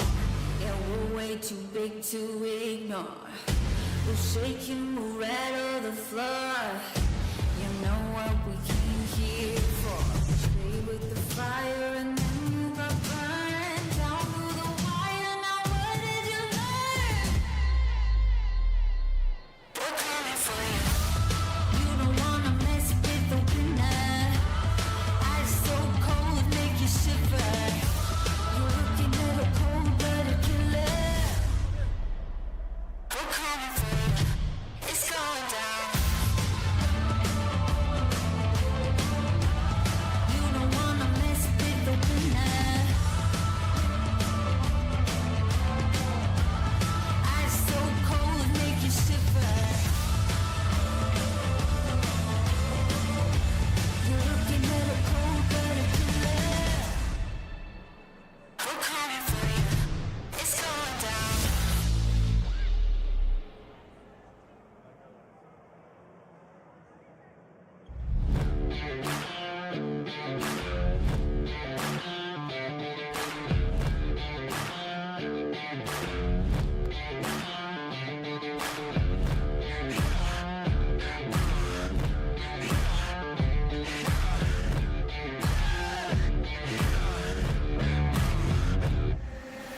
Set fire to the cold river. Set fire, sealed and delivered. Slow burn, shot to the liver. Heart so cold, make a grown man shiver. Wake up, don't be afraid. Make love, but don't be tame. Even the king in the crown is lost soul, walking in a dead man's crown. They try to keep us undercover, but we about to rise up. Rise up. They wanna push us in, people in their pockets, but their time's up. We about to rise up. Rise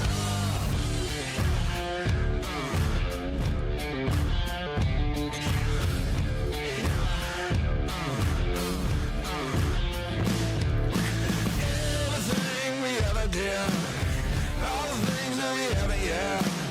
Everybody wanna be the same. Everybody wanna be desired. One thing we can't forget, can't see through part of that. When you got a heart of a fighter, yes, fight up even harder and higher. They try to keep us undercover, but you ain't about to rise up. Rise up. They wanna push us even deeper in their pockets, but their time's up. We about to rise up. Rise up. I keep running, running, running, running. I keep running, running, running.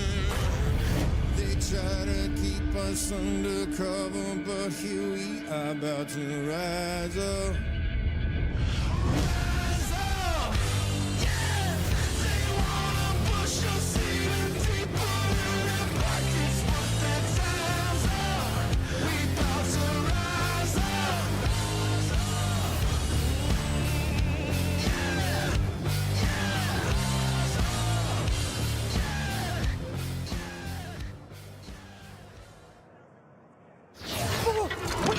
Are you cargo? It's amazing adventure of cargo. Thanks so much for hanging out with us. We have a whole bunch of friends performing and competing this weekend. But you guys have seen him if you've been here this weekend. I also have a friend, Cargo. DHL is a big part of what we do up here. Helps us put on a show and bring everything to you guys. So, Cargo, why don't you come on through, show everybody what's going on, and while y'all make some noise for Cargo, he might have some presents.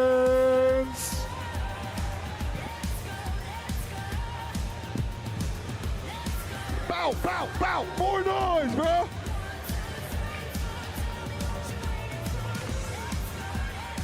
All right, little better, little better.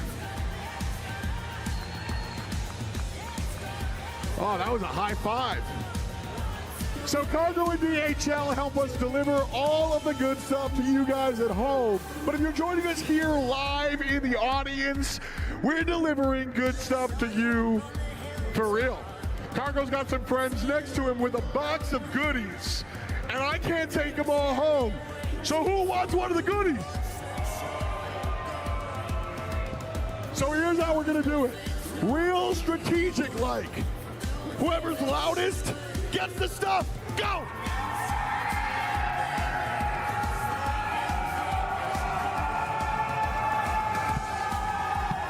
Keep it going. Give me more, man. Give me more. Give me more. All right, we got a winner. Hey, my man, what's your name? Where you coming from? David. Where you coming from? Atlanta. There it is, hometown hero David. And DHL, what do we got in here? It's not a car, I promise. It's a custom backpack! It's not just a backpack, we have a ton of stuff in here. We got stickers, we got hats, we got all sorts of stuff. Thank you so much for David for being our hometown hero. Shout out my big man Cargo, making it happen. Shout out our logistics partner DHL. And of course, shout out you guys. Thanks so much for hanging out with us. The tournament continues. Peace. Thank you very much, F. and Cargo, for hyping us up before our grand finals. Welcome back, everybody, to the Call of Duty Mobile World Championship, where we are moments away from getting into the last step in our year-long competition. You've got Glitter Explosion up here, you've got Proper, and you've got Chip, but we've got a special guest, Hippo, joining us here on the desk. Coach for, I can't even count how many teams at this point, but for Tribe, welcome. Thank you for hanging out with us. Well, thank you guys for having me. I'm so excited to be up here and talk with so many different things with you guys right now. All right, we're gonna start talking all things Call of Duty Mobile here in just a little bit. We'll also talk about the grand finals. But before we do that, we have a little bit of a special surprise in store for all of you here hanging out with us. I mean, we can't do an event as big as our World Championship and, of course, not have an equally big announcement. So I think everybody, both here and at home, is going to be very excited for this one, because before we jump into our finals competition, we have a new Call of Duty Mobile What the hell? There's like a robot in the background. Fuck that is. That's a new map. Do we know how many people are going to be in that game mode? It's going to be like Alcatraz type game. Because I don't know how mobile in its 5 years of existing still have another, like, what's it called? PPC type respawn based VR map. Chicken.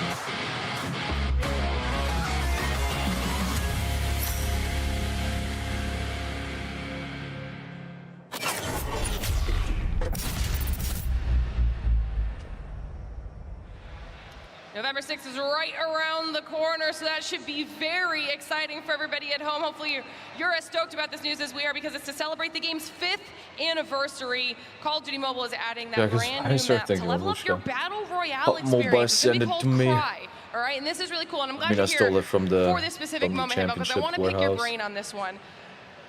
First of all, 5 years of Call of Duty Mobile. You're obviously an expert in the game. How cool is that? Just talk to me about that. It's incredible when you get to see a game, especially a mobile game like this, being at the top of the top for 5 years straight. It's incredibly exciting. We have an incredible esports. We have an incredible game as a whole. And it's just so exciting to see what's more to come, including, of course, Cry. Now, let's talk about this map a little bit, okay? Because it's smaller than Blackout, but larger than Alcatraz. Lots of compact POIs. We've got some seriously tall buildings. Like, depending on where you are going to, it's going to be the most urbanized map for Call of Duty Mobile. Large, complex buildings. We have a different play style, if you will. So talk to me about what this new map is going to do for the game. Don't talk to us about it, show us gameplay. Here is the fact that the Battle Royale players, you need some BR gameplay on it, you know, like, hit me up. In terms of how they like I'm probably gonna like it. They're gonna be like, oh no, you're gonna get people that like seizures, you turn too much. Royale players tend to prefer larger scaled maps and do long range battles, and at the same time be able to be a bit more campy and do a lot of these things where, you know, or in Alcatraz, if they really want to do that respawn mode and where they can have a bit more close range fights, but sometimes I find that these players might feel a little uncomfortable with that. Meanwhile, the multiplayer players don't exactly feel the same exact experience, perhaps, that they do in Alcatraz compared to multiplayer, because the intensity is just a little different. So being able to kind of marry both worlds together with Cry, where you have these complex, large structures, so that you can still have these long-range and intricate gunfights and like these nasty angles that you might want to find in a battle royale. Nasty angles. Give me but at the same time, since they're so compact and so small at the same time, and also having these, you know, little urban areas that the people can go around, and these little headies and everything, makes it so that these people who want to have a multiplayer experience can actually have something reasonably close to that too. I think it's just going to be a great unification of both worlds.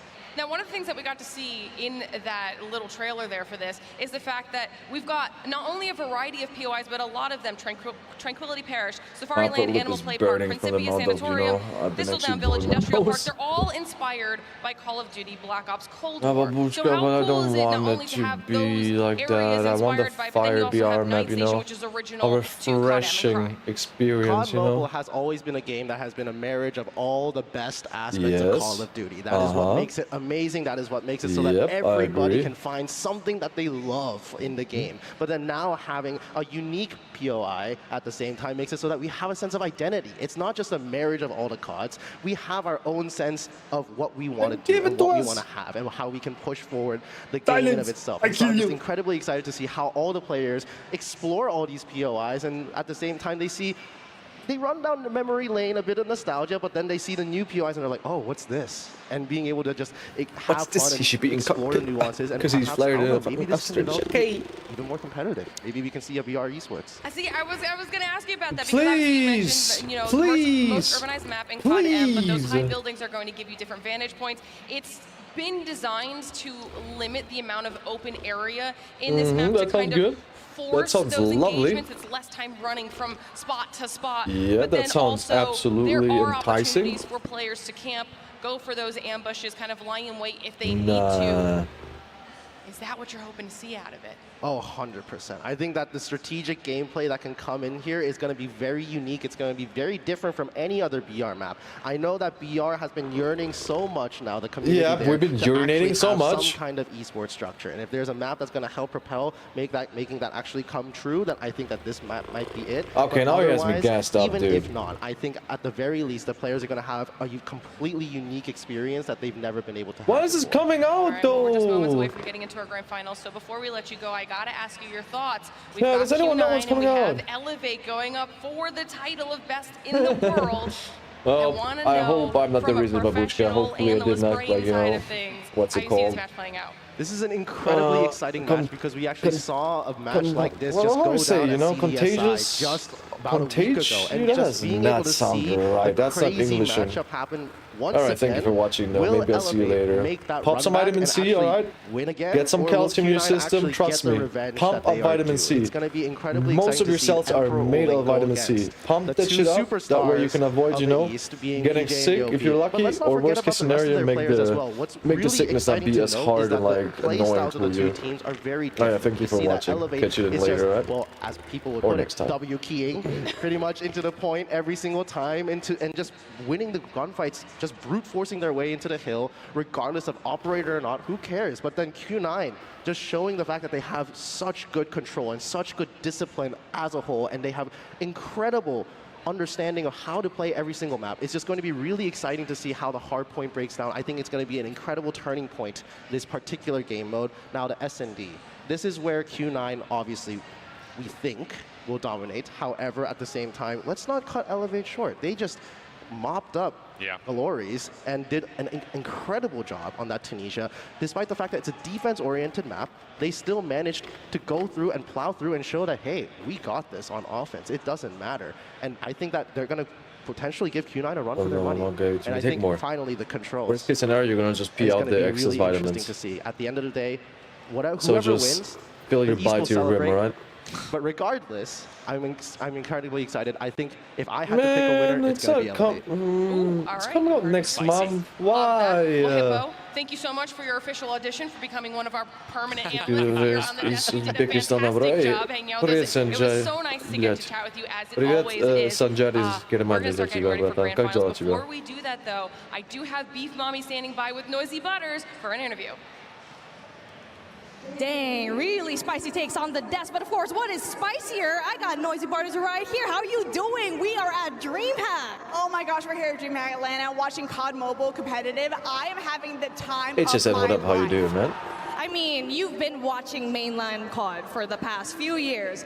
How is that compared to Call of Duty You stole Mobile? my jacket, I gotta tell you, the players seem to be very respectful in a way in COD Mobile. I'm so used to a lot of trash normal talk. COD, it's nice to yeah. kind of sit back and Normal relax COD a little bit, is like, I think there could be more rivalry. You suck. I mean, you can see the I hearts all told you over we here. bury Like, you. they're very I would nice stomp people. this shit out of you, and I did. Meanwhile, over here, Mom was like, Whoever's putting the hearts, I'm cheering for you. It's Q9, right? Yeah, they started the heart thing since Give me a last hug, year. brother. So they did that GGs. last year too when another GGs. Chinese Heart. team actually exited. Heart. So that's pretty cute. Butt Again, more heart. on the wall. Like, what do you think about the matchup at the very end?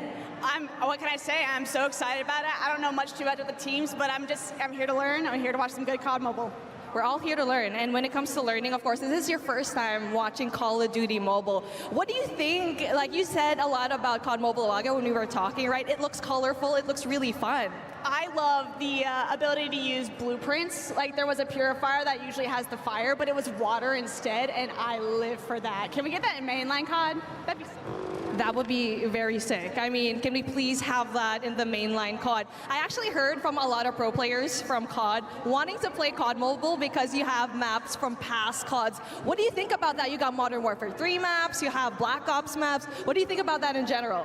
We got Hacienda, baby. That's one of my favorite Call of Duty maps of all time. I'm there. I'm having a good time watching. Speaking of Hacienda, that is the map here that has been doing so well in Hardpoint. Points are close, like 249 and 250. Reaction face. Are you excited, or do you want to see that in the grand finals? Because it's a best of 7. If I could see more Hacienda, because I saw that Hardpoint with LG and with the 249 and the comeback. So I'm hoping to see more of that. Let's see if we're going to see more of that. Thank you so much, brothers. You have been amazing here on the wall. But, of course, we've already set it up perfect for you. We got Q9 and 𝗕𝗏𝗆𝗕𝗏𝗆 coming up next. You wouldn't want to miss this big matchup. Show this is Call us of the Duty Mobile matchup. World Yeah, Championship damn at it. DreamHack Atlanta. The Snapdragon Pro Series is brought to you by Snapdragon Elite Gaming, Monster Energy, DHL, and the United States Air Force. Let me see what 30 above. Why?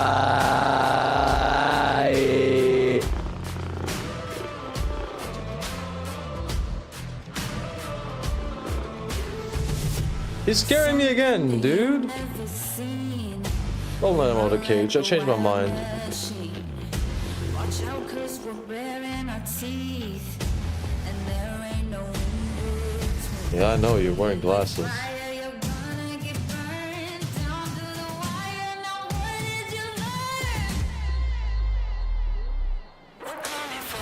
I want one team to be in that little thingy, like shot thingy, whatever, B-roll, and start like all of them just start, you know, emoting some goofy Fortnite emote. That would be fun as hell. Don't need to be that serious about it, you know? I'll take that as a threat. Okay, sure, I'm gonna be quiet, whatever. I like that guy the most. He's so nonchalant at giving a shit. He's like, I'm here. Rain on the room like a storm. Yeah, we're way too big to ignore. We're shaking, we'll rattle the floor. You know what we came here for. Play with the fire and then the burn. Tell me the fire, now what did you learn? We're coming for you. You don't wanna mess with the winner. All right, Julius Caesar.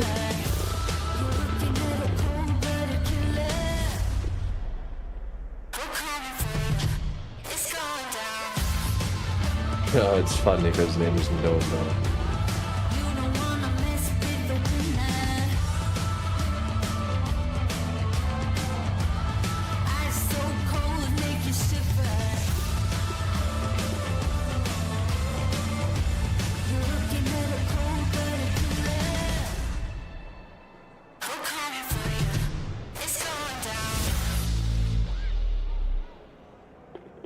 It'd be funny if one of them, you know, did the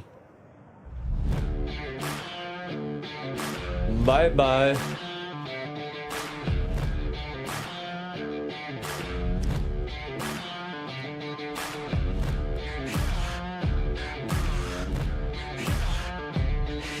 Sad, dude.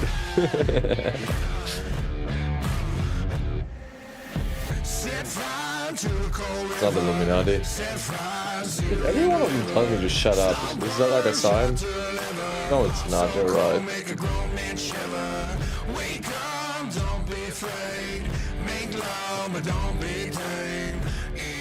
There we go. I like that more.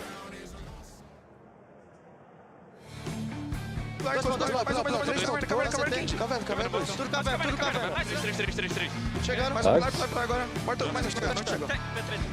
Mais ou menos ainda. Valeu, Valeu, mano. O que você tá falando?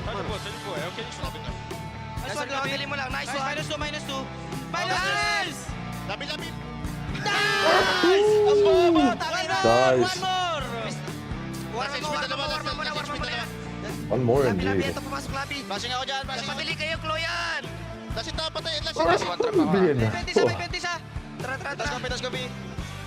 Last three. Labi lang. Labi. Wala! Damn, lobby, that's toxic. Welcome back, everybody, to the Call of Duty Mobile Thank World you. Championship. I'm back. We are I'm moments welcome. away from getting into the grand finals. This music sounds like some Sonic Adventures track. The best in the region that will hoist that trophy above their heads. And it's going to be a fantastic way to close out a very exciting weekend of Call of Duty Mobile action. Before we get into it, let's recap what we've seen so far here today, because we saw an insanely close semifinals 1 and then a dominating performance out of Elevate for semifinals 2. So if you guys are just joining us here, we'll give you a little bit of a recap.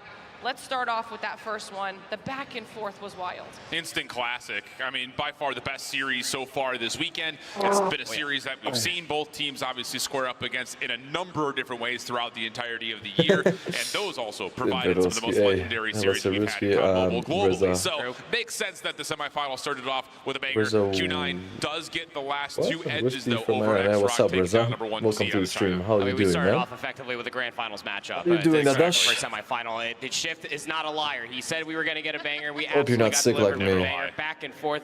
That's not true. But Because for some reason, everyone and their mom is getting sick like lately. Got to feel pretty good about your tournament. Obviously, you want to be able to make it to be #1. Again, the run back for 𝗕𝗲𝗆 would have been sick, but Q9, as you say, get the last touches.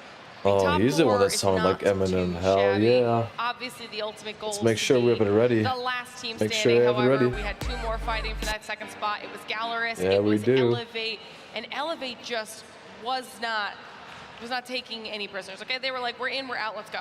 Yeah, it was. I want to say that it was a non-benefactor for 𝗕𝗲𝗆𝗆 to even. Hey, Shadows, what's up, bro? How you doing, 40 man? points is crazy. 250 to 40 on an Damn, Apocalypse buddy. Hardpoint. It ended on the second P2, which is so rare. You rarely even see that. 7-4 in the Tunisia, and I will say this much: 𝗕𝗏𝗆 did do a great job at almost fighting back in that control, being able to take that round. But from early get-go, and that Yeah, but they Apocalypse dropped Hardpoint, the you could just ball. clear clearly see who the better team was. It's so difficult to pick and ban versus Elevate Squad. Correct. Because if you ban the Apocalypse, then you have to play them on Summit. It's just so weird to see a team do so well on such a wide open They big keep map and then be able to Messi. still follow up What? and run you down on one of the smallest maps we've ever had in the Hardpoint map pool. So this Elevate team looks like it's got every single base covered, What? which is dangerous for anyone who goes up against them, as learned by Galeras. Now, when we're looking at the semifinals, is that what you were expecting, even just regional representation-wise, Galeras being the only squad that was really able to survive until top 4? Ah, Shadows, I hope they show BR more love, and I hope next month when because we the absolutely did have X-Rock beating Q9 in our when first the new map semifinal, comes so out, that's that's gonna obviously be nice. not happening. But I think at the end of the day, I'm yes, praying for that did have feeling. Elevate making it all the way to the grand finals. Like Hippo was just talking about, they just won CDSI not even a week ago. Yeah, I need a little bit of copium from my Western region. Galeras, they showed up for Latin America, but no one showed up today for North America. Oh, no. So I mean, but unfortunately, BR doesn't get as much love to as hopefully MP. inspire some future confidence unfortunate. for my North American counterparts, because wow, they Hey, were Byron. terrible this weekend. Well, unfortunately, this weekend wasn't a great performance, but we'll make sure to keep it up over here in Spirit, brother. I know. You couldn't find a reason to pull that out. It's I needed to find a reason. Betty would have killed me if I did. Bless, partner. Well, I'm just gonna now you're gonna have to leave that on. I eat, bro. the rest of the I segment, search for we can something make to that watch. happen, All at right, least for the enjoy your next food, 7 maps. Shadows. Yes. No. If you give me the honor to entertain you while you're having the munchies, I will be honored if you bless me with the chance. There we go. I butchered it already. I dropped the ball. In our Look at these. semifinals, it was best of 3s in our Swiss, but in the grand finals, it is a best of 7. Even more But lately, opportunities BR has been for teams getting to like have a more little love, bit but of I back still and would like forth. them to put more So it's elbow gonna grease go into on it. just Like that much longer, they which can makes do even it. They more can. exciting. But I think we've kept you waiting long enough. It is We'll be all time right. for the grand finals, and of course, We are for we this, cannot do people, that doesn't without matter. our top 2 teams in the world. It's time to bring out Q9 and Elevate. The Snapdragon Pro Series is brought to you I mean, by talking Snapdragon about Elite BR, Gaming. I hope it's gonna be Monster out Energy, for 2 weeks. The Alcatraz, DHL, because and the what was United it? States Air 2 Force. days ago, it showed that Alcatraz would be out for 14 days straight as a normal game mode and not a seasonal game mode, meaning you can play with friends from all over the place, no matter regions or not. But now it's not there anymore. So man, I thought they were like going into the right direction. Unfortunately, like I think it's gonna be a weekend thing again after getting me hyped up.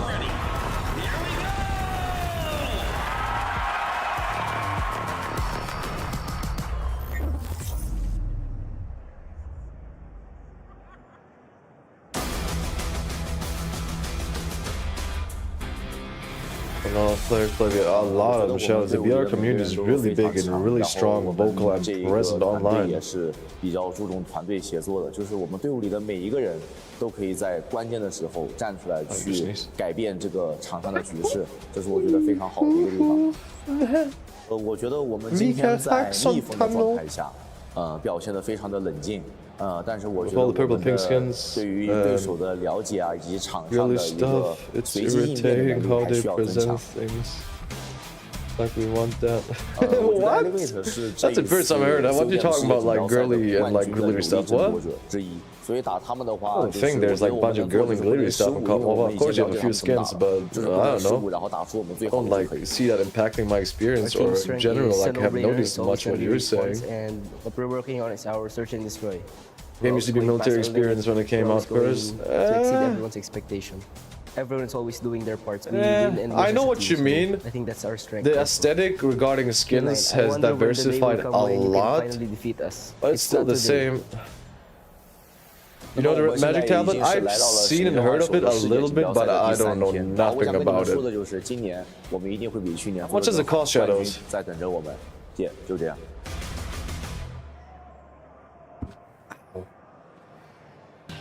That hurt, goddamn. Your first What team, a bunch of you, Chad. hailing from China, represented by 5 strong players.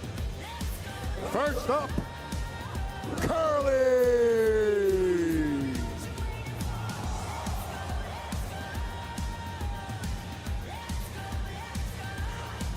I think 600, there's no way it's that cheap. Is it actually that cheap? I'll Google it right now, man. Magic tablet, right? DJ!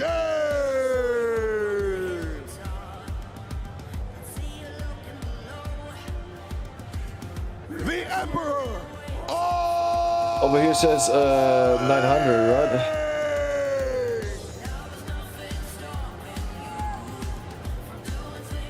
And Son! It says over here 900 euros. It's more cheaper than before. Yeah, but at that point, I think I would still just, you know, save up a couple $100 more and just buy them for, man. At least with that, you know, it's a product that has like a brand behind it, that has reputation, and that will last you for, you know, a few years very well, and you're not gonna have to worry about it, except like instead of buying a, what's it called, Red Magic tablet.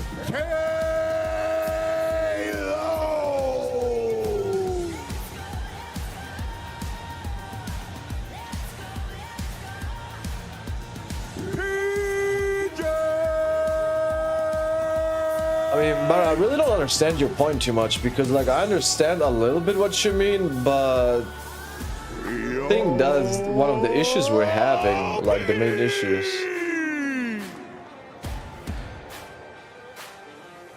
I think 𝗕𝗲𝗺𝗆𝗆 has way bigger issues than that.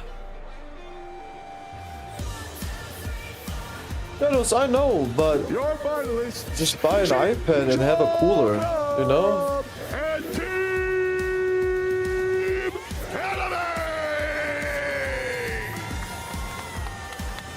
There's also a reason why the iPads don't have a mechanical cooling system, because that causes issues, you know? Just buy an external cooler and you're gonna be good. Dude, my iPad when I play never ever overheats, even though I'm playing at ultra graphics. No, I mean very high graphics and ultra FPS, and never even gets hot or warm. Because I just have a fan right next to it, that's it. For Elevate, I want that for every single kill. It is a big match feel. Well, let's start talking about it, okay? It's time for the analysis portion, the part that you guys are best at. Let's start talking about these squads. Q9 first.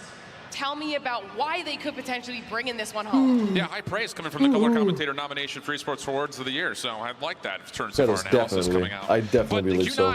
Unbelievably solid against 𝗕𝗏. Without question, all the improvements that I know they what you needed to mean, bro, make. but the experience the players have while playing counts. I mean, bro, if that like bothers you that much, just don't download the skins, you know?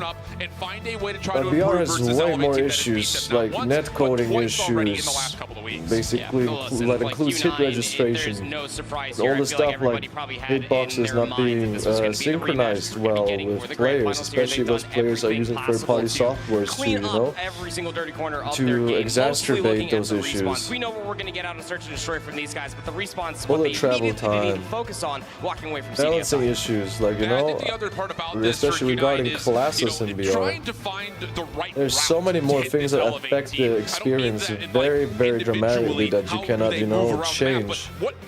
And skins like that, like, if you just don't like them, don't download them, right? You would think more towards Q9's favor because there's going to be 3 Search and Destroys in the picture. So, can you target away one of Elevate's best maps for Hardpoint? Can you find a way to get them into uncomfortable positions on the control? That's how Q9 comes through and wins this if they find a way to top the championship. It's known information.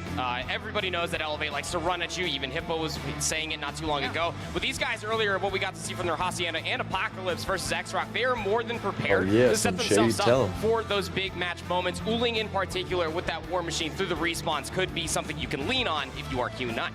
And if you guys are live with us here, hanging out, watching on the stage, you'll be able to see all of these stats being live tracked above our players' heads on the screens behind them as well if you're trying to keep up with any of your favorites. So this is a really cool way to see just how dominant each individual player is. And but here you can't even say like dominant. They have done a good job of everyone bringing whatever they can to the table. Yeah, I think the thing about it is you've got moments where you look to one player or another depending on what map mode before we're playing adding on. a Search and Jackal, Destroy, Sun has been first of dominant, all, but on the other part, fix the render distance on vehicles.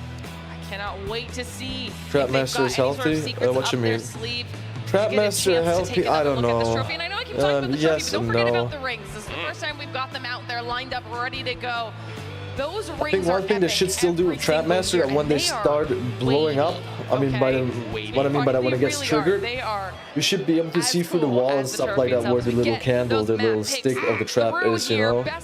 Because if you play against a player who is smart with the trap master placement, that shit can be so You want to play him on cancerous. Summit, you want to play him on Apocalypse. You can only ban one. So they get rid of the Apocalypse. You Makes literally sense, walk especially after the last into the result they had versus trap. X-Rock. So it will be Elevate selecting the Summit first. Not the worst news for Q9. They've played it a bunch. We then have some repeat modes from when they I'm played sorry, last Chad. time. I should put on a Firing COVID range was mask so I don't get you all 12 to 10 sick too. overtime in favor of Elevate. That was the final map at CDSI.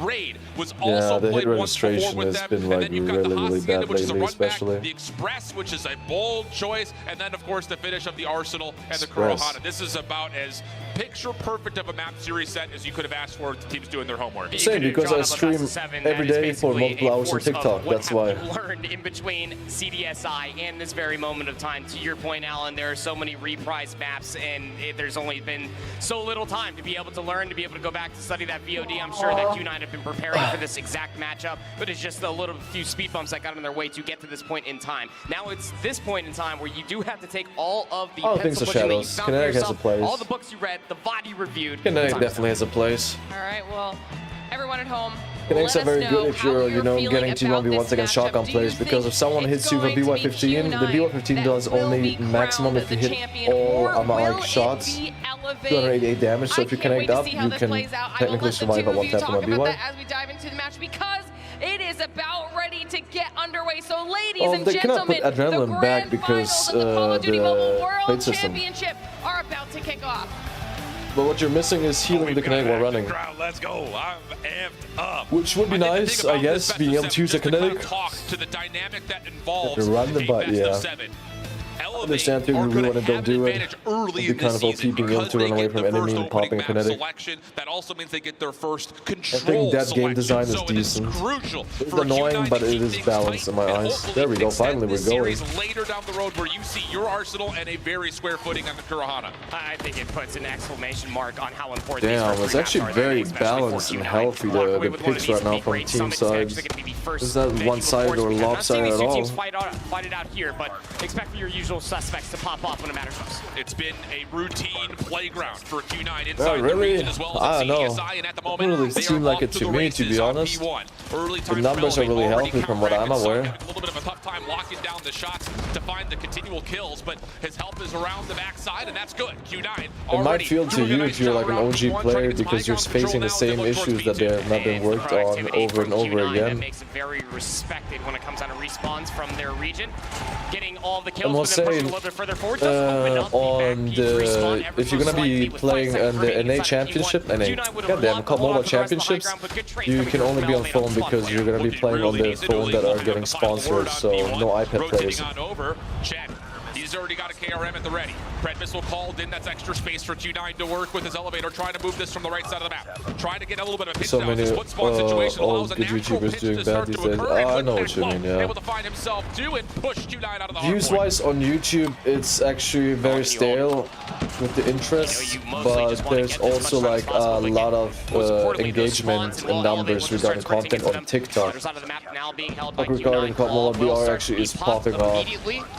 For Q9, When you have and streamers like Holy Father getting like `𝗉𝗓𝗓, of course, leading the on charge one for stream Q9, he had the like first what operator was it? pop. Almost 90,000 live viewers at one point and stuff like that, you know? Mid-range. That's enough for And that's not Q9 like a to hold dying into the game in my hardpoint, but opinion. they are a bit awry, trying to make their way over to the left side of the map where our new hardpoint will open up. Elevate starting to fight back, but they get pinched up as 𝗉𝗓𝗓 once again doubles down, and now you've got Q9 on the favorite side going to 3. Talk about the consistency of the Well, Emperor ruling on this very I don't know about the age group, but I just know, like, you know, as an OG player, it feels like very dreadful having to face the same issues over and over again, which you were like, you know, man, I've been playing this game for 4 years, 5 years, whatever you want to say, you know.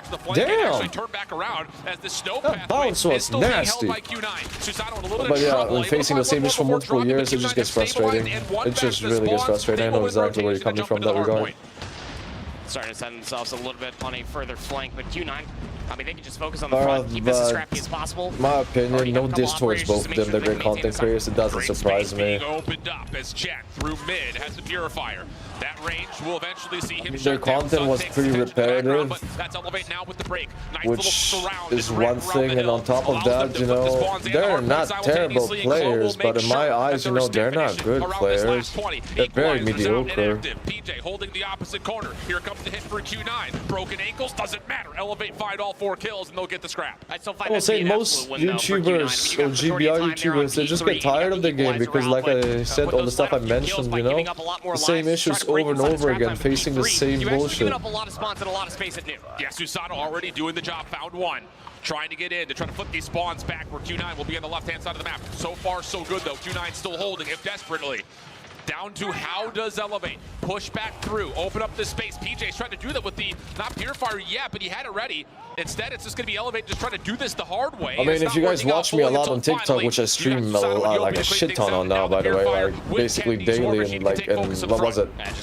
2 days ago, I did a stream for 36 hours on TikTok. I streamed 𝗵𝗵𝗆𝗆 for 36 hours. 36 hours in one sitting, chat. And, you know, even me, when I have a bad day, I kind of lose on the game because of the issues I've been facing and the same issues I had since I started playing, basically. This is good in terms of how You know, it's a love-hate relationship. from this map getting a little bit out of control. Same can be said about how Elevate did this on P3. So again, very 50-50 battle to this point. Elevate going to commit their last hit to jump on in because why? Well, saying at the end of the day, you know, it's a competitive, I would say, a competitive circle. When there is something to abuse that is toxic, it will be abused, right? And so in my opinion, that is not like the problem, that is just natural. Elevate trapped on whatever side of the map Q9 see fit. Chen's going to start this little flank coming through with the KRM. He's going to get caught. Does do well to at least find one. Had a good look at the second. It's just space provider for Q9 to move forward. I just wish BR would like receive more love.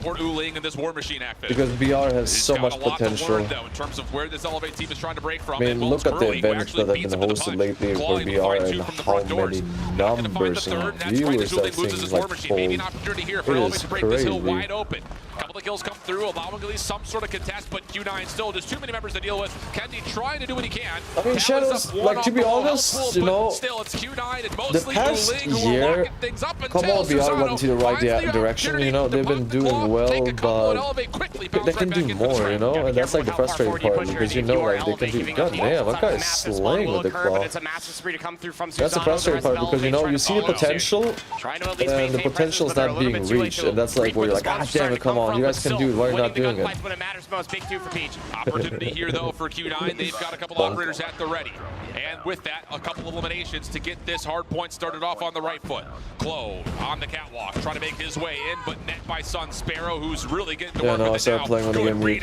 Same here, I started playing week 2 of release, October release. Go back to the Fennec, and that works out nicely. 𝗵𝗆𝗆 off the flank. He's got the equalizers out to make sure nobody from Elevate can set up a sort of a pinch. Shadows, if like BR would have something like this, something like this, I guarantee you it would have so much more viewers. It would have crazy more viewers than MP.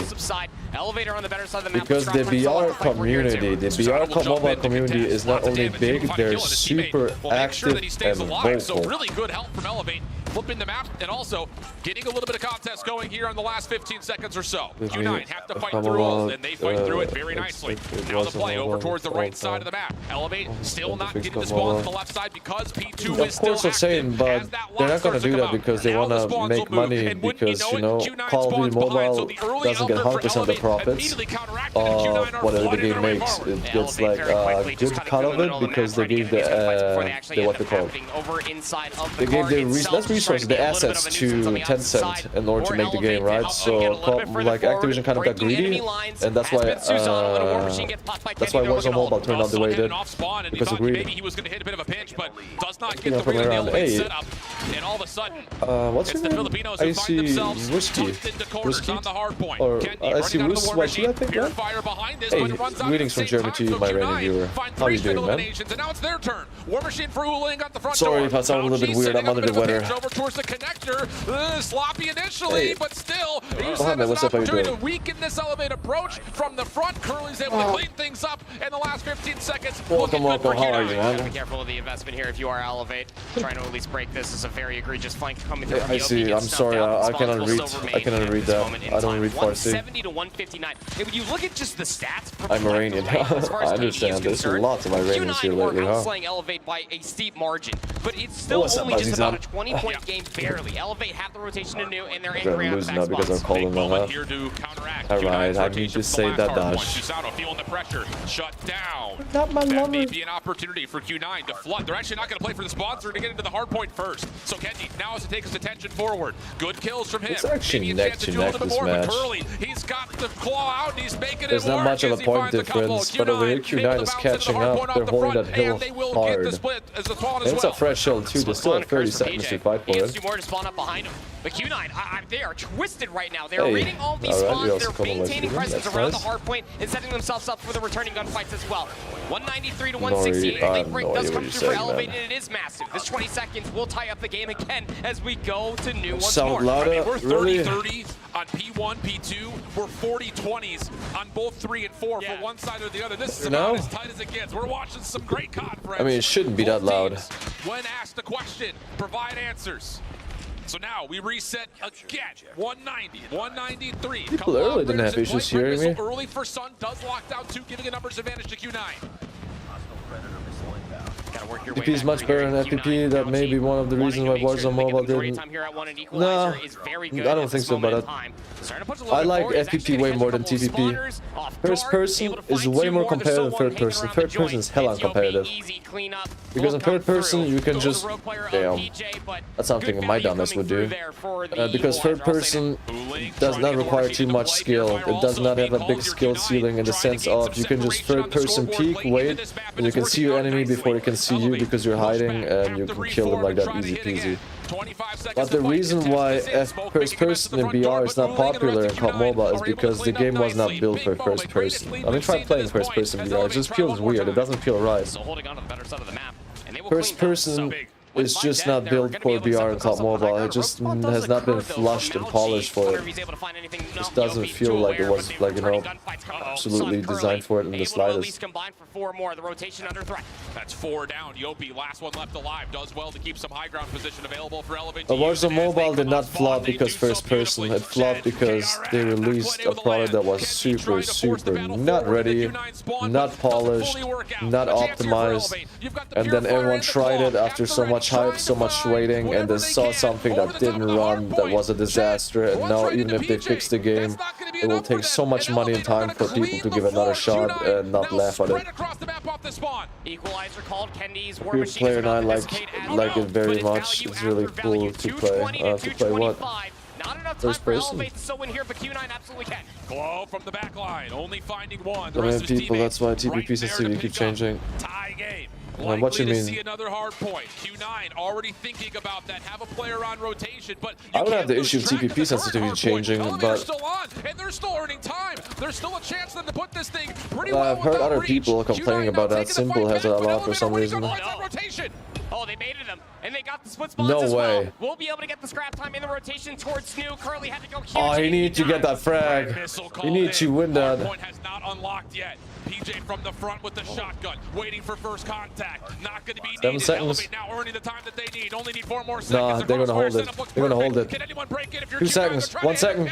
But they're not going to get there in time. And GG. Elevate take their hard point for map 1.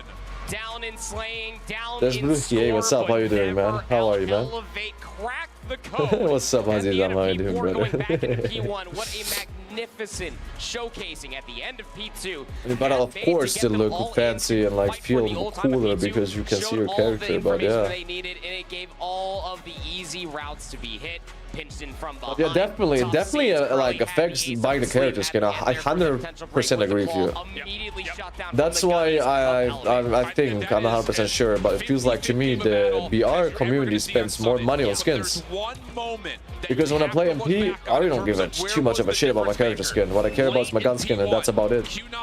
I mean, of course, I'm gonna like want to buy 1 or 2 fancy character skins that will have some like, you know, cool hand and glove skins, right?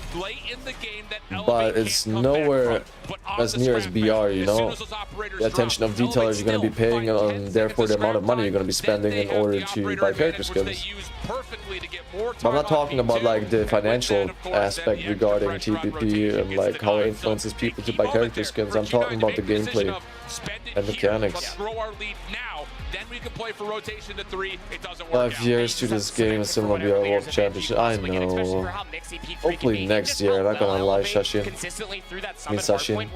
Welcome to the stream, Sashin. How are you doing? Exceptional at holding hard points from the front before the break Will help inevitably came me through. since Since they split vertical sense from third person. My sense, like, I don't know how to help you, man. I don't have that problem.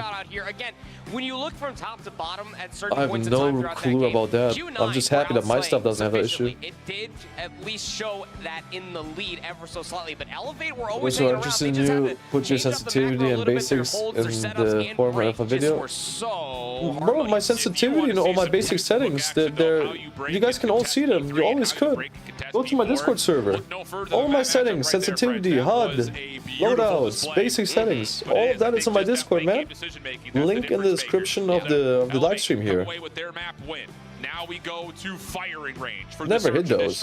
Like, I don't see the point of hiding stuff like When that. they played at CDSI, it was the map that Elevate used to win the championship, but it took a number of overtimes. Hey, It finished 12 to 10. 𝗵𝗲𝗆𝗍, thank you for your support, brother. Much appreciated, man. Casual 22 rounds of search and destroy on firing range, and when you do have these 2 juggernauts going up against each other, it does kind of play into a Jimmy Sachi, different IG, and I've been live streaming every day on TikTok basically. 2 days ago, I did a 36-hour live stream on TikTok. I've been mainly active on TikTok by live streaming. Quite some time, so there's not a whole lot of different things that you can throw out, I guess, as a rollout is concerned, but it's all about. I'm gonna be dual streaming. I'm gonna be streaming on TikTok and YouTube at the same time, and like, is bro ripping off his screen protector? We saw Q9 versus X-Rock earlier today in Search and Destroy. The moment that X-Rock He's ripping off his screen protector. Q9 were shook. Okay, well, what was the thing? Yeah, in a week or 2, I'm gonna be live streaming on YouTube and TikTok at the same time because my internet is gonna be upgraded and should be better. Therefore, I would be able to stream on both platforms, you know. There's gonna be lots of YouTube streams as well. Godlike in their opening Swiss matchup, they lost it 4-7. Whereas for Q9, they've used this map twice on the road to their perfect search and Yeah, destroy. I'm very more active on TikTok. Stage, they had a 7-2 win versus 4MV, which okay, and then you also had an 8-6 win versus 𝗕𝗏𝗺. So they were able to beat at least one of the other Garena teams on this map already. Yeah. Just cementing the simple fact of who everybody had to go through as well. I mean, Q9's road to get to this point in time through Tribe, 𝗕𝗏𝗺, X-Rock, and then losing to Elevate is their only stained loss as far as the weekend is concerned. So this is as good as a run back as you could possibly get, and mentally training them, if you will, for this exact series here. Sure. Elevate on the opposite side. I mean, 𝗕𝗏𝗆 was supposed to be like their biggest test, and candidly Well, speaking, Sashi, I cannot unfortunately just switch over, you know. TikTok is right now my revenue source regarding streaming. It's more lucrative for me. So I'm gonna keep on streaming there until my internet gets upgraded, and then I'm gonna do dual streams. But Sashi, I'm pretty sure you can download VPN and stuff like that and figure your way around it. I have on TikTok lots of Iranian viewers, and Iranian, you know, Iranians are not even allowed on YouTube. It's banned there too. There's ways to go around it. CDSI, they had to beat Godlike, 𝗕𝗏𝗺, Wolves, X-Rock, and then Q9. And then all of a sudden you show up at Champs, and you're like, wait, we have to play Godlike and Q9 It's and now Wolves or never. again?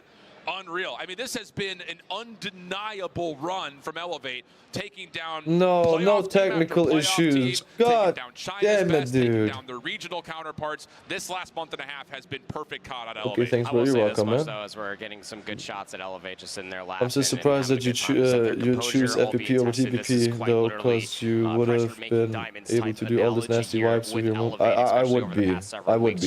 Trust me. I would be able to do all those nasty movements in first person too. Trust. I don't need third person for that. All of the confidence in the world coming into a tournament like this. You see the road, you see the teams that you have to face. You've beaten them before. I feel confident for them. Yeah, I mean, FPP is hard, I agree, but playing TVP is sexy. I mean, of course, it's more satisfying, but FPP is way more fair, way more competitive, and yeah. Of course, it's gonna be harder because it's fair, because you cannot do, you know, do the third person peeking and all that like nasty stuff that is just like not really fair. But yeah.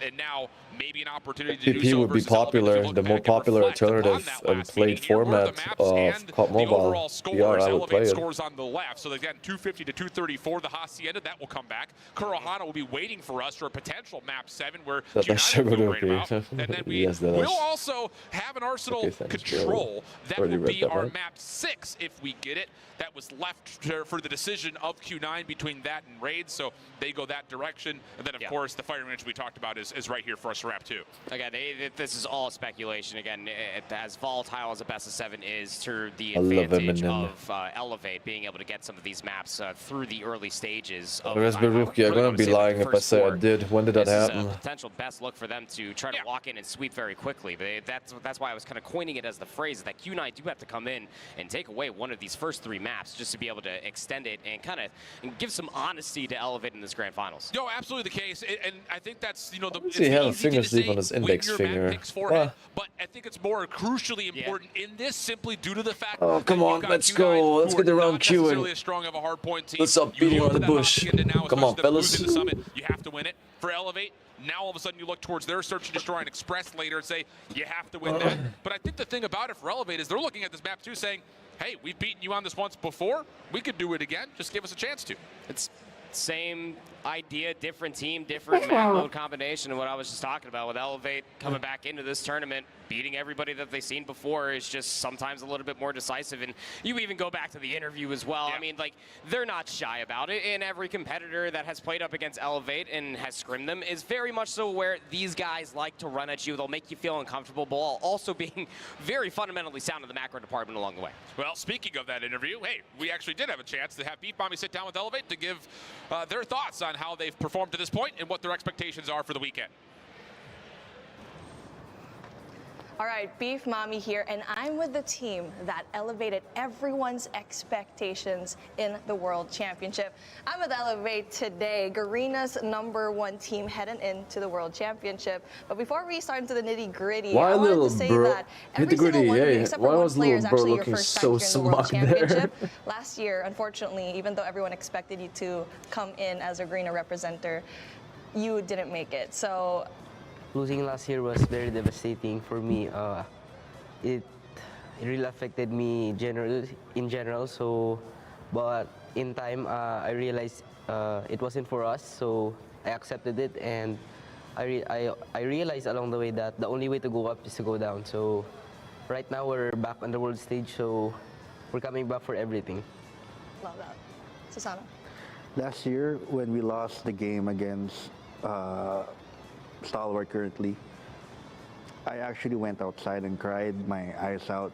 Then when I went back in, but right now I'm focusing on TikTok a lot, but I wanna, you know, get a good balance in between both.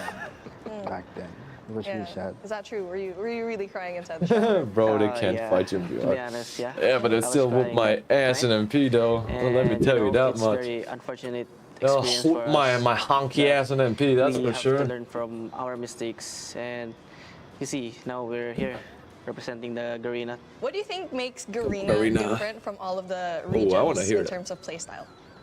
One word, Hardpoint. Hardpoint. Okay, well, actually, you know, can you expound as to why Hardpoint is the Is an name hardpoint for 2 Garena? words, or am I dyslexic? I think it's have one the word, right? I'm patience. stupid. We just go running around the place and use our gyroscope. I mean, that's true. Actually, Garena was one of the first regions to Imagine, use nah, an utilize MP, the no gyroscope. shot, no What shot, separates dude. us from other teams, like particularly us in Garena, is we have a really fast-paced gameplay that no one, I think, no other Personal team has question, actually just ask the tried to question, copy man. it. They're copying it, but they cannot do the original. Everyone knows that. Yeah, there you go. Confident in the respawn gameplay. And speaking of, search and destroy is something that is always brought up, especially up against like Chinese teams. How were you able to kind of, I guess, clean up was your S&D laughing. gameplay? Because you are very confident in your respawn. Yeah, like Kla said, we have no patience, and I think in S&D we have to wait for the IGL calls. All right, thank you so much, 𝗕𝗏𝗍. I really loved your answers. But yeah, that was 𝗕𝗏𝗍 Garena's #1 team. Let's see if they're going to clinch the top spot in the World Championship. Fast and furious. We definitely saw a lot of that on the summit. We've also seen it in a number of occasions on their search and destroy. But you hear it there at the end. We have to wait for the calls from our IGL. Wait for the go button. Let's just not, play solo rank mode and just run at each other. We got to put something together, and that's going to be key for this Fighter Range search. Come on, let's go. Let's go. Let's get into the battle, man. Let's hop into the sauce. Let's start swimming in it. Such fundamentals even being talked about outside a game. Well, tell me about your idea about 𝗕𝗲𝗆𝗃. I don't know much about like Android devices, but if you're gonna buy a tablet, I would recommend going for an Apple tablet. Because I've not heard much about people having complaints regarding Apple tablets that are newer releases compared to the amount of complaints I heard about Android tabs. I would just save up the extra money and go for an Apple device regarding when it comes to tablets. What a sick high-low after a very quick plant coming through. It's going to leave Susano. Where you guys no 1v5, not very likely. Always expected to play inside of American, but I mean, a blistering pace for a first round out of Q9, just clearing everything, stuns, nades, flash forward as good question. Hopefully by that time, another game opportunity opens up, being able to blow up with that regard. And then when that happens, resource the money in a good way to set it to the side, make a business venture, and then retire in the sense of, doing management work and being able to hopefully maybe even build my own company and make money that way. Through that smoke, do you wait to play your counter nades? That has to be what 𝗕𝗏𝗍 needs to start communicating, because it's always been the case with how Q9 try to approach this offense. Bro, play Buster, please. I need to play it again. Like, I haven't played it in so long. It was like, it was the most fun I had in ages playing BR shooter. I'm not gonna lie. I mean, every now and then when the mobile works and Alcatraz hits the right itch, it's just, woo, Oh, Bloodstrike was so refreshing. So refreshing. Right there, looked like there was supposed to be a defensive stun to force that challenge, but it doesn't make a difference. 𝗕𝗏𝗍 just slides up, finds two, PJ behind him, and the right now I'm addicted to Alcatraz. Like, I've played over 24 hours straight Alcatraz when it came out on Friday. I mean, going back to the interview, just instant callback. They wiped them up there. 1-1. Then go.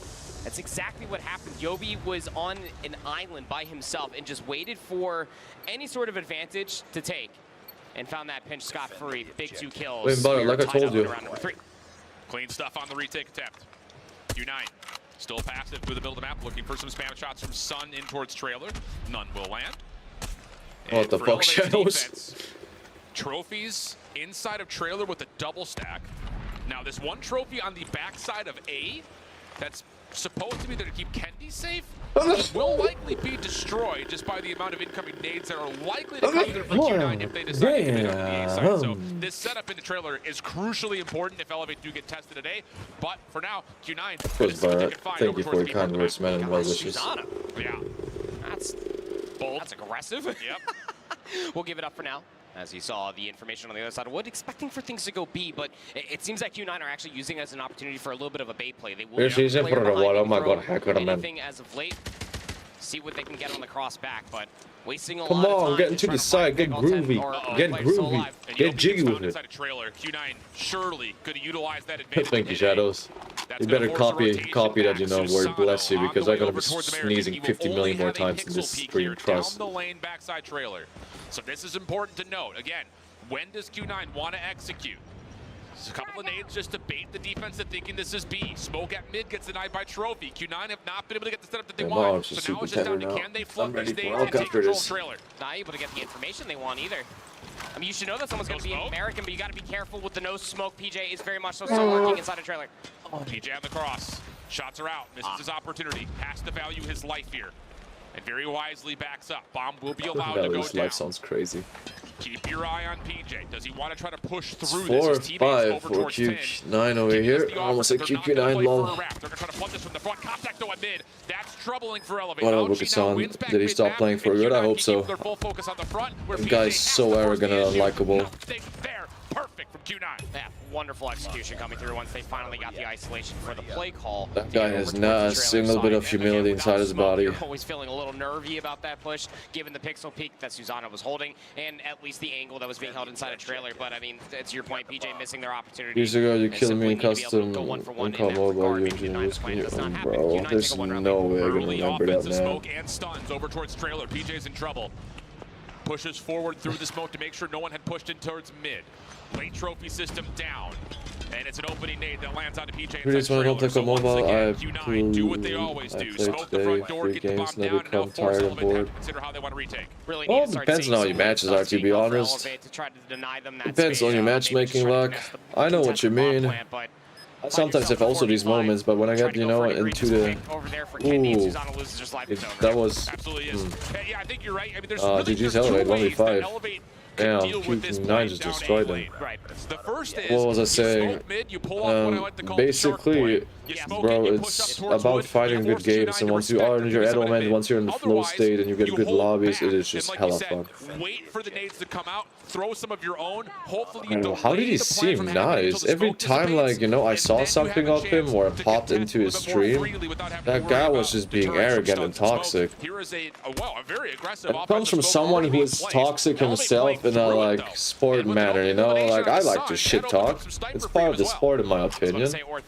And also, I don't hold back on, like, you know, going into people who are scummy, in my opinion. But the guy is just, you know, scummy, like, all around. It's not like even in a sportly manner.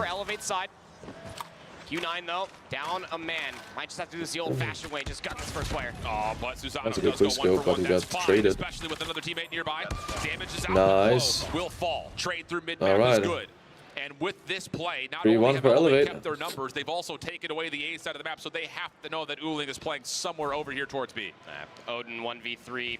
No easy 1v1s, otherwise you might give 𝗬𝗓𝗓 an opportunity. Oh, the trigger just playing shots in the second. Not going to be able to walk away with that one.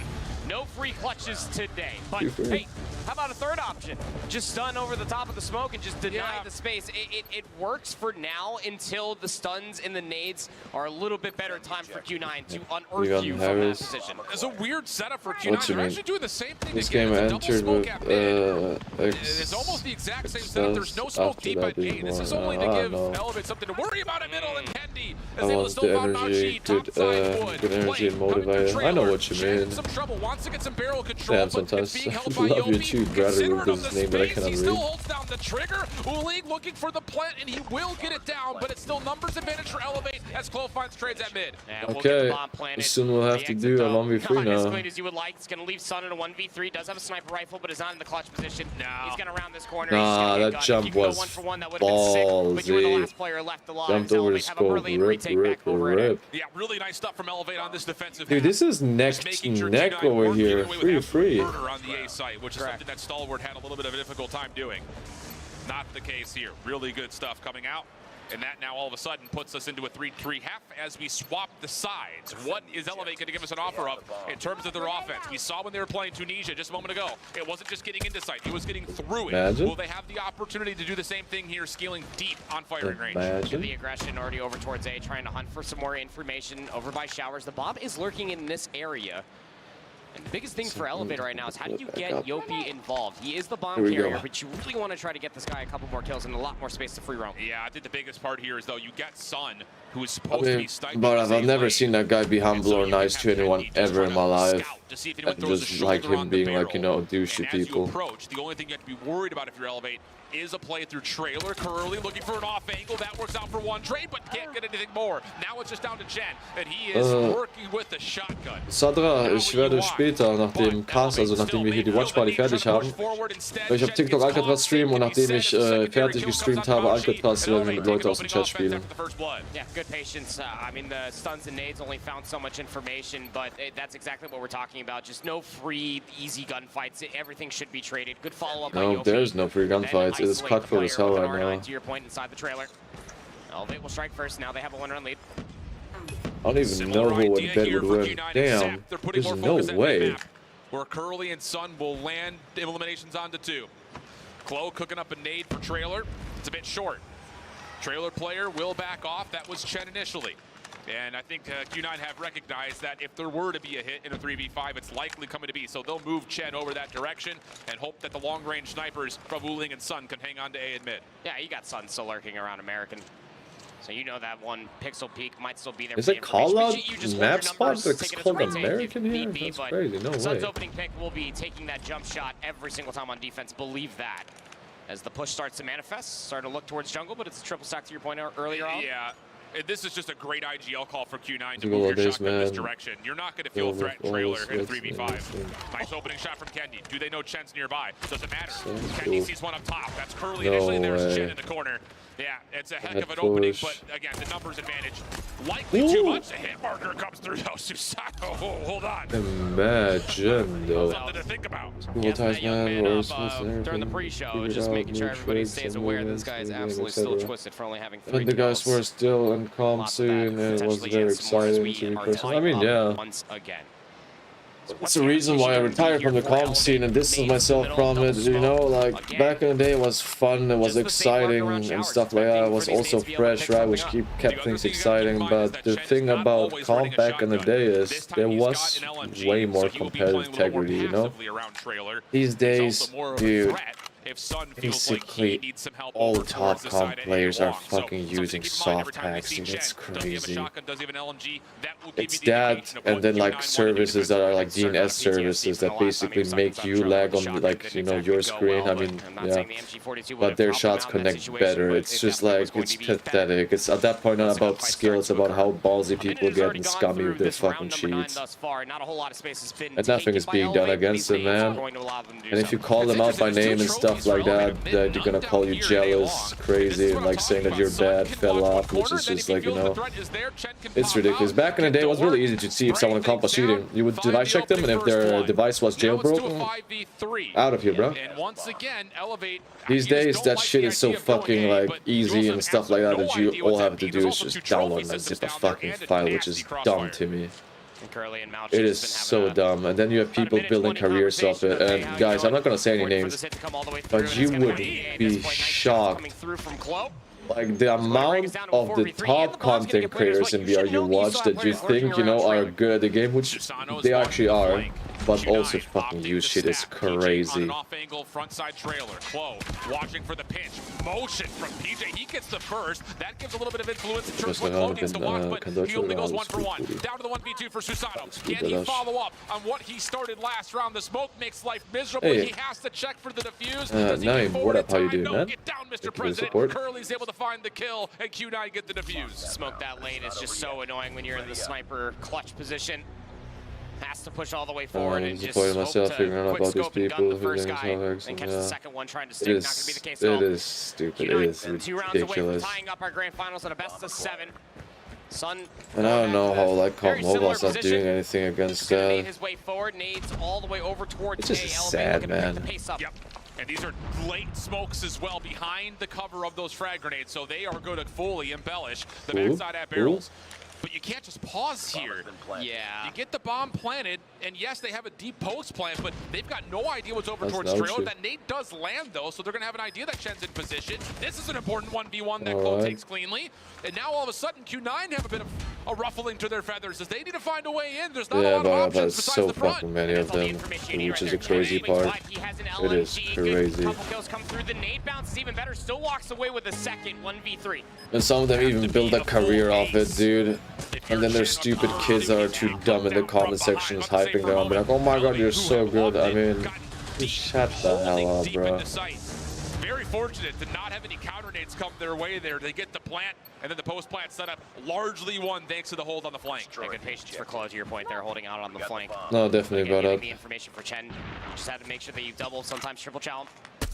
Tied up again. High five.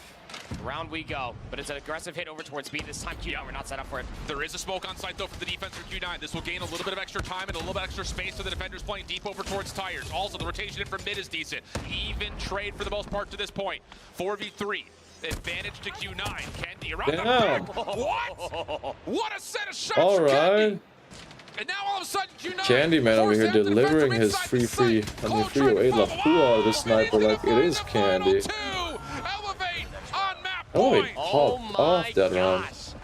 And how the pendulum swings once again. Elevate, flipping the script, the aggressive hit over Also, their towards B was cloud great. is The smoke 15. Yes, delayed, what you mean, cloud? but they did not relent off the pressure. Can you follow up here? Will you deny any OT?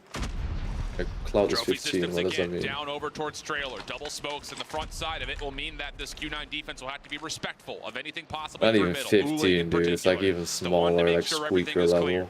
And as he traverses through mid, he rotates back over to help out on B. Patience for Elevate. Oh yeah, it just is sad. Stacked up. Especially for someone like myself who fucking grinded the shit out of it and refined his skills and his aim to such a perfection. And just for some dickhead to come around the corner that downloaded some cheats, files, what the hell ever you want to call it. Stop sniffing ass. And then just, you know, to get outshined by some people that are not better but are just scummier by downloading and using some shit.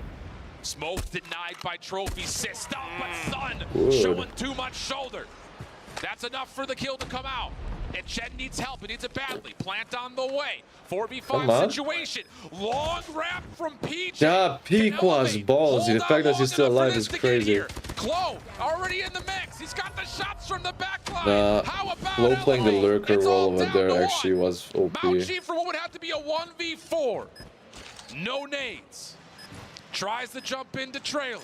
You can jump there? Mid by Susato and Elevate. Take it down 7-5 What? and a massive edge in this grand final. A GG. massive edge indeed. You No, cannot you can climb the ask for these window. maps to be That's any new for me. closer unless it went to round 22, much like it did about a week ago. But Elevate, truly never out. They finally were learning on how to deal with Q9's offense, look your albeit holding annoying. sign. We go for Played a 3-3 100%. and even there at the end, the orchestration just to set Dude, up one more round and Elevate is gonna flawless them. No way they're gonna do that 2 times in a row. That's crazy. Smoke denied to your point. And yeah, that's a certain wrench in the system, but when Sun throws more than just a You simple can. shoulder, Yeah, like I didn't know you can climb through the window. That's the first time I've ever seen it. Everybody's hand, I'm especially genuinely Chen, to come flying out with flabbergasted. an R9 shotgun because the assistants got killed. Ich weiß nicht, dass du iranische YouTuber kennst oder nicht, aber ich stehe mit einigen Kontakt, wie zum Beispiel mir Inferno. Und Sada, ich kenne da wirklich nicht viele in diesen, also in diesen Aspekten. It's impressive. And it's got everyone on notice. Oh yeah. 7-5 the count. Massive edge like we had mentioned. Taking away Q9's strongest mode on their map pick. Now has Elevate looking down at this map set saying, oh boys, we could very well be up 3-0 early here. That's what I was saying. These first 3 maps are so crucial for Q9. Yes. Just to take a single one of them. Because even going into raid control, it might not even matter the map. It's just the simple fact that it's a respawn. And going back to the Simple graphic we were fact. talking Therefore, about it with is an Lord easy Whistle up here with task. us was And them over here jumping straight out the trap without a hat, making sure to hit the 1-taps of the locust. that search and destroy. Therefore, over here, I'm gonna all the search and focus. destroys possible inside of this grand finals, potentially even have a chance. And now the road There's more is though, starting get to away crumble with right in front of top them. How the because hell we're do you win already this best of seven good versus at the Elevate after game, that? so nobody would believe.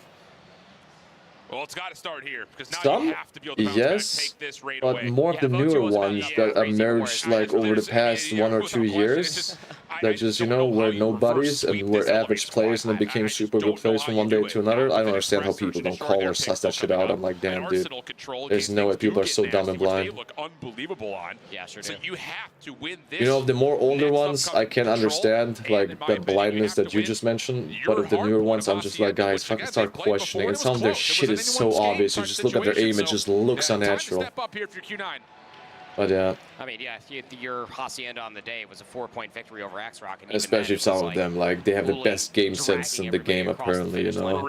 So, I Okay, think you that is one may of those have, things dude. that Q9 definitely need to Jumped, you reevaluate their drawing can. board in order to deal with Elevate. Yeah, I'm gonna try it We're next gonna have time some in a year when just I'm to kind playing of discuss things as we step away for a brief break. When we come back, it's raid control here at DreamHack Atlanta and your COD Mobile World Championships. Break time. Hey, we're Elevate. We're at DreamHack Atlanta, and we're here to win the CoDM World Championship. I'm gonna go wash my face, Chad. I'm about to fall asleep here. The Snapdragon Pro Series is sorry. brought to you by I'm sick, Snapdragon okay? I'm Elite sick. Gaming. Monster Energy. Let me go wash my DHL. face, alright? and the Give United me States Air Force. something to drink, get some new tissues because it's disgusting. Look how red my nose is. Be right back. Give me a couple more minutes and then we can keep on rambling, good boys.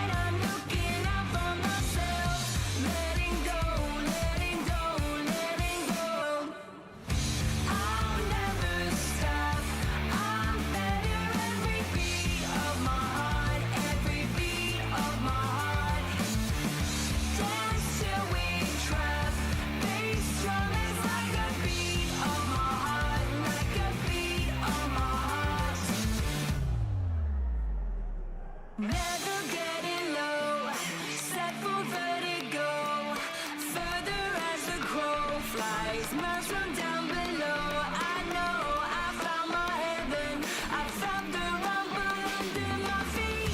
Never less, gonna bring the best, feeling like I'm best dressed, feeling I am blessed. I guess I'm feeling lucky, I'm gonna chance this Russian roulette.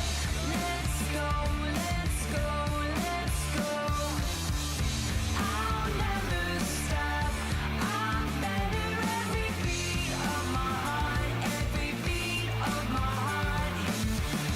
Dance till we drop. Bass drum is like a beat of my heart, like a beat of my heart.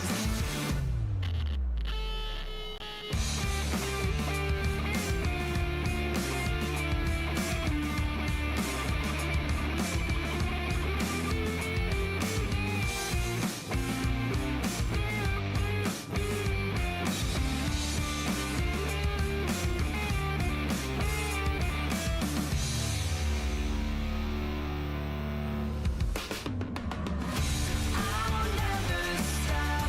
I'm better every beat of my heart, every beat of my heart. Dance till we drop. Bass drum is like a beat of my heart, like a beat of my heart.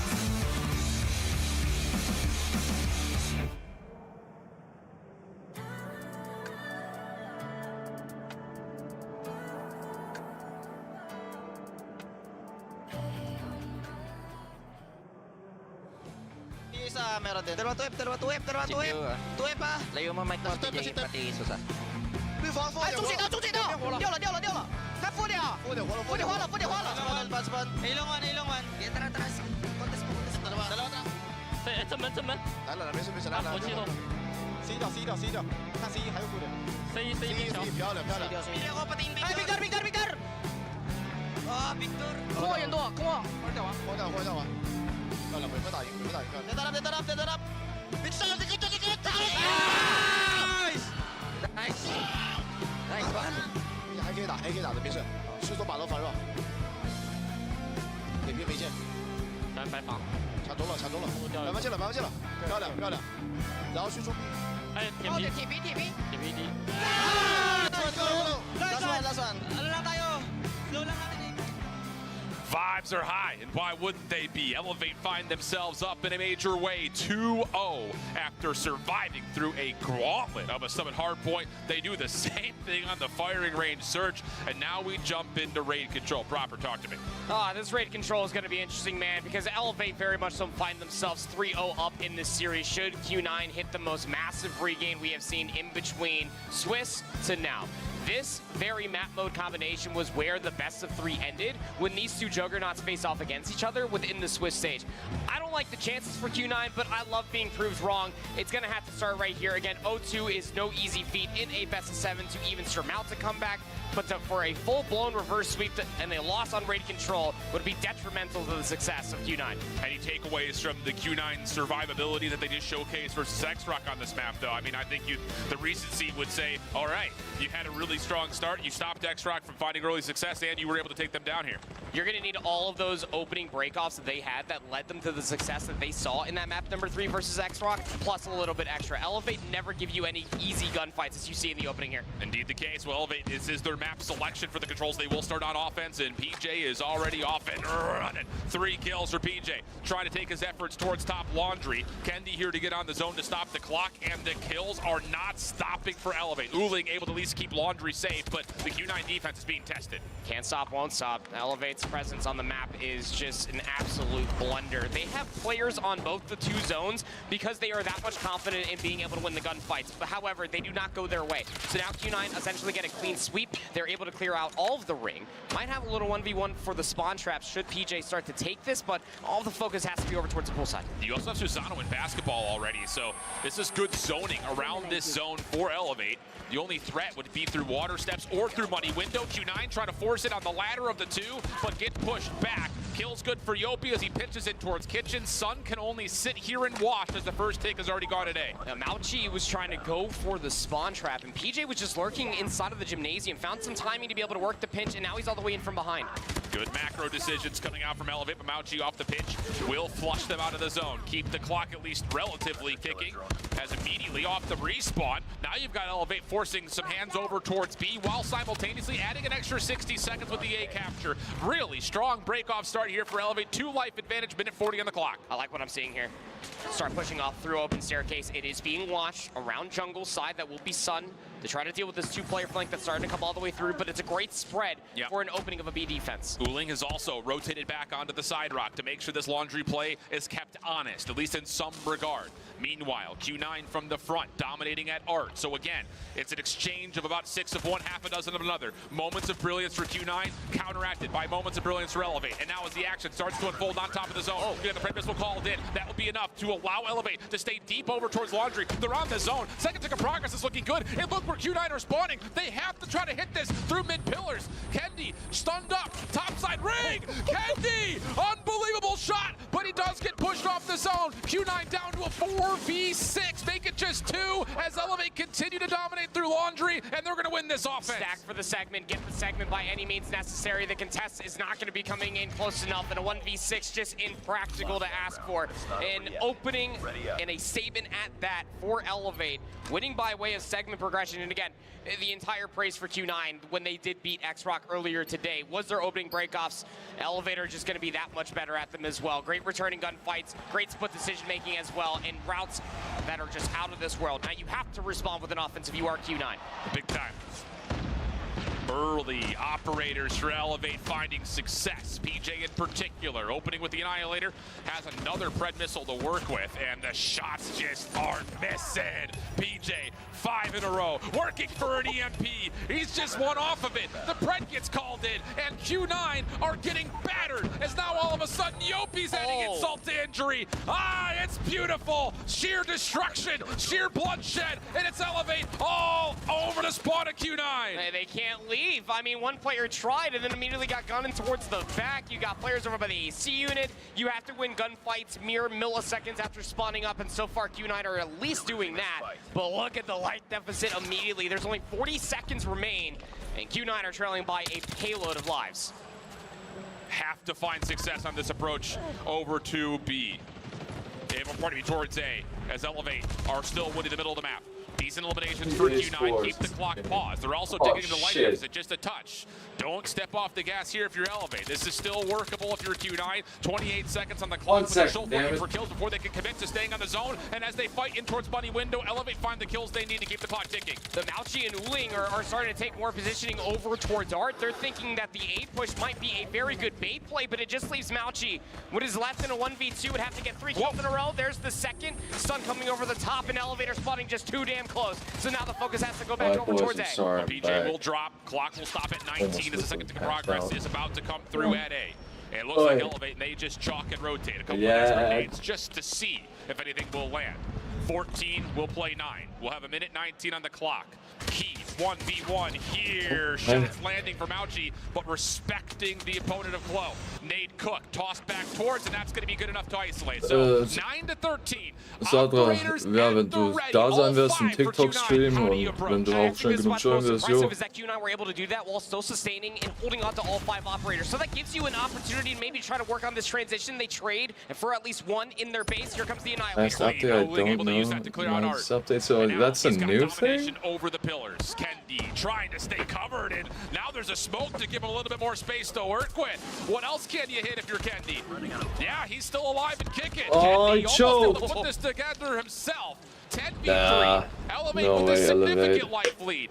But at the same rate, Q9 𝗕𝗏𝗏's only gonna spent win one of the this. operators. So yes, they're going to be down 0-2, but they will have a lot to play with going into round 3. I mean, but they're 0-2 down, and now you have to reverse sweep while holding on to all your resources. There's no way. This is match point for the whole tourney, dude. Match point for 𝗵𝗎𝗆. And then you also do have to hope that those that expend them If early they in this win round one more round prepared for the next round, because in this matchup on this map, it's gonna be GG's, right? It's gonna flawless Q9. 𝗵𝗎𝗆𝗆 gonna be pissed if that happens. Already on the zone. Smoke making a mess of this offensive attempt, though, as they can't quite get into money window. Q9 around the back, not able to find success off the pinch. It's PJ and 𝗬𝗵𝗆𝗆𝗏, because of course it is. They're able to find every single elimination, and this A zone is already being torn apart as no one can find entrance for Q9. Streaks, operators at the ready for Elevate. 𝗬𝗵𝗆's going to call in a Predator missile. It will find one, has the operator upon the respawn. Same can be said for PJ and 𝗲𝗏. Alright, bro, that was nice, man. You have a good one, bro. Take care. Hope to see you in the next stream, too. By a couple of Q9 players, but nobody's looking in the corner for where Bye-bye, PJ's big man. lurking. Are we going to contest it with the sniper rifle? You're dead anyway. You get the extra 60 seconds, and the clock stays stalled because the first is locked at B. Yeah, you can start to feel the frustration from Q9, and they're just diving in, and they're getting torn apart. PJ for 3. B zone likely already gone, and Q9 have been blasted out of flawless them. 𝗕𝗏𝗏𝗏𝗏 are going to be on championship point in the blink of an eye. It's not over yet. That was quick. We gotta get to dinner or something, Elevate? What's going on? Q9 just had no response whatsoever. In everything that we were gassing them for, what made them so good versus 𝗕𝗏𝗏𝗏 just was not existent at all. And not for a lack of trying. The opening breakoffs and the setups were very much so 1-to-1 versus 𝗕𝗏𝗏𝗏. The difference is that Elevate were more prepared for it. Wait for the call, then push together. That is what they said in the interview, and that's what they've been doing time and time again from the beginning of the tournament of CDSI all the way to this very point in time. Oh, the mental games. GG. This is where it starts to become really demoralizing for Q9. Not being able to punch the finish line on either of the first 2 maps, both very winnable. Then you step into a map 3, you get destroyed. And that statistic we showed at the beginning of this matchup, this is the 5th grand finals that Q9 has been in this year. They have yet to raise a trophy. And you got to start thinking at this point, they're sitting there saying, not again. Yeah, I mean, that's just a different type of mental hurdle that you can never prepare for. Nobody wants to be going to Silver Surfer, but Q9 have yet to break the mold, and again, now the road becomes that much more treacherous. That's why we put an immediate focus. When we saw the best 7 map set, we put an immediate focus on the first 3, because Q9 needed that search and destroy, and I'm not saying that loud enough. They desperately needed that map 2 just to extend it to a 5.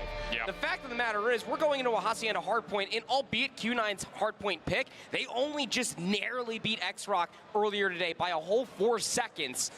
We know that Elevate love their respawns. They are definitely poised and ready to win it 4-0. As soon as you feel like Christmas, I mean, hey, I'm happy to hear it. Like I said, dude, follow my TikTok, man. I'm gonna be live there a lot, so join there. And until a week or 2, until my internet gets upgraded, I will continue streaming there, you know. Once my internet is, you know, better and upgraded, we're gonna be dual streaming, both on YouTube and TikTok. You gotta do it all over again. You met against every single opponent that made it to playoffs. They will have beaten every major team that has shown up on a main stage if they can finish off this best of 7, and it may be right here with Hacienda. One more game and GG. For a bumper sticker for each one of these individuals, because that is a hell of a run and a hell of a ride they've been on towards the end of this entire tournament year.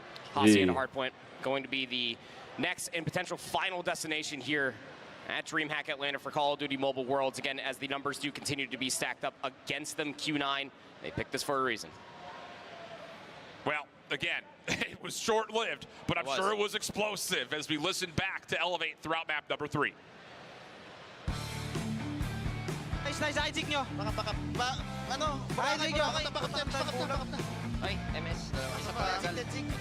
Well, can you like use a VPN or something? I'm pretty sure there's a way to circumvent that. A bush! Bush? Nice! Dick Cheney? Okay. Money, money, money. Sandbag sa akin. Para ba kami? Legit. You could hear the headset getting ripped off there, huh? Smiles and giggles. That's all I got from that. Listen in. And big shout outs to the U.S. Air Force. Aim high with U.S. Air Force. Big shout outs for making this all possible here at DreamHack Atlanta and, of course, the Call of Duty Mobile World Championships for the 2nd straight year. Fun stuff, man. Tell you that much. More fun, I think, for one side of the stage than the other right now, but still fun stuff nonetheless. I'm going to need a second run to think or to see everything that we have to offer here as far as sponsors. My question is Q9 going to be able to pull himself up by the bootstraps and start to, you know, come back now, or is the mental fatigue and the morale so crucial? I mean, not crucial, so crushing right now that they're going to be, you know, that they're going to be folding. More than everybody else in this venue that showed up this entire tournament, it is none other than because right now, chat, we owe like that, especially last round. They didn't even win a single round in that whole map. That is, you know, devastating to the morale. That is definitely a blow and a half to their morale. I think that might affect their, you know, their mental. That might affect their mental, and they're going to be playing bad. A moment of reprieve here for Q9 to try to collect themselves, jumping into their hardpoint pick. And let's not sleep on their potential for a reverse sweep. Express Search and Destroy was not unfamiliar to them when they were playing through Chinese Masters. Has not been played, I believe, at all. Bro, laying back with the gaming chair. Matches, but that was versus Supreme Team. So again, take from What's your live member count on TikTok? What you mean live member count? What? There's still 2 of those potentially left. It comes down to can they actually defeat the stream I did before this one on TikTok lasted 6 hours, and there was like 40k clicks, like 40k views. We started off this entire best of 7 adventure, friend, is that the Search and Destroy should be a lot more beneficial for Q9. Be the case. Well, they do not look motivated or happy at all. Where the hell have you been? Are we joking? Championship Sunday here. And Elevate has been on top through and through. Hey, what's up, man? It's nice to see you here, big man. How you doing, dude? To kind of step away from is the fact that both these first 2 maps were extremely winnable. Elevator right now is steamrolling Q9 so damn hard. Where you're going to watch them get won 3 games in a row, 3 maps, 1 more, and they're going to flawless them. A lead that is insurmountable late in the game for Elevate, but they still I know the they still went out on P2, and then they end the game at P3. Yeah, it mostly came through from Q9's unfortunate decision on trying to just play for P3 rotation and giving up all the extra time it left Elevate with just 8 seconds required to call game and what the operators themselves very, very Scheiß machen, ist nur traurig, Brudi. Also ich kenne den Spieler, den nennt es gerade nicht, aber ja, es gibt so viele, es gibt so arsch viele, Junge. Die werden alle gebannt, die Bastarde. Viewers, more than on YouTube. Doing their usual things, just being able to smoke, flash their way all the way towards the A site, got dealt with decisively. How are you? I'm just sick as shit, but besides that, you know, trying to enjoy the, the absolute steamrolling of Elevate. The matchup before that they were playing against the Brazilians, you know, they also fucking 3-0'd them. Right now it's 3-0 as well, but they need 1 more map win and then they win the champs. So that one is a demoralizing one for Q9. So basically preparing us and trying to wake up a little bit more mentally, you know, that way we can get some Alka done in a bit. We were saying the same thing going in between the breaks of the fire range search and destroy and the raid control, that like you had your regain moment right then and there, and then it got thrown. Damn, over here it's like starting to get cold as shit, man. You have starting to get hella cold, actually. It is the only way to make the mental as clear as it can possibly be. Some love to DHL. We've had a lot of fun looks towards cargo. I love cargo. I want my own cargo. Well, I want the cargo track while I'm driving around town. I got all the fat ass DHL packages in that sucker. I don't know, what in the heck is a kilometer? We're here in Atlanta, I don't know. You got Road Atlanta not too far away. You can go find out what a kilometer is. That's fair. What the fuck is a kilometer? Techniques for Q9. As we're still waiting for the Hacienda to load in, looking up towards YouTube stream, yep. After his YouTube stream, we're gonna go live on TikTok though again and play some Alcatraz for a couple hours, and after that we're gonna be playing with people from the chat on TikTok as well. But hey, meditation is certainly one thing. Gay, You can never start the regame fully if guess is that how I pronounce your name? Welcome to the stream. How you doing, man? Seems like Q9 is starting to set up just a little bit, but again, championship point here for Elevate. Yeah, we're seeing some great. Gotcha, takes them maybe later. Alright, take care, man. Bye bye, thank you for stopping by once again, big man. Q9's going to need all of your energy plus a little bit of extra should they start this reverse sweep here on Hacienda. I've never seen a sign more true. Q9, it's now or never. Correct. Yeah. Dude, where are the fans of Q9 in the crowd? They need to hype them up and to give them confidence. Right now they need it more than ever. That's their win rate in this grand finals, 100%. So they showed it over here in the stream a little bit. It looks nice. Yeah, we had a statistician. I just want them to damn release it. Recruit it. I always use more stats, though. Elevate. Though, in terms of how Elevate will have 4 chances to put this thing away, but there are 2 of the next 3 map selections that do favor Q9 based on the picks and bans. This Hacienda Hardpoint was their selection. And then, of course, the Arsenal Control was their last pick for what control they wanted to play between that and Seaside.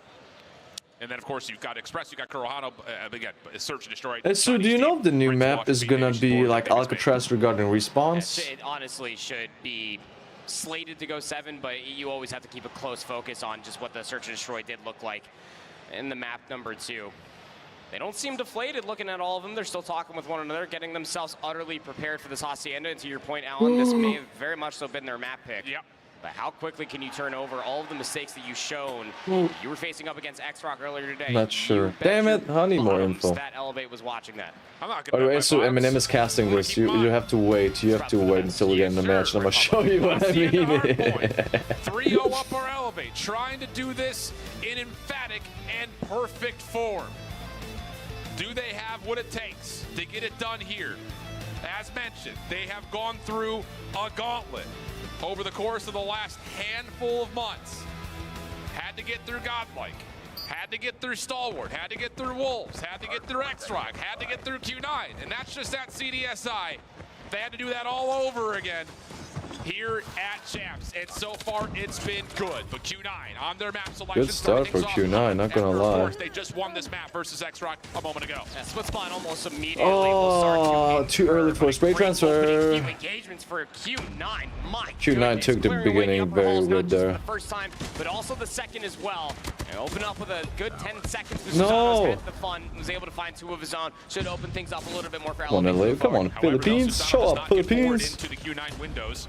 So that will be enough for Q9 to bounce back, get back to the hard point, and still win the high ground emphatically. More score being tallied for Q9 off their respawn over towards open stairs. They're also going to have high ground control. Come on, my real Slim Shady, please speak up. Please speak up. Come on. On the corner. 𝗵𝗆𝗆𝗆 also still alive on 6 in a row. A perfect start for him. Eventually shut down as Elevate will get into the hard point for 10 seconds to fight. Yep, that'll give them ever so slight lead, but most importantly, ever since that spawn flip did occur, from the first 10 seconds, Elevate have still been getting these well spots. So they'll be the first all the way through the mansion. In the last 2 seconds were fought over for Q9. You know exactly where they're coming from. That's been back. Yeah, and you've got number 2 in PJ SMG in hand playing over towards Tiles. He'll be the first set of defense from the front.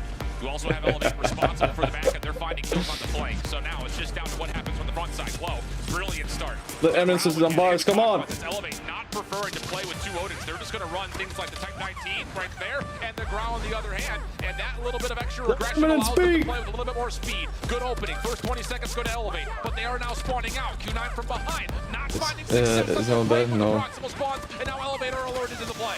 Q9 thought that they had the better advantage. They got some split spawns, and they were trying to set up a pinch from the teammates that spawned over by driveway, but another spawn occurs, and then Elevate gets the freeze angle. They just all shift their focus forward, and it's a bloodbath across the Lambo. Somebody's going to have to watch that very beautiful car, with Q9 sent packing on the rotation to new. Yeah, Q9 over here making sure to not break the hill once again. May have already happened. I'm sure Bobby's already making a video on it, but this Elevate team is not going for the sexy Odin plays. It's Type 19s, it's Grouse. It's allowing them to play with this extra tempo, this extra speed, and you saw it in the 1v1 there. The Odin absolutely rinsed by the Type 19 as Elevate have a massive lead and a quick rotation to P3. Come on, swap A now. lot of weapons comparatively to single tap helps out the speed, the setup, and everything else in between. Elevate playing with a certain different amount of pace. Link pulls out the War Machine and just gets cut down almost immediately. Look at the operators ready to be pulled by Elevate 2 in response. They've got offense control. Dude, this fits so well, dude. It fits so well. Operators at one point were out. Still swinging for the fences. Teed up and knocked out are Q9 as they are being read like a third grader's book. And Elevate reads at a 6th grade level. With pop-up pictures. Might be. Oh my Nah, goodness. Q9's moral is so down You do now. have 2 Predator missiles for this rotation, but it's not a bad call. I'm sure a lot of people are probably judging it, but you are blowing them out of the water through the first 3 hills. It is about to be Out of the water. 120 to 22. Yep. Look at the rotation over towards New. All of Q9 forced to try to play Damn, look at the map. That is their point, but they have to rotate next hill. It's just a hop, skip, and a jump. No! This is an important Q9 rotation spawns here. are Q9 bad. has something to talk about, but Elevate have an EMP, they have a Pred missile, and Why are they AFK now, dude? everything has paused. And Elevate. Oh, stop being sore loser, dude. Did you see what was happening? We're blowing them out of the water, but both refs are actively discussing with our teammates, so very well may have been something going on with the setup for Q9, as obviously that was about as bad as we've seen all weekend. Yeah, something did feel a little off. But you sound so much like Eminem. Just Elevate, being Elevate. Well, that's, you know, I wouldn't. I don't know. I don't know. I wouldn't be surprised, is what I'm saying. We're gonna give Bobby some more time to edit that video. That's what it is. He's gonna clip that moment right there, add into Premiere Pro, CapCut, whatever. He's texting you right now. He's like, don't call me out on stream, man. You know, big shout out to our watch partiers, though. They're going through the feeds. It's awesome to see our content creators showing some love and, of course, getting some of their own from our very avid and passionate audience. So big shout out to all you guys who are watching along. Also, big shout out to all the extra commentators that we also had for all of the different matches as well. It was very, very nice to go back and rewatch all of those matches after our very long Friday and just So going back what and is be the able to hear some technical very issue now? There was familiar literally voices nothing as well. Wish we were wrong. all What here are they partying together, yapping friends, but about? As the stage Are they being continues sore to be about it? taken care of, we will wait to see what the outcome may be. But What's a very technical much so, issue, dude? Still a banger afoot, whether it's a 4-0 or extends. Indeed the case. Our refs have backed off from some of the stations, so whatever the issue may have been, it looks like it's being resolved, and we may be pretty close to restarting here soon. Yeah, I'm losing, so there's a technical issue. No, you know, stop it. Don't put me on that. It's actually Glitter that does have the power. Yeah. She is color commentator nominee. That is so true. You have the power. Yeah. Oh no, Glitter's trying to see if her mic's live. What's the problem, man? From you, Glitter, you stay there. Oh man, oh man. Well, this technical pause continues to get worked through. Again, big shout out to this audience as well. I mean, it's been awesome to be able to hear the crowd pops coming through with Elevate, getting their walkout, all the signage for Q9 as well. It's just the love that you guys give to all those teams, we definitely feel up here at the desk as well. Well, still some things being ironed out on stage, so instead of us blabbing around, we will head off to a quick break and hopefully have the restart for Hacienda Hardpoint right after this. Don't go far. 嗨，大家好，我们是来自中国的琴酒俱乐部，然后这一次我们来参加亚特兰大的使命召唤世界锦标赛，然后这一次我们的目标就是比去年做得更好，并且争取夺到最后的总冠军。 That guy is off the perk, dude. The Snapdragon Pro Series is brought to you by Snapdragon Elite Gaming, Monster Energy, DHL, I need a Monster Energy right now. and the United States Air Force. And the DHL has to ship it to me in an American AC-130. Hell yeah, brother. Let's go. Let's get it. Since the year 00, we was out to get more. Bunch of really real G's, burning trees till we low. Sitting by 45 like I'm Jordan on the floor. Here we go, against the grain is what they say. Man. Dad, someone type something, otherwise I'm gonna fall asleep, man.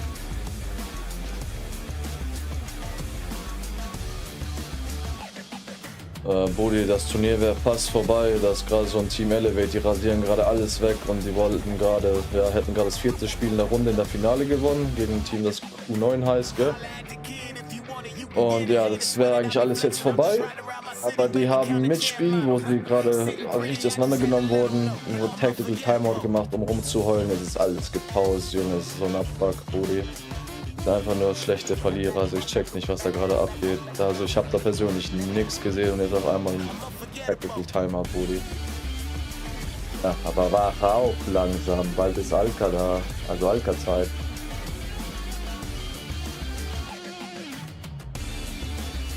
Nein.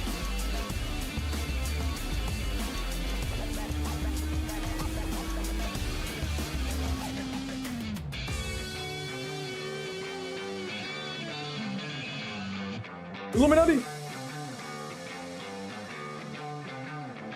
Since the year double low, we was out to get more. Bunch of really real G's, burning trees till we low. Sitting by 45 like I'm Jordan on the floor. Here we go, against the grain is what they say my name for.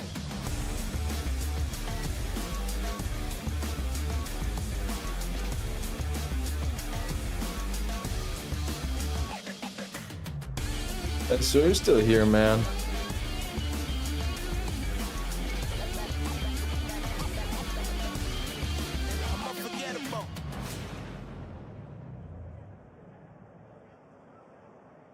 I'm already quiet, dog. Are you ready or not?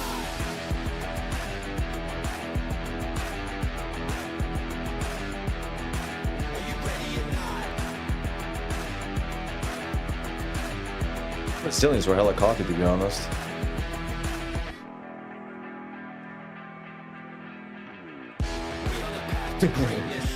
Well, we didn't know you'd chill like that.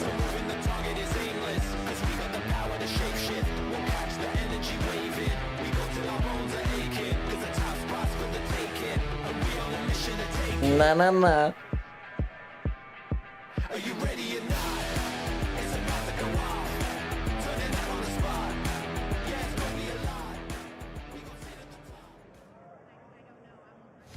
So, welcome back, everybody, to the Call of Duty Mobile World Championship, where we are in our grand finals matchup currently with 𝗵𝗲𝗆𝗆 3-0 against Q9, coming out the game with an insane performance, to say the least. Still had a close hardpoint to kick it off, still had a close S&D, but right now it is 𝗵𝗲𝗆𝗆 that's getting it done time and time again.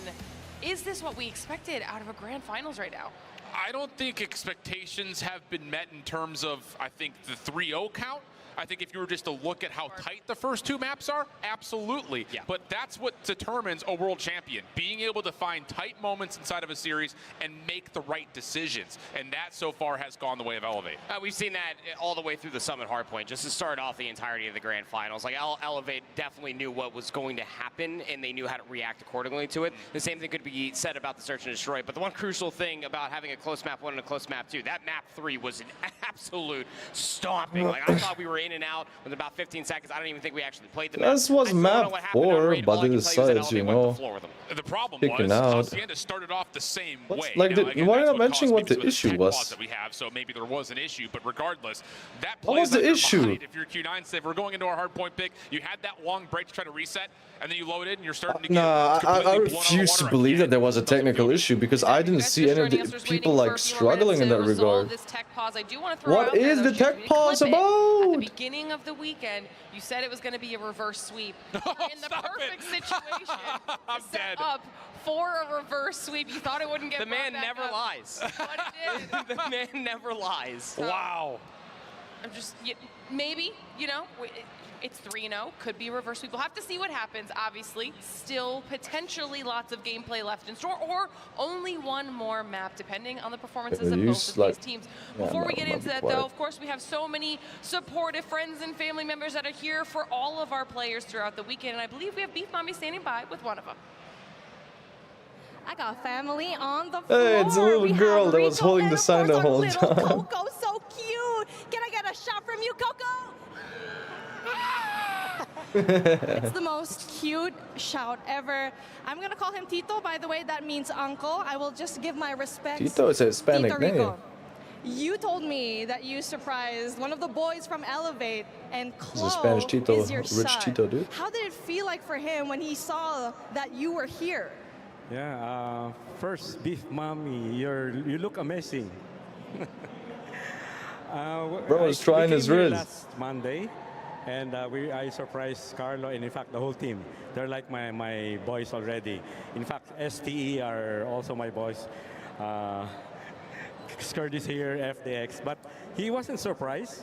I think based on what he is showing right now. Gosh, Dad, I cannot go anywhere without you embarrassing me. And he told me that thanks for coming, thanks for supporting the team, and I think they're doing well right now. And Q9, I think we shouldn't rest first. It ain't over until it's over. They're very much locked on, yeah. It really sees on Clo's face that he's very much locked on. But when it comes to visiting your son, because I asked you a while ago when I was walking around, do you go to every single Elevate game, or even before they were Elevate, when they were Low Kings or West Point Mamba Low Kings, you would be there, you'd be present in the crowd? Yes, I think that that's a very nice dad. Already. They've been very nice trying dad. very hard.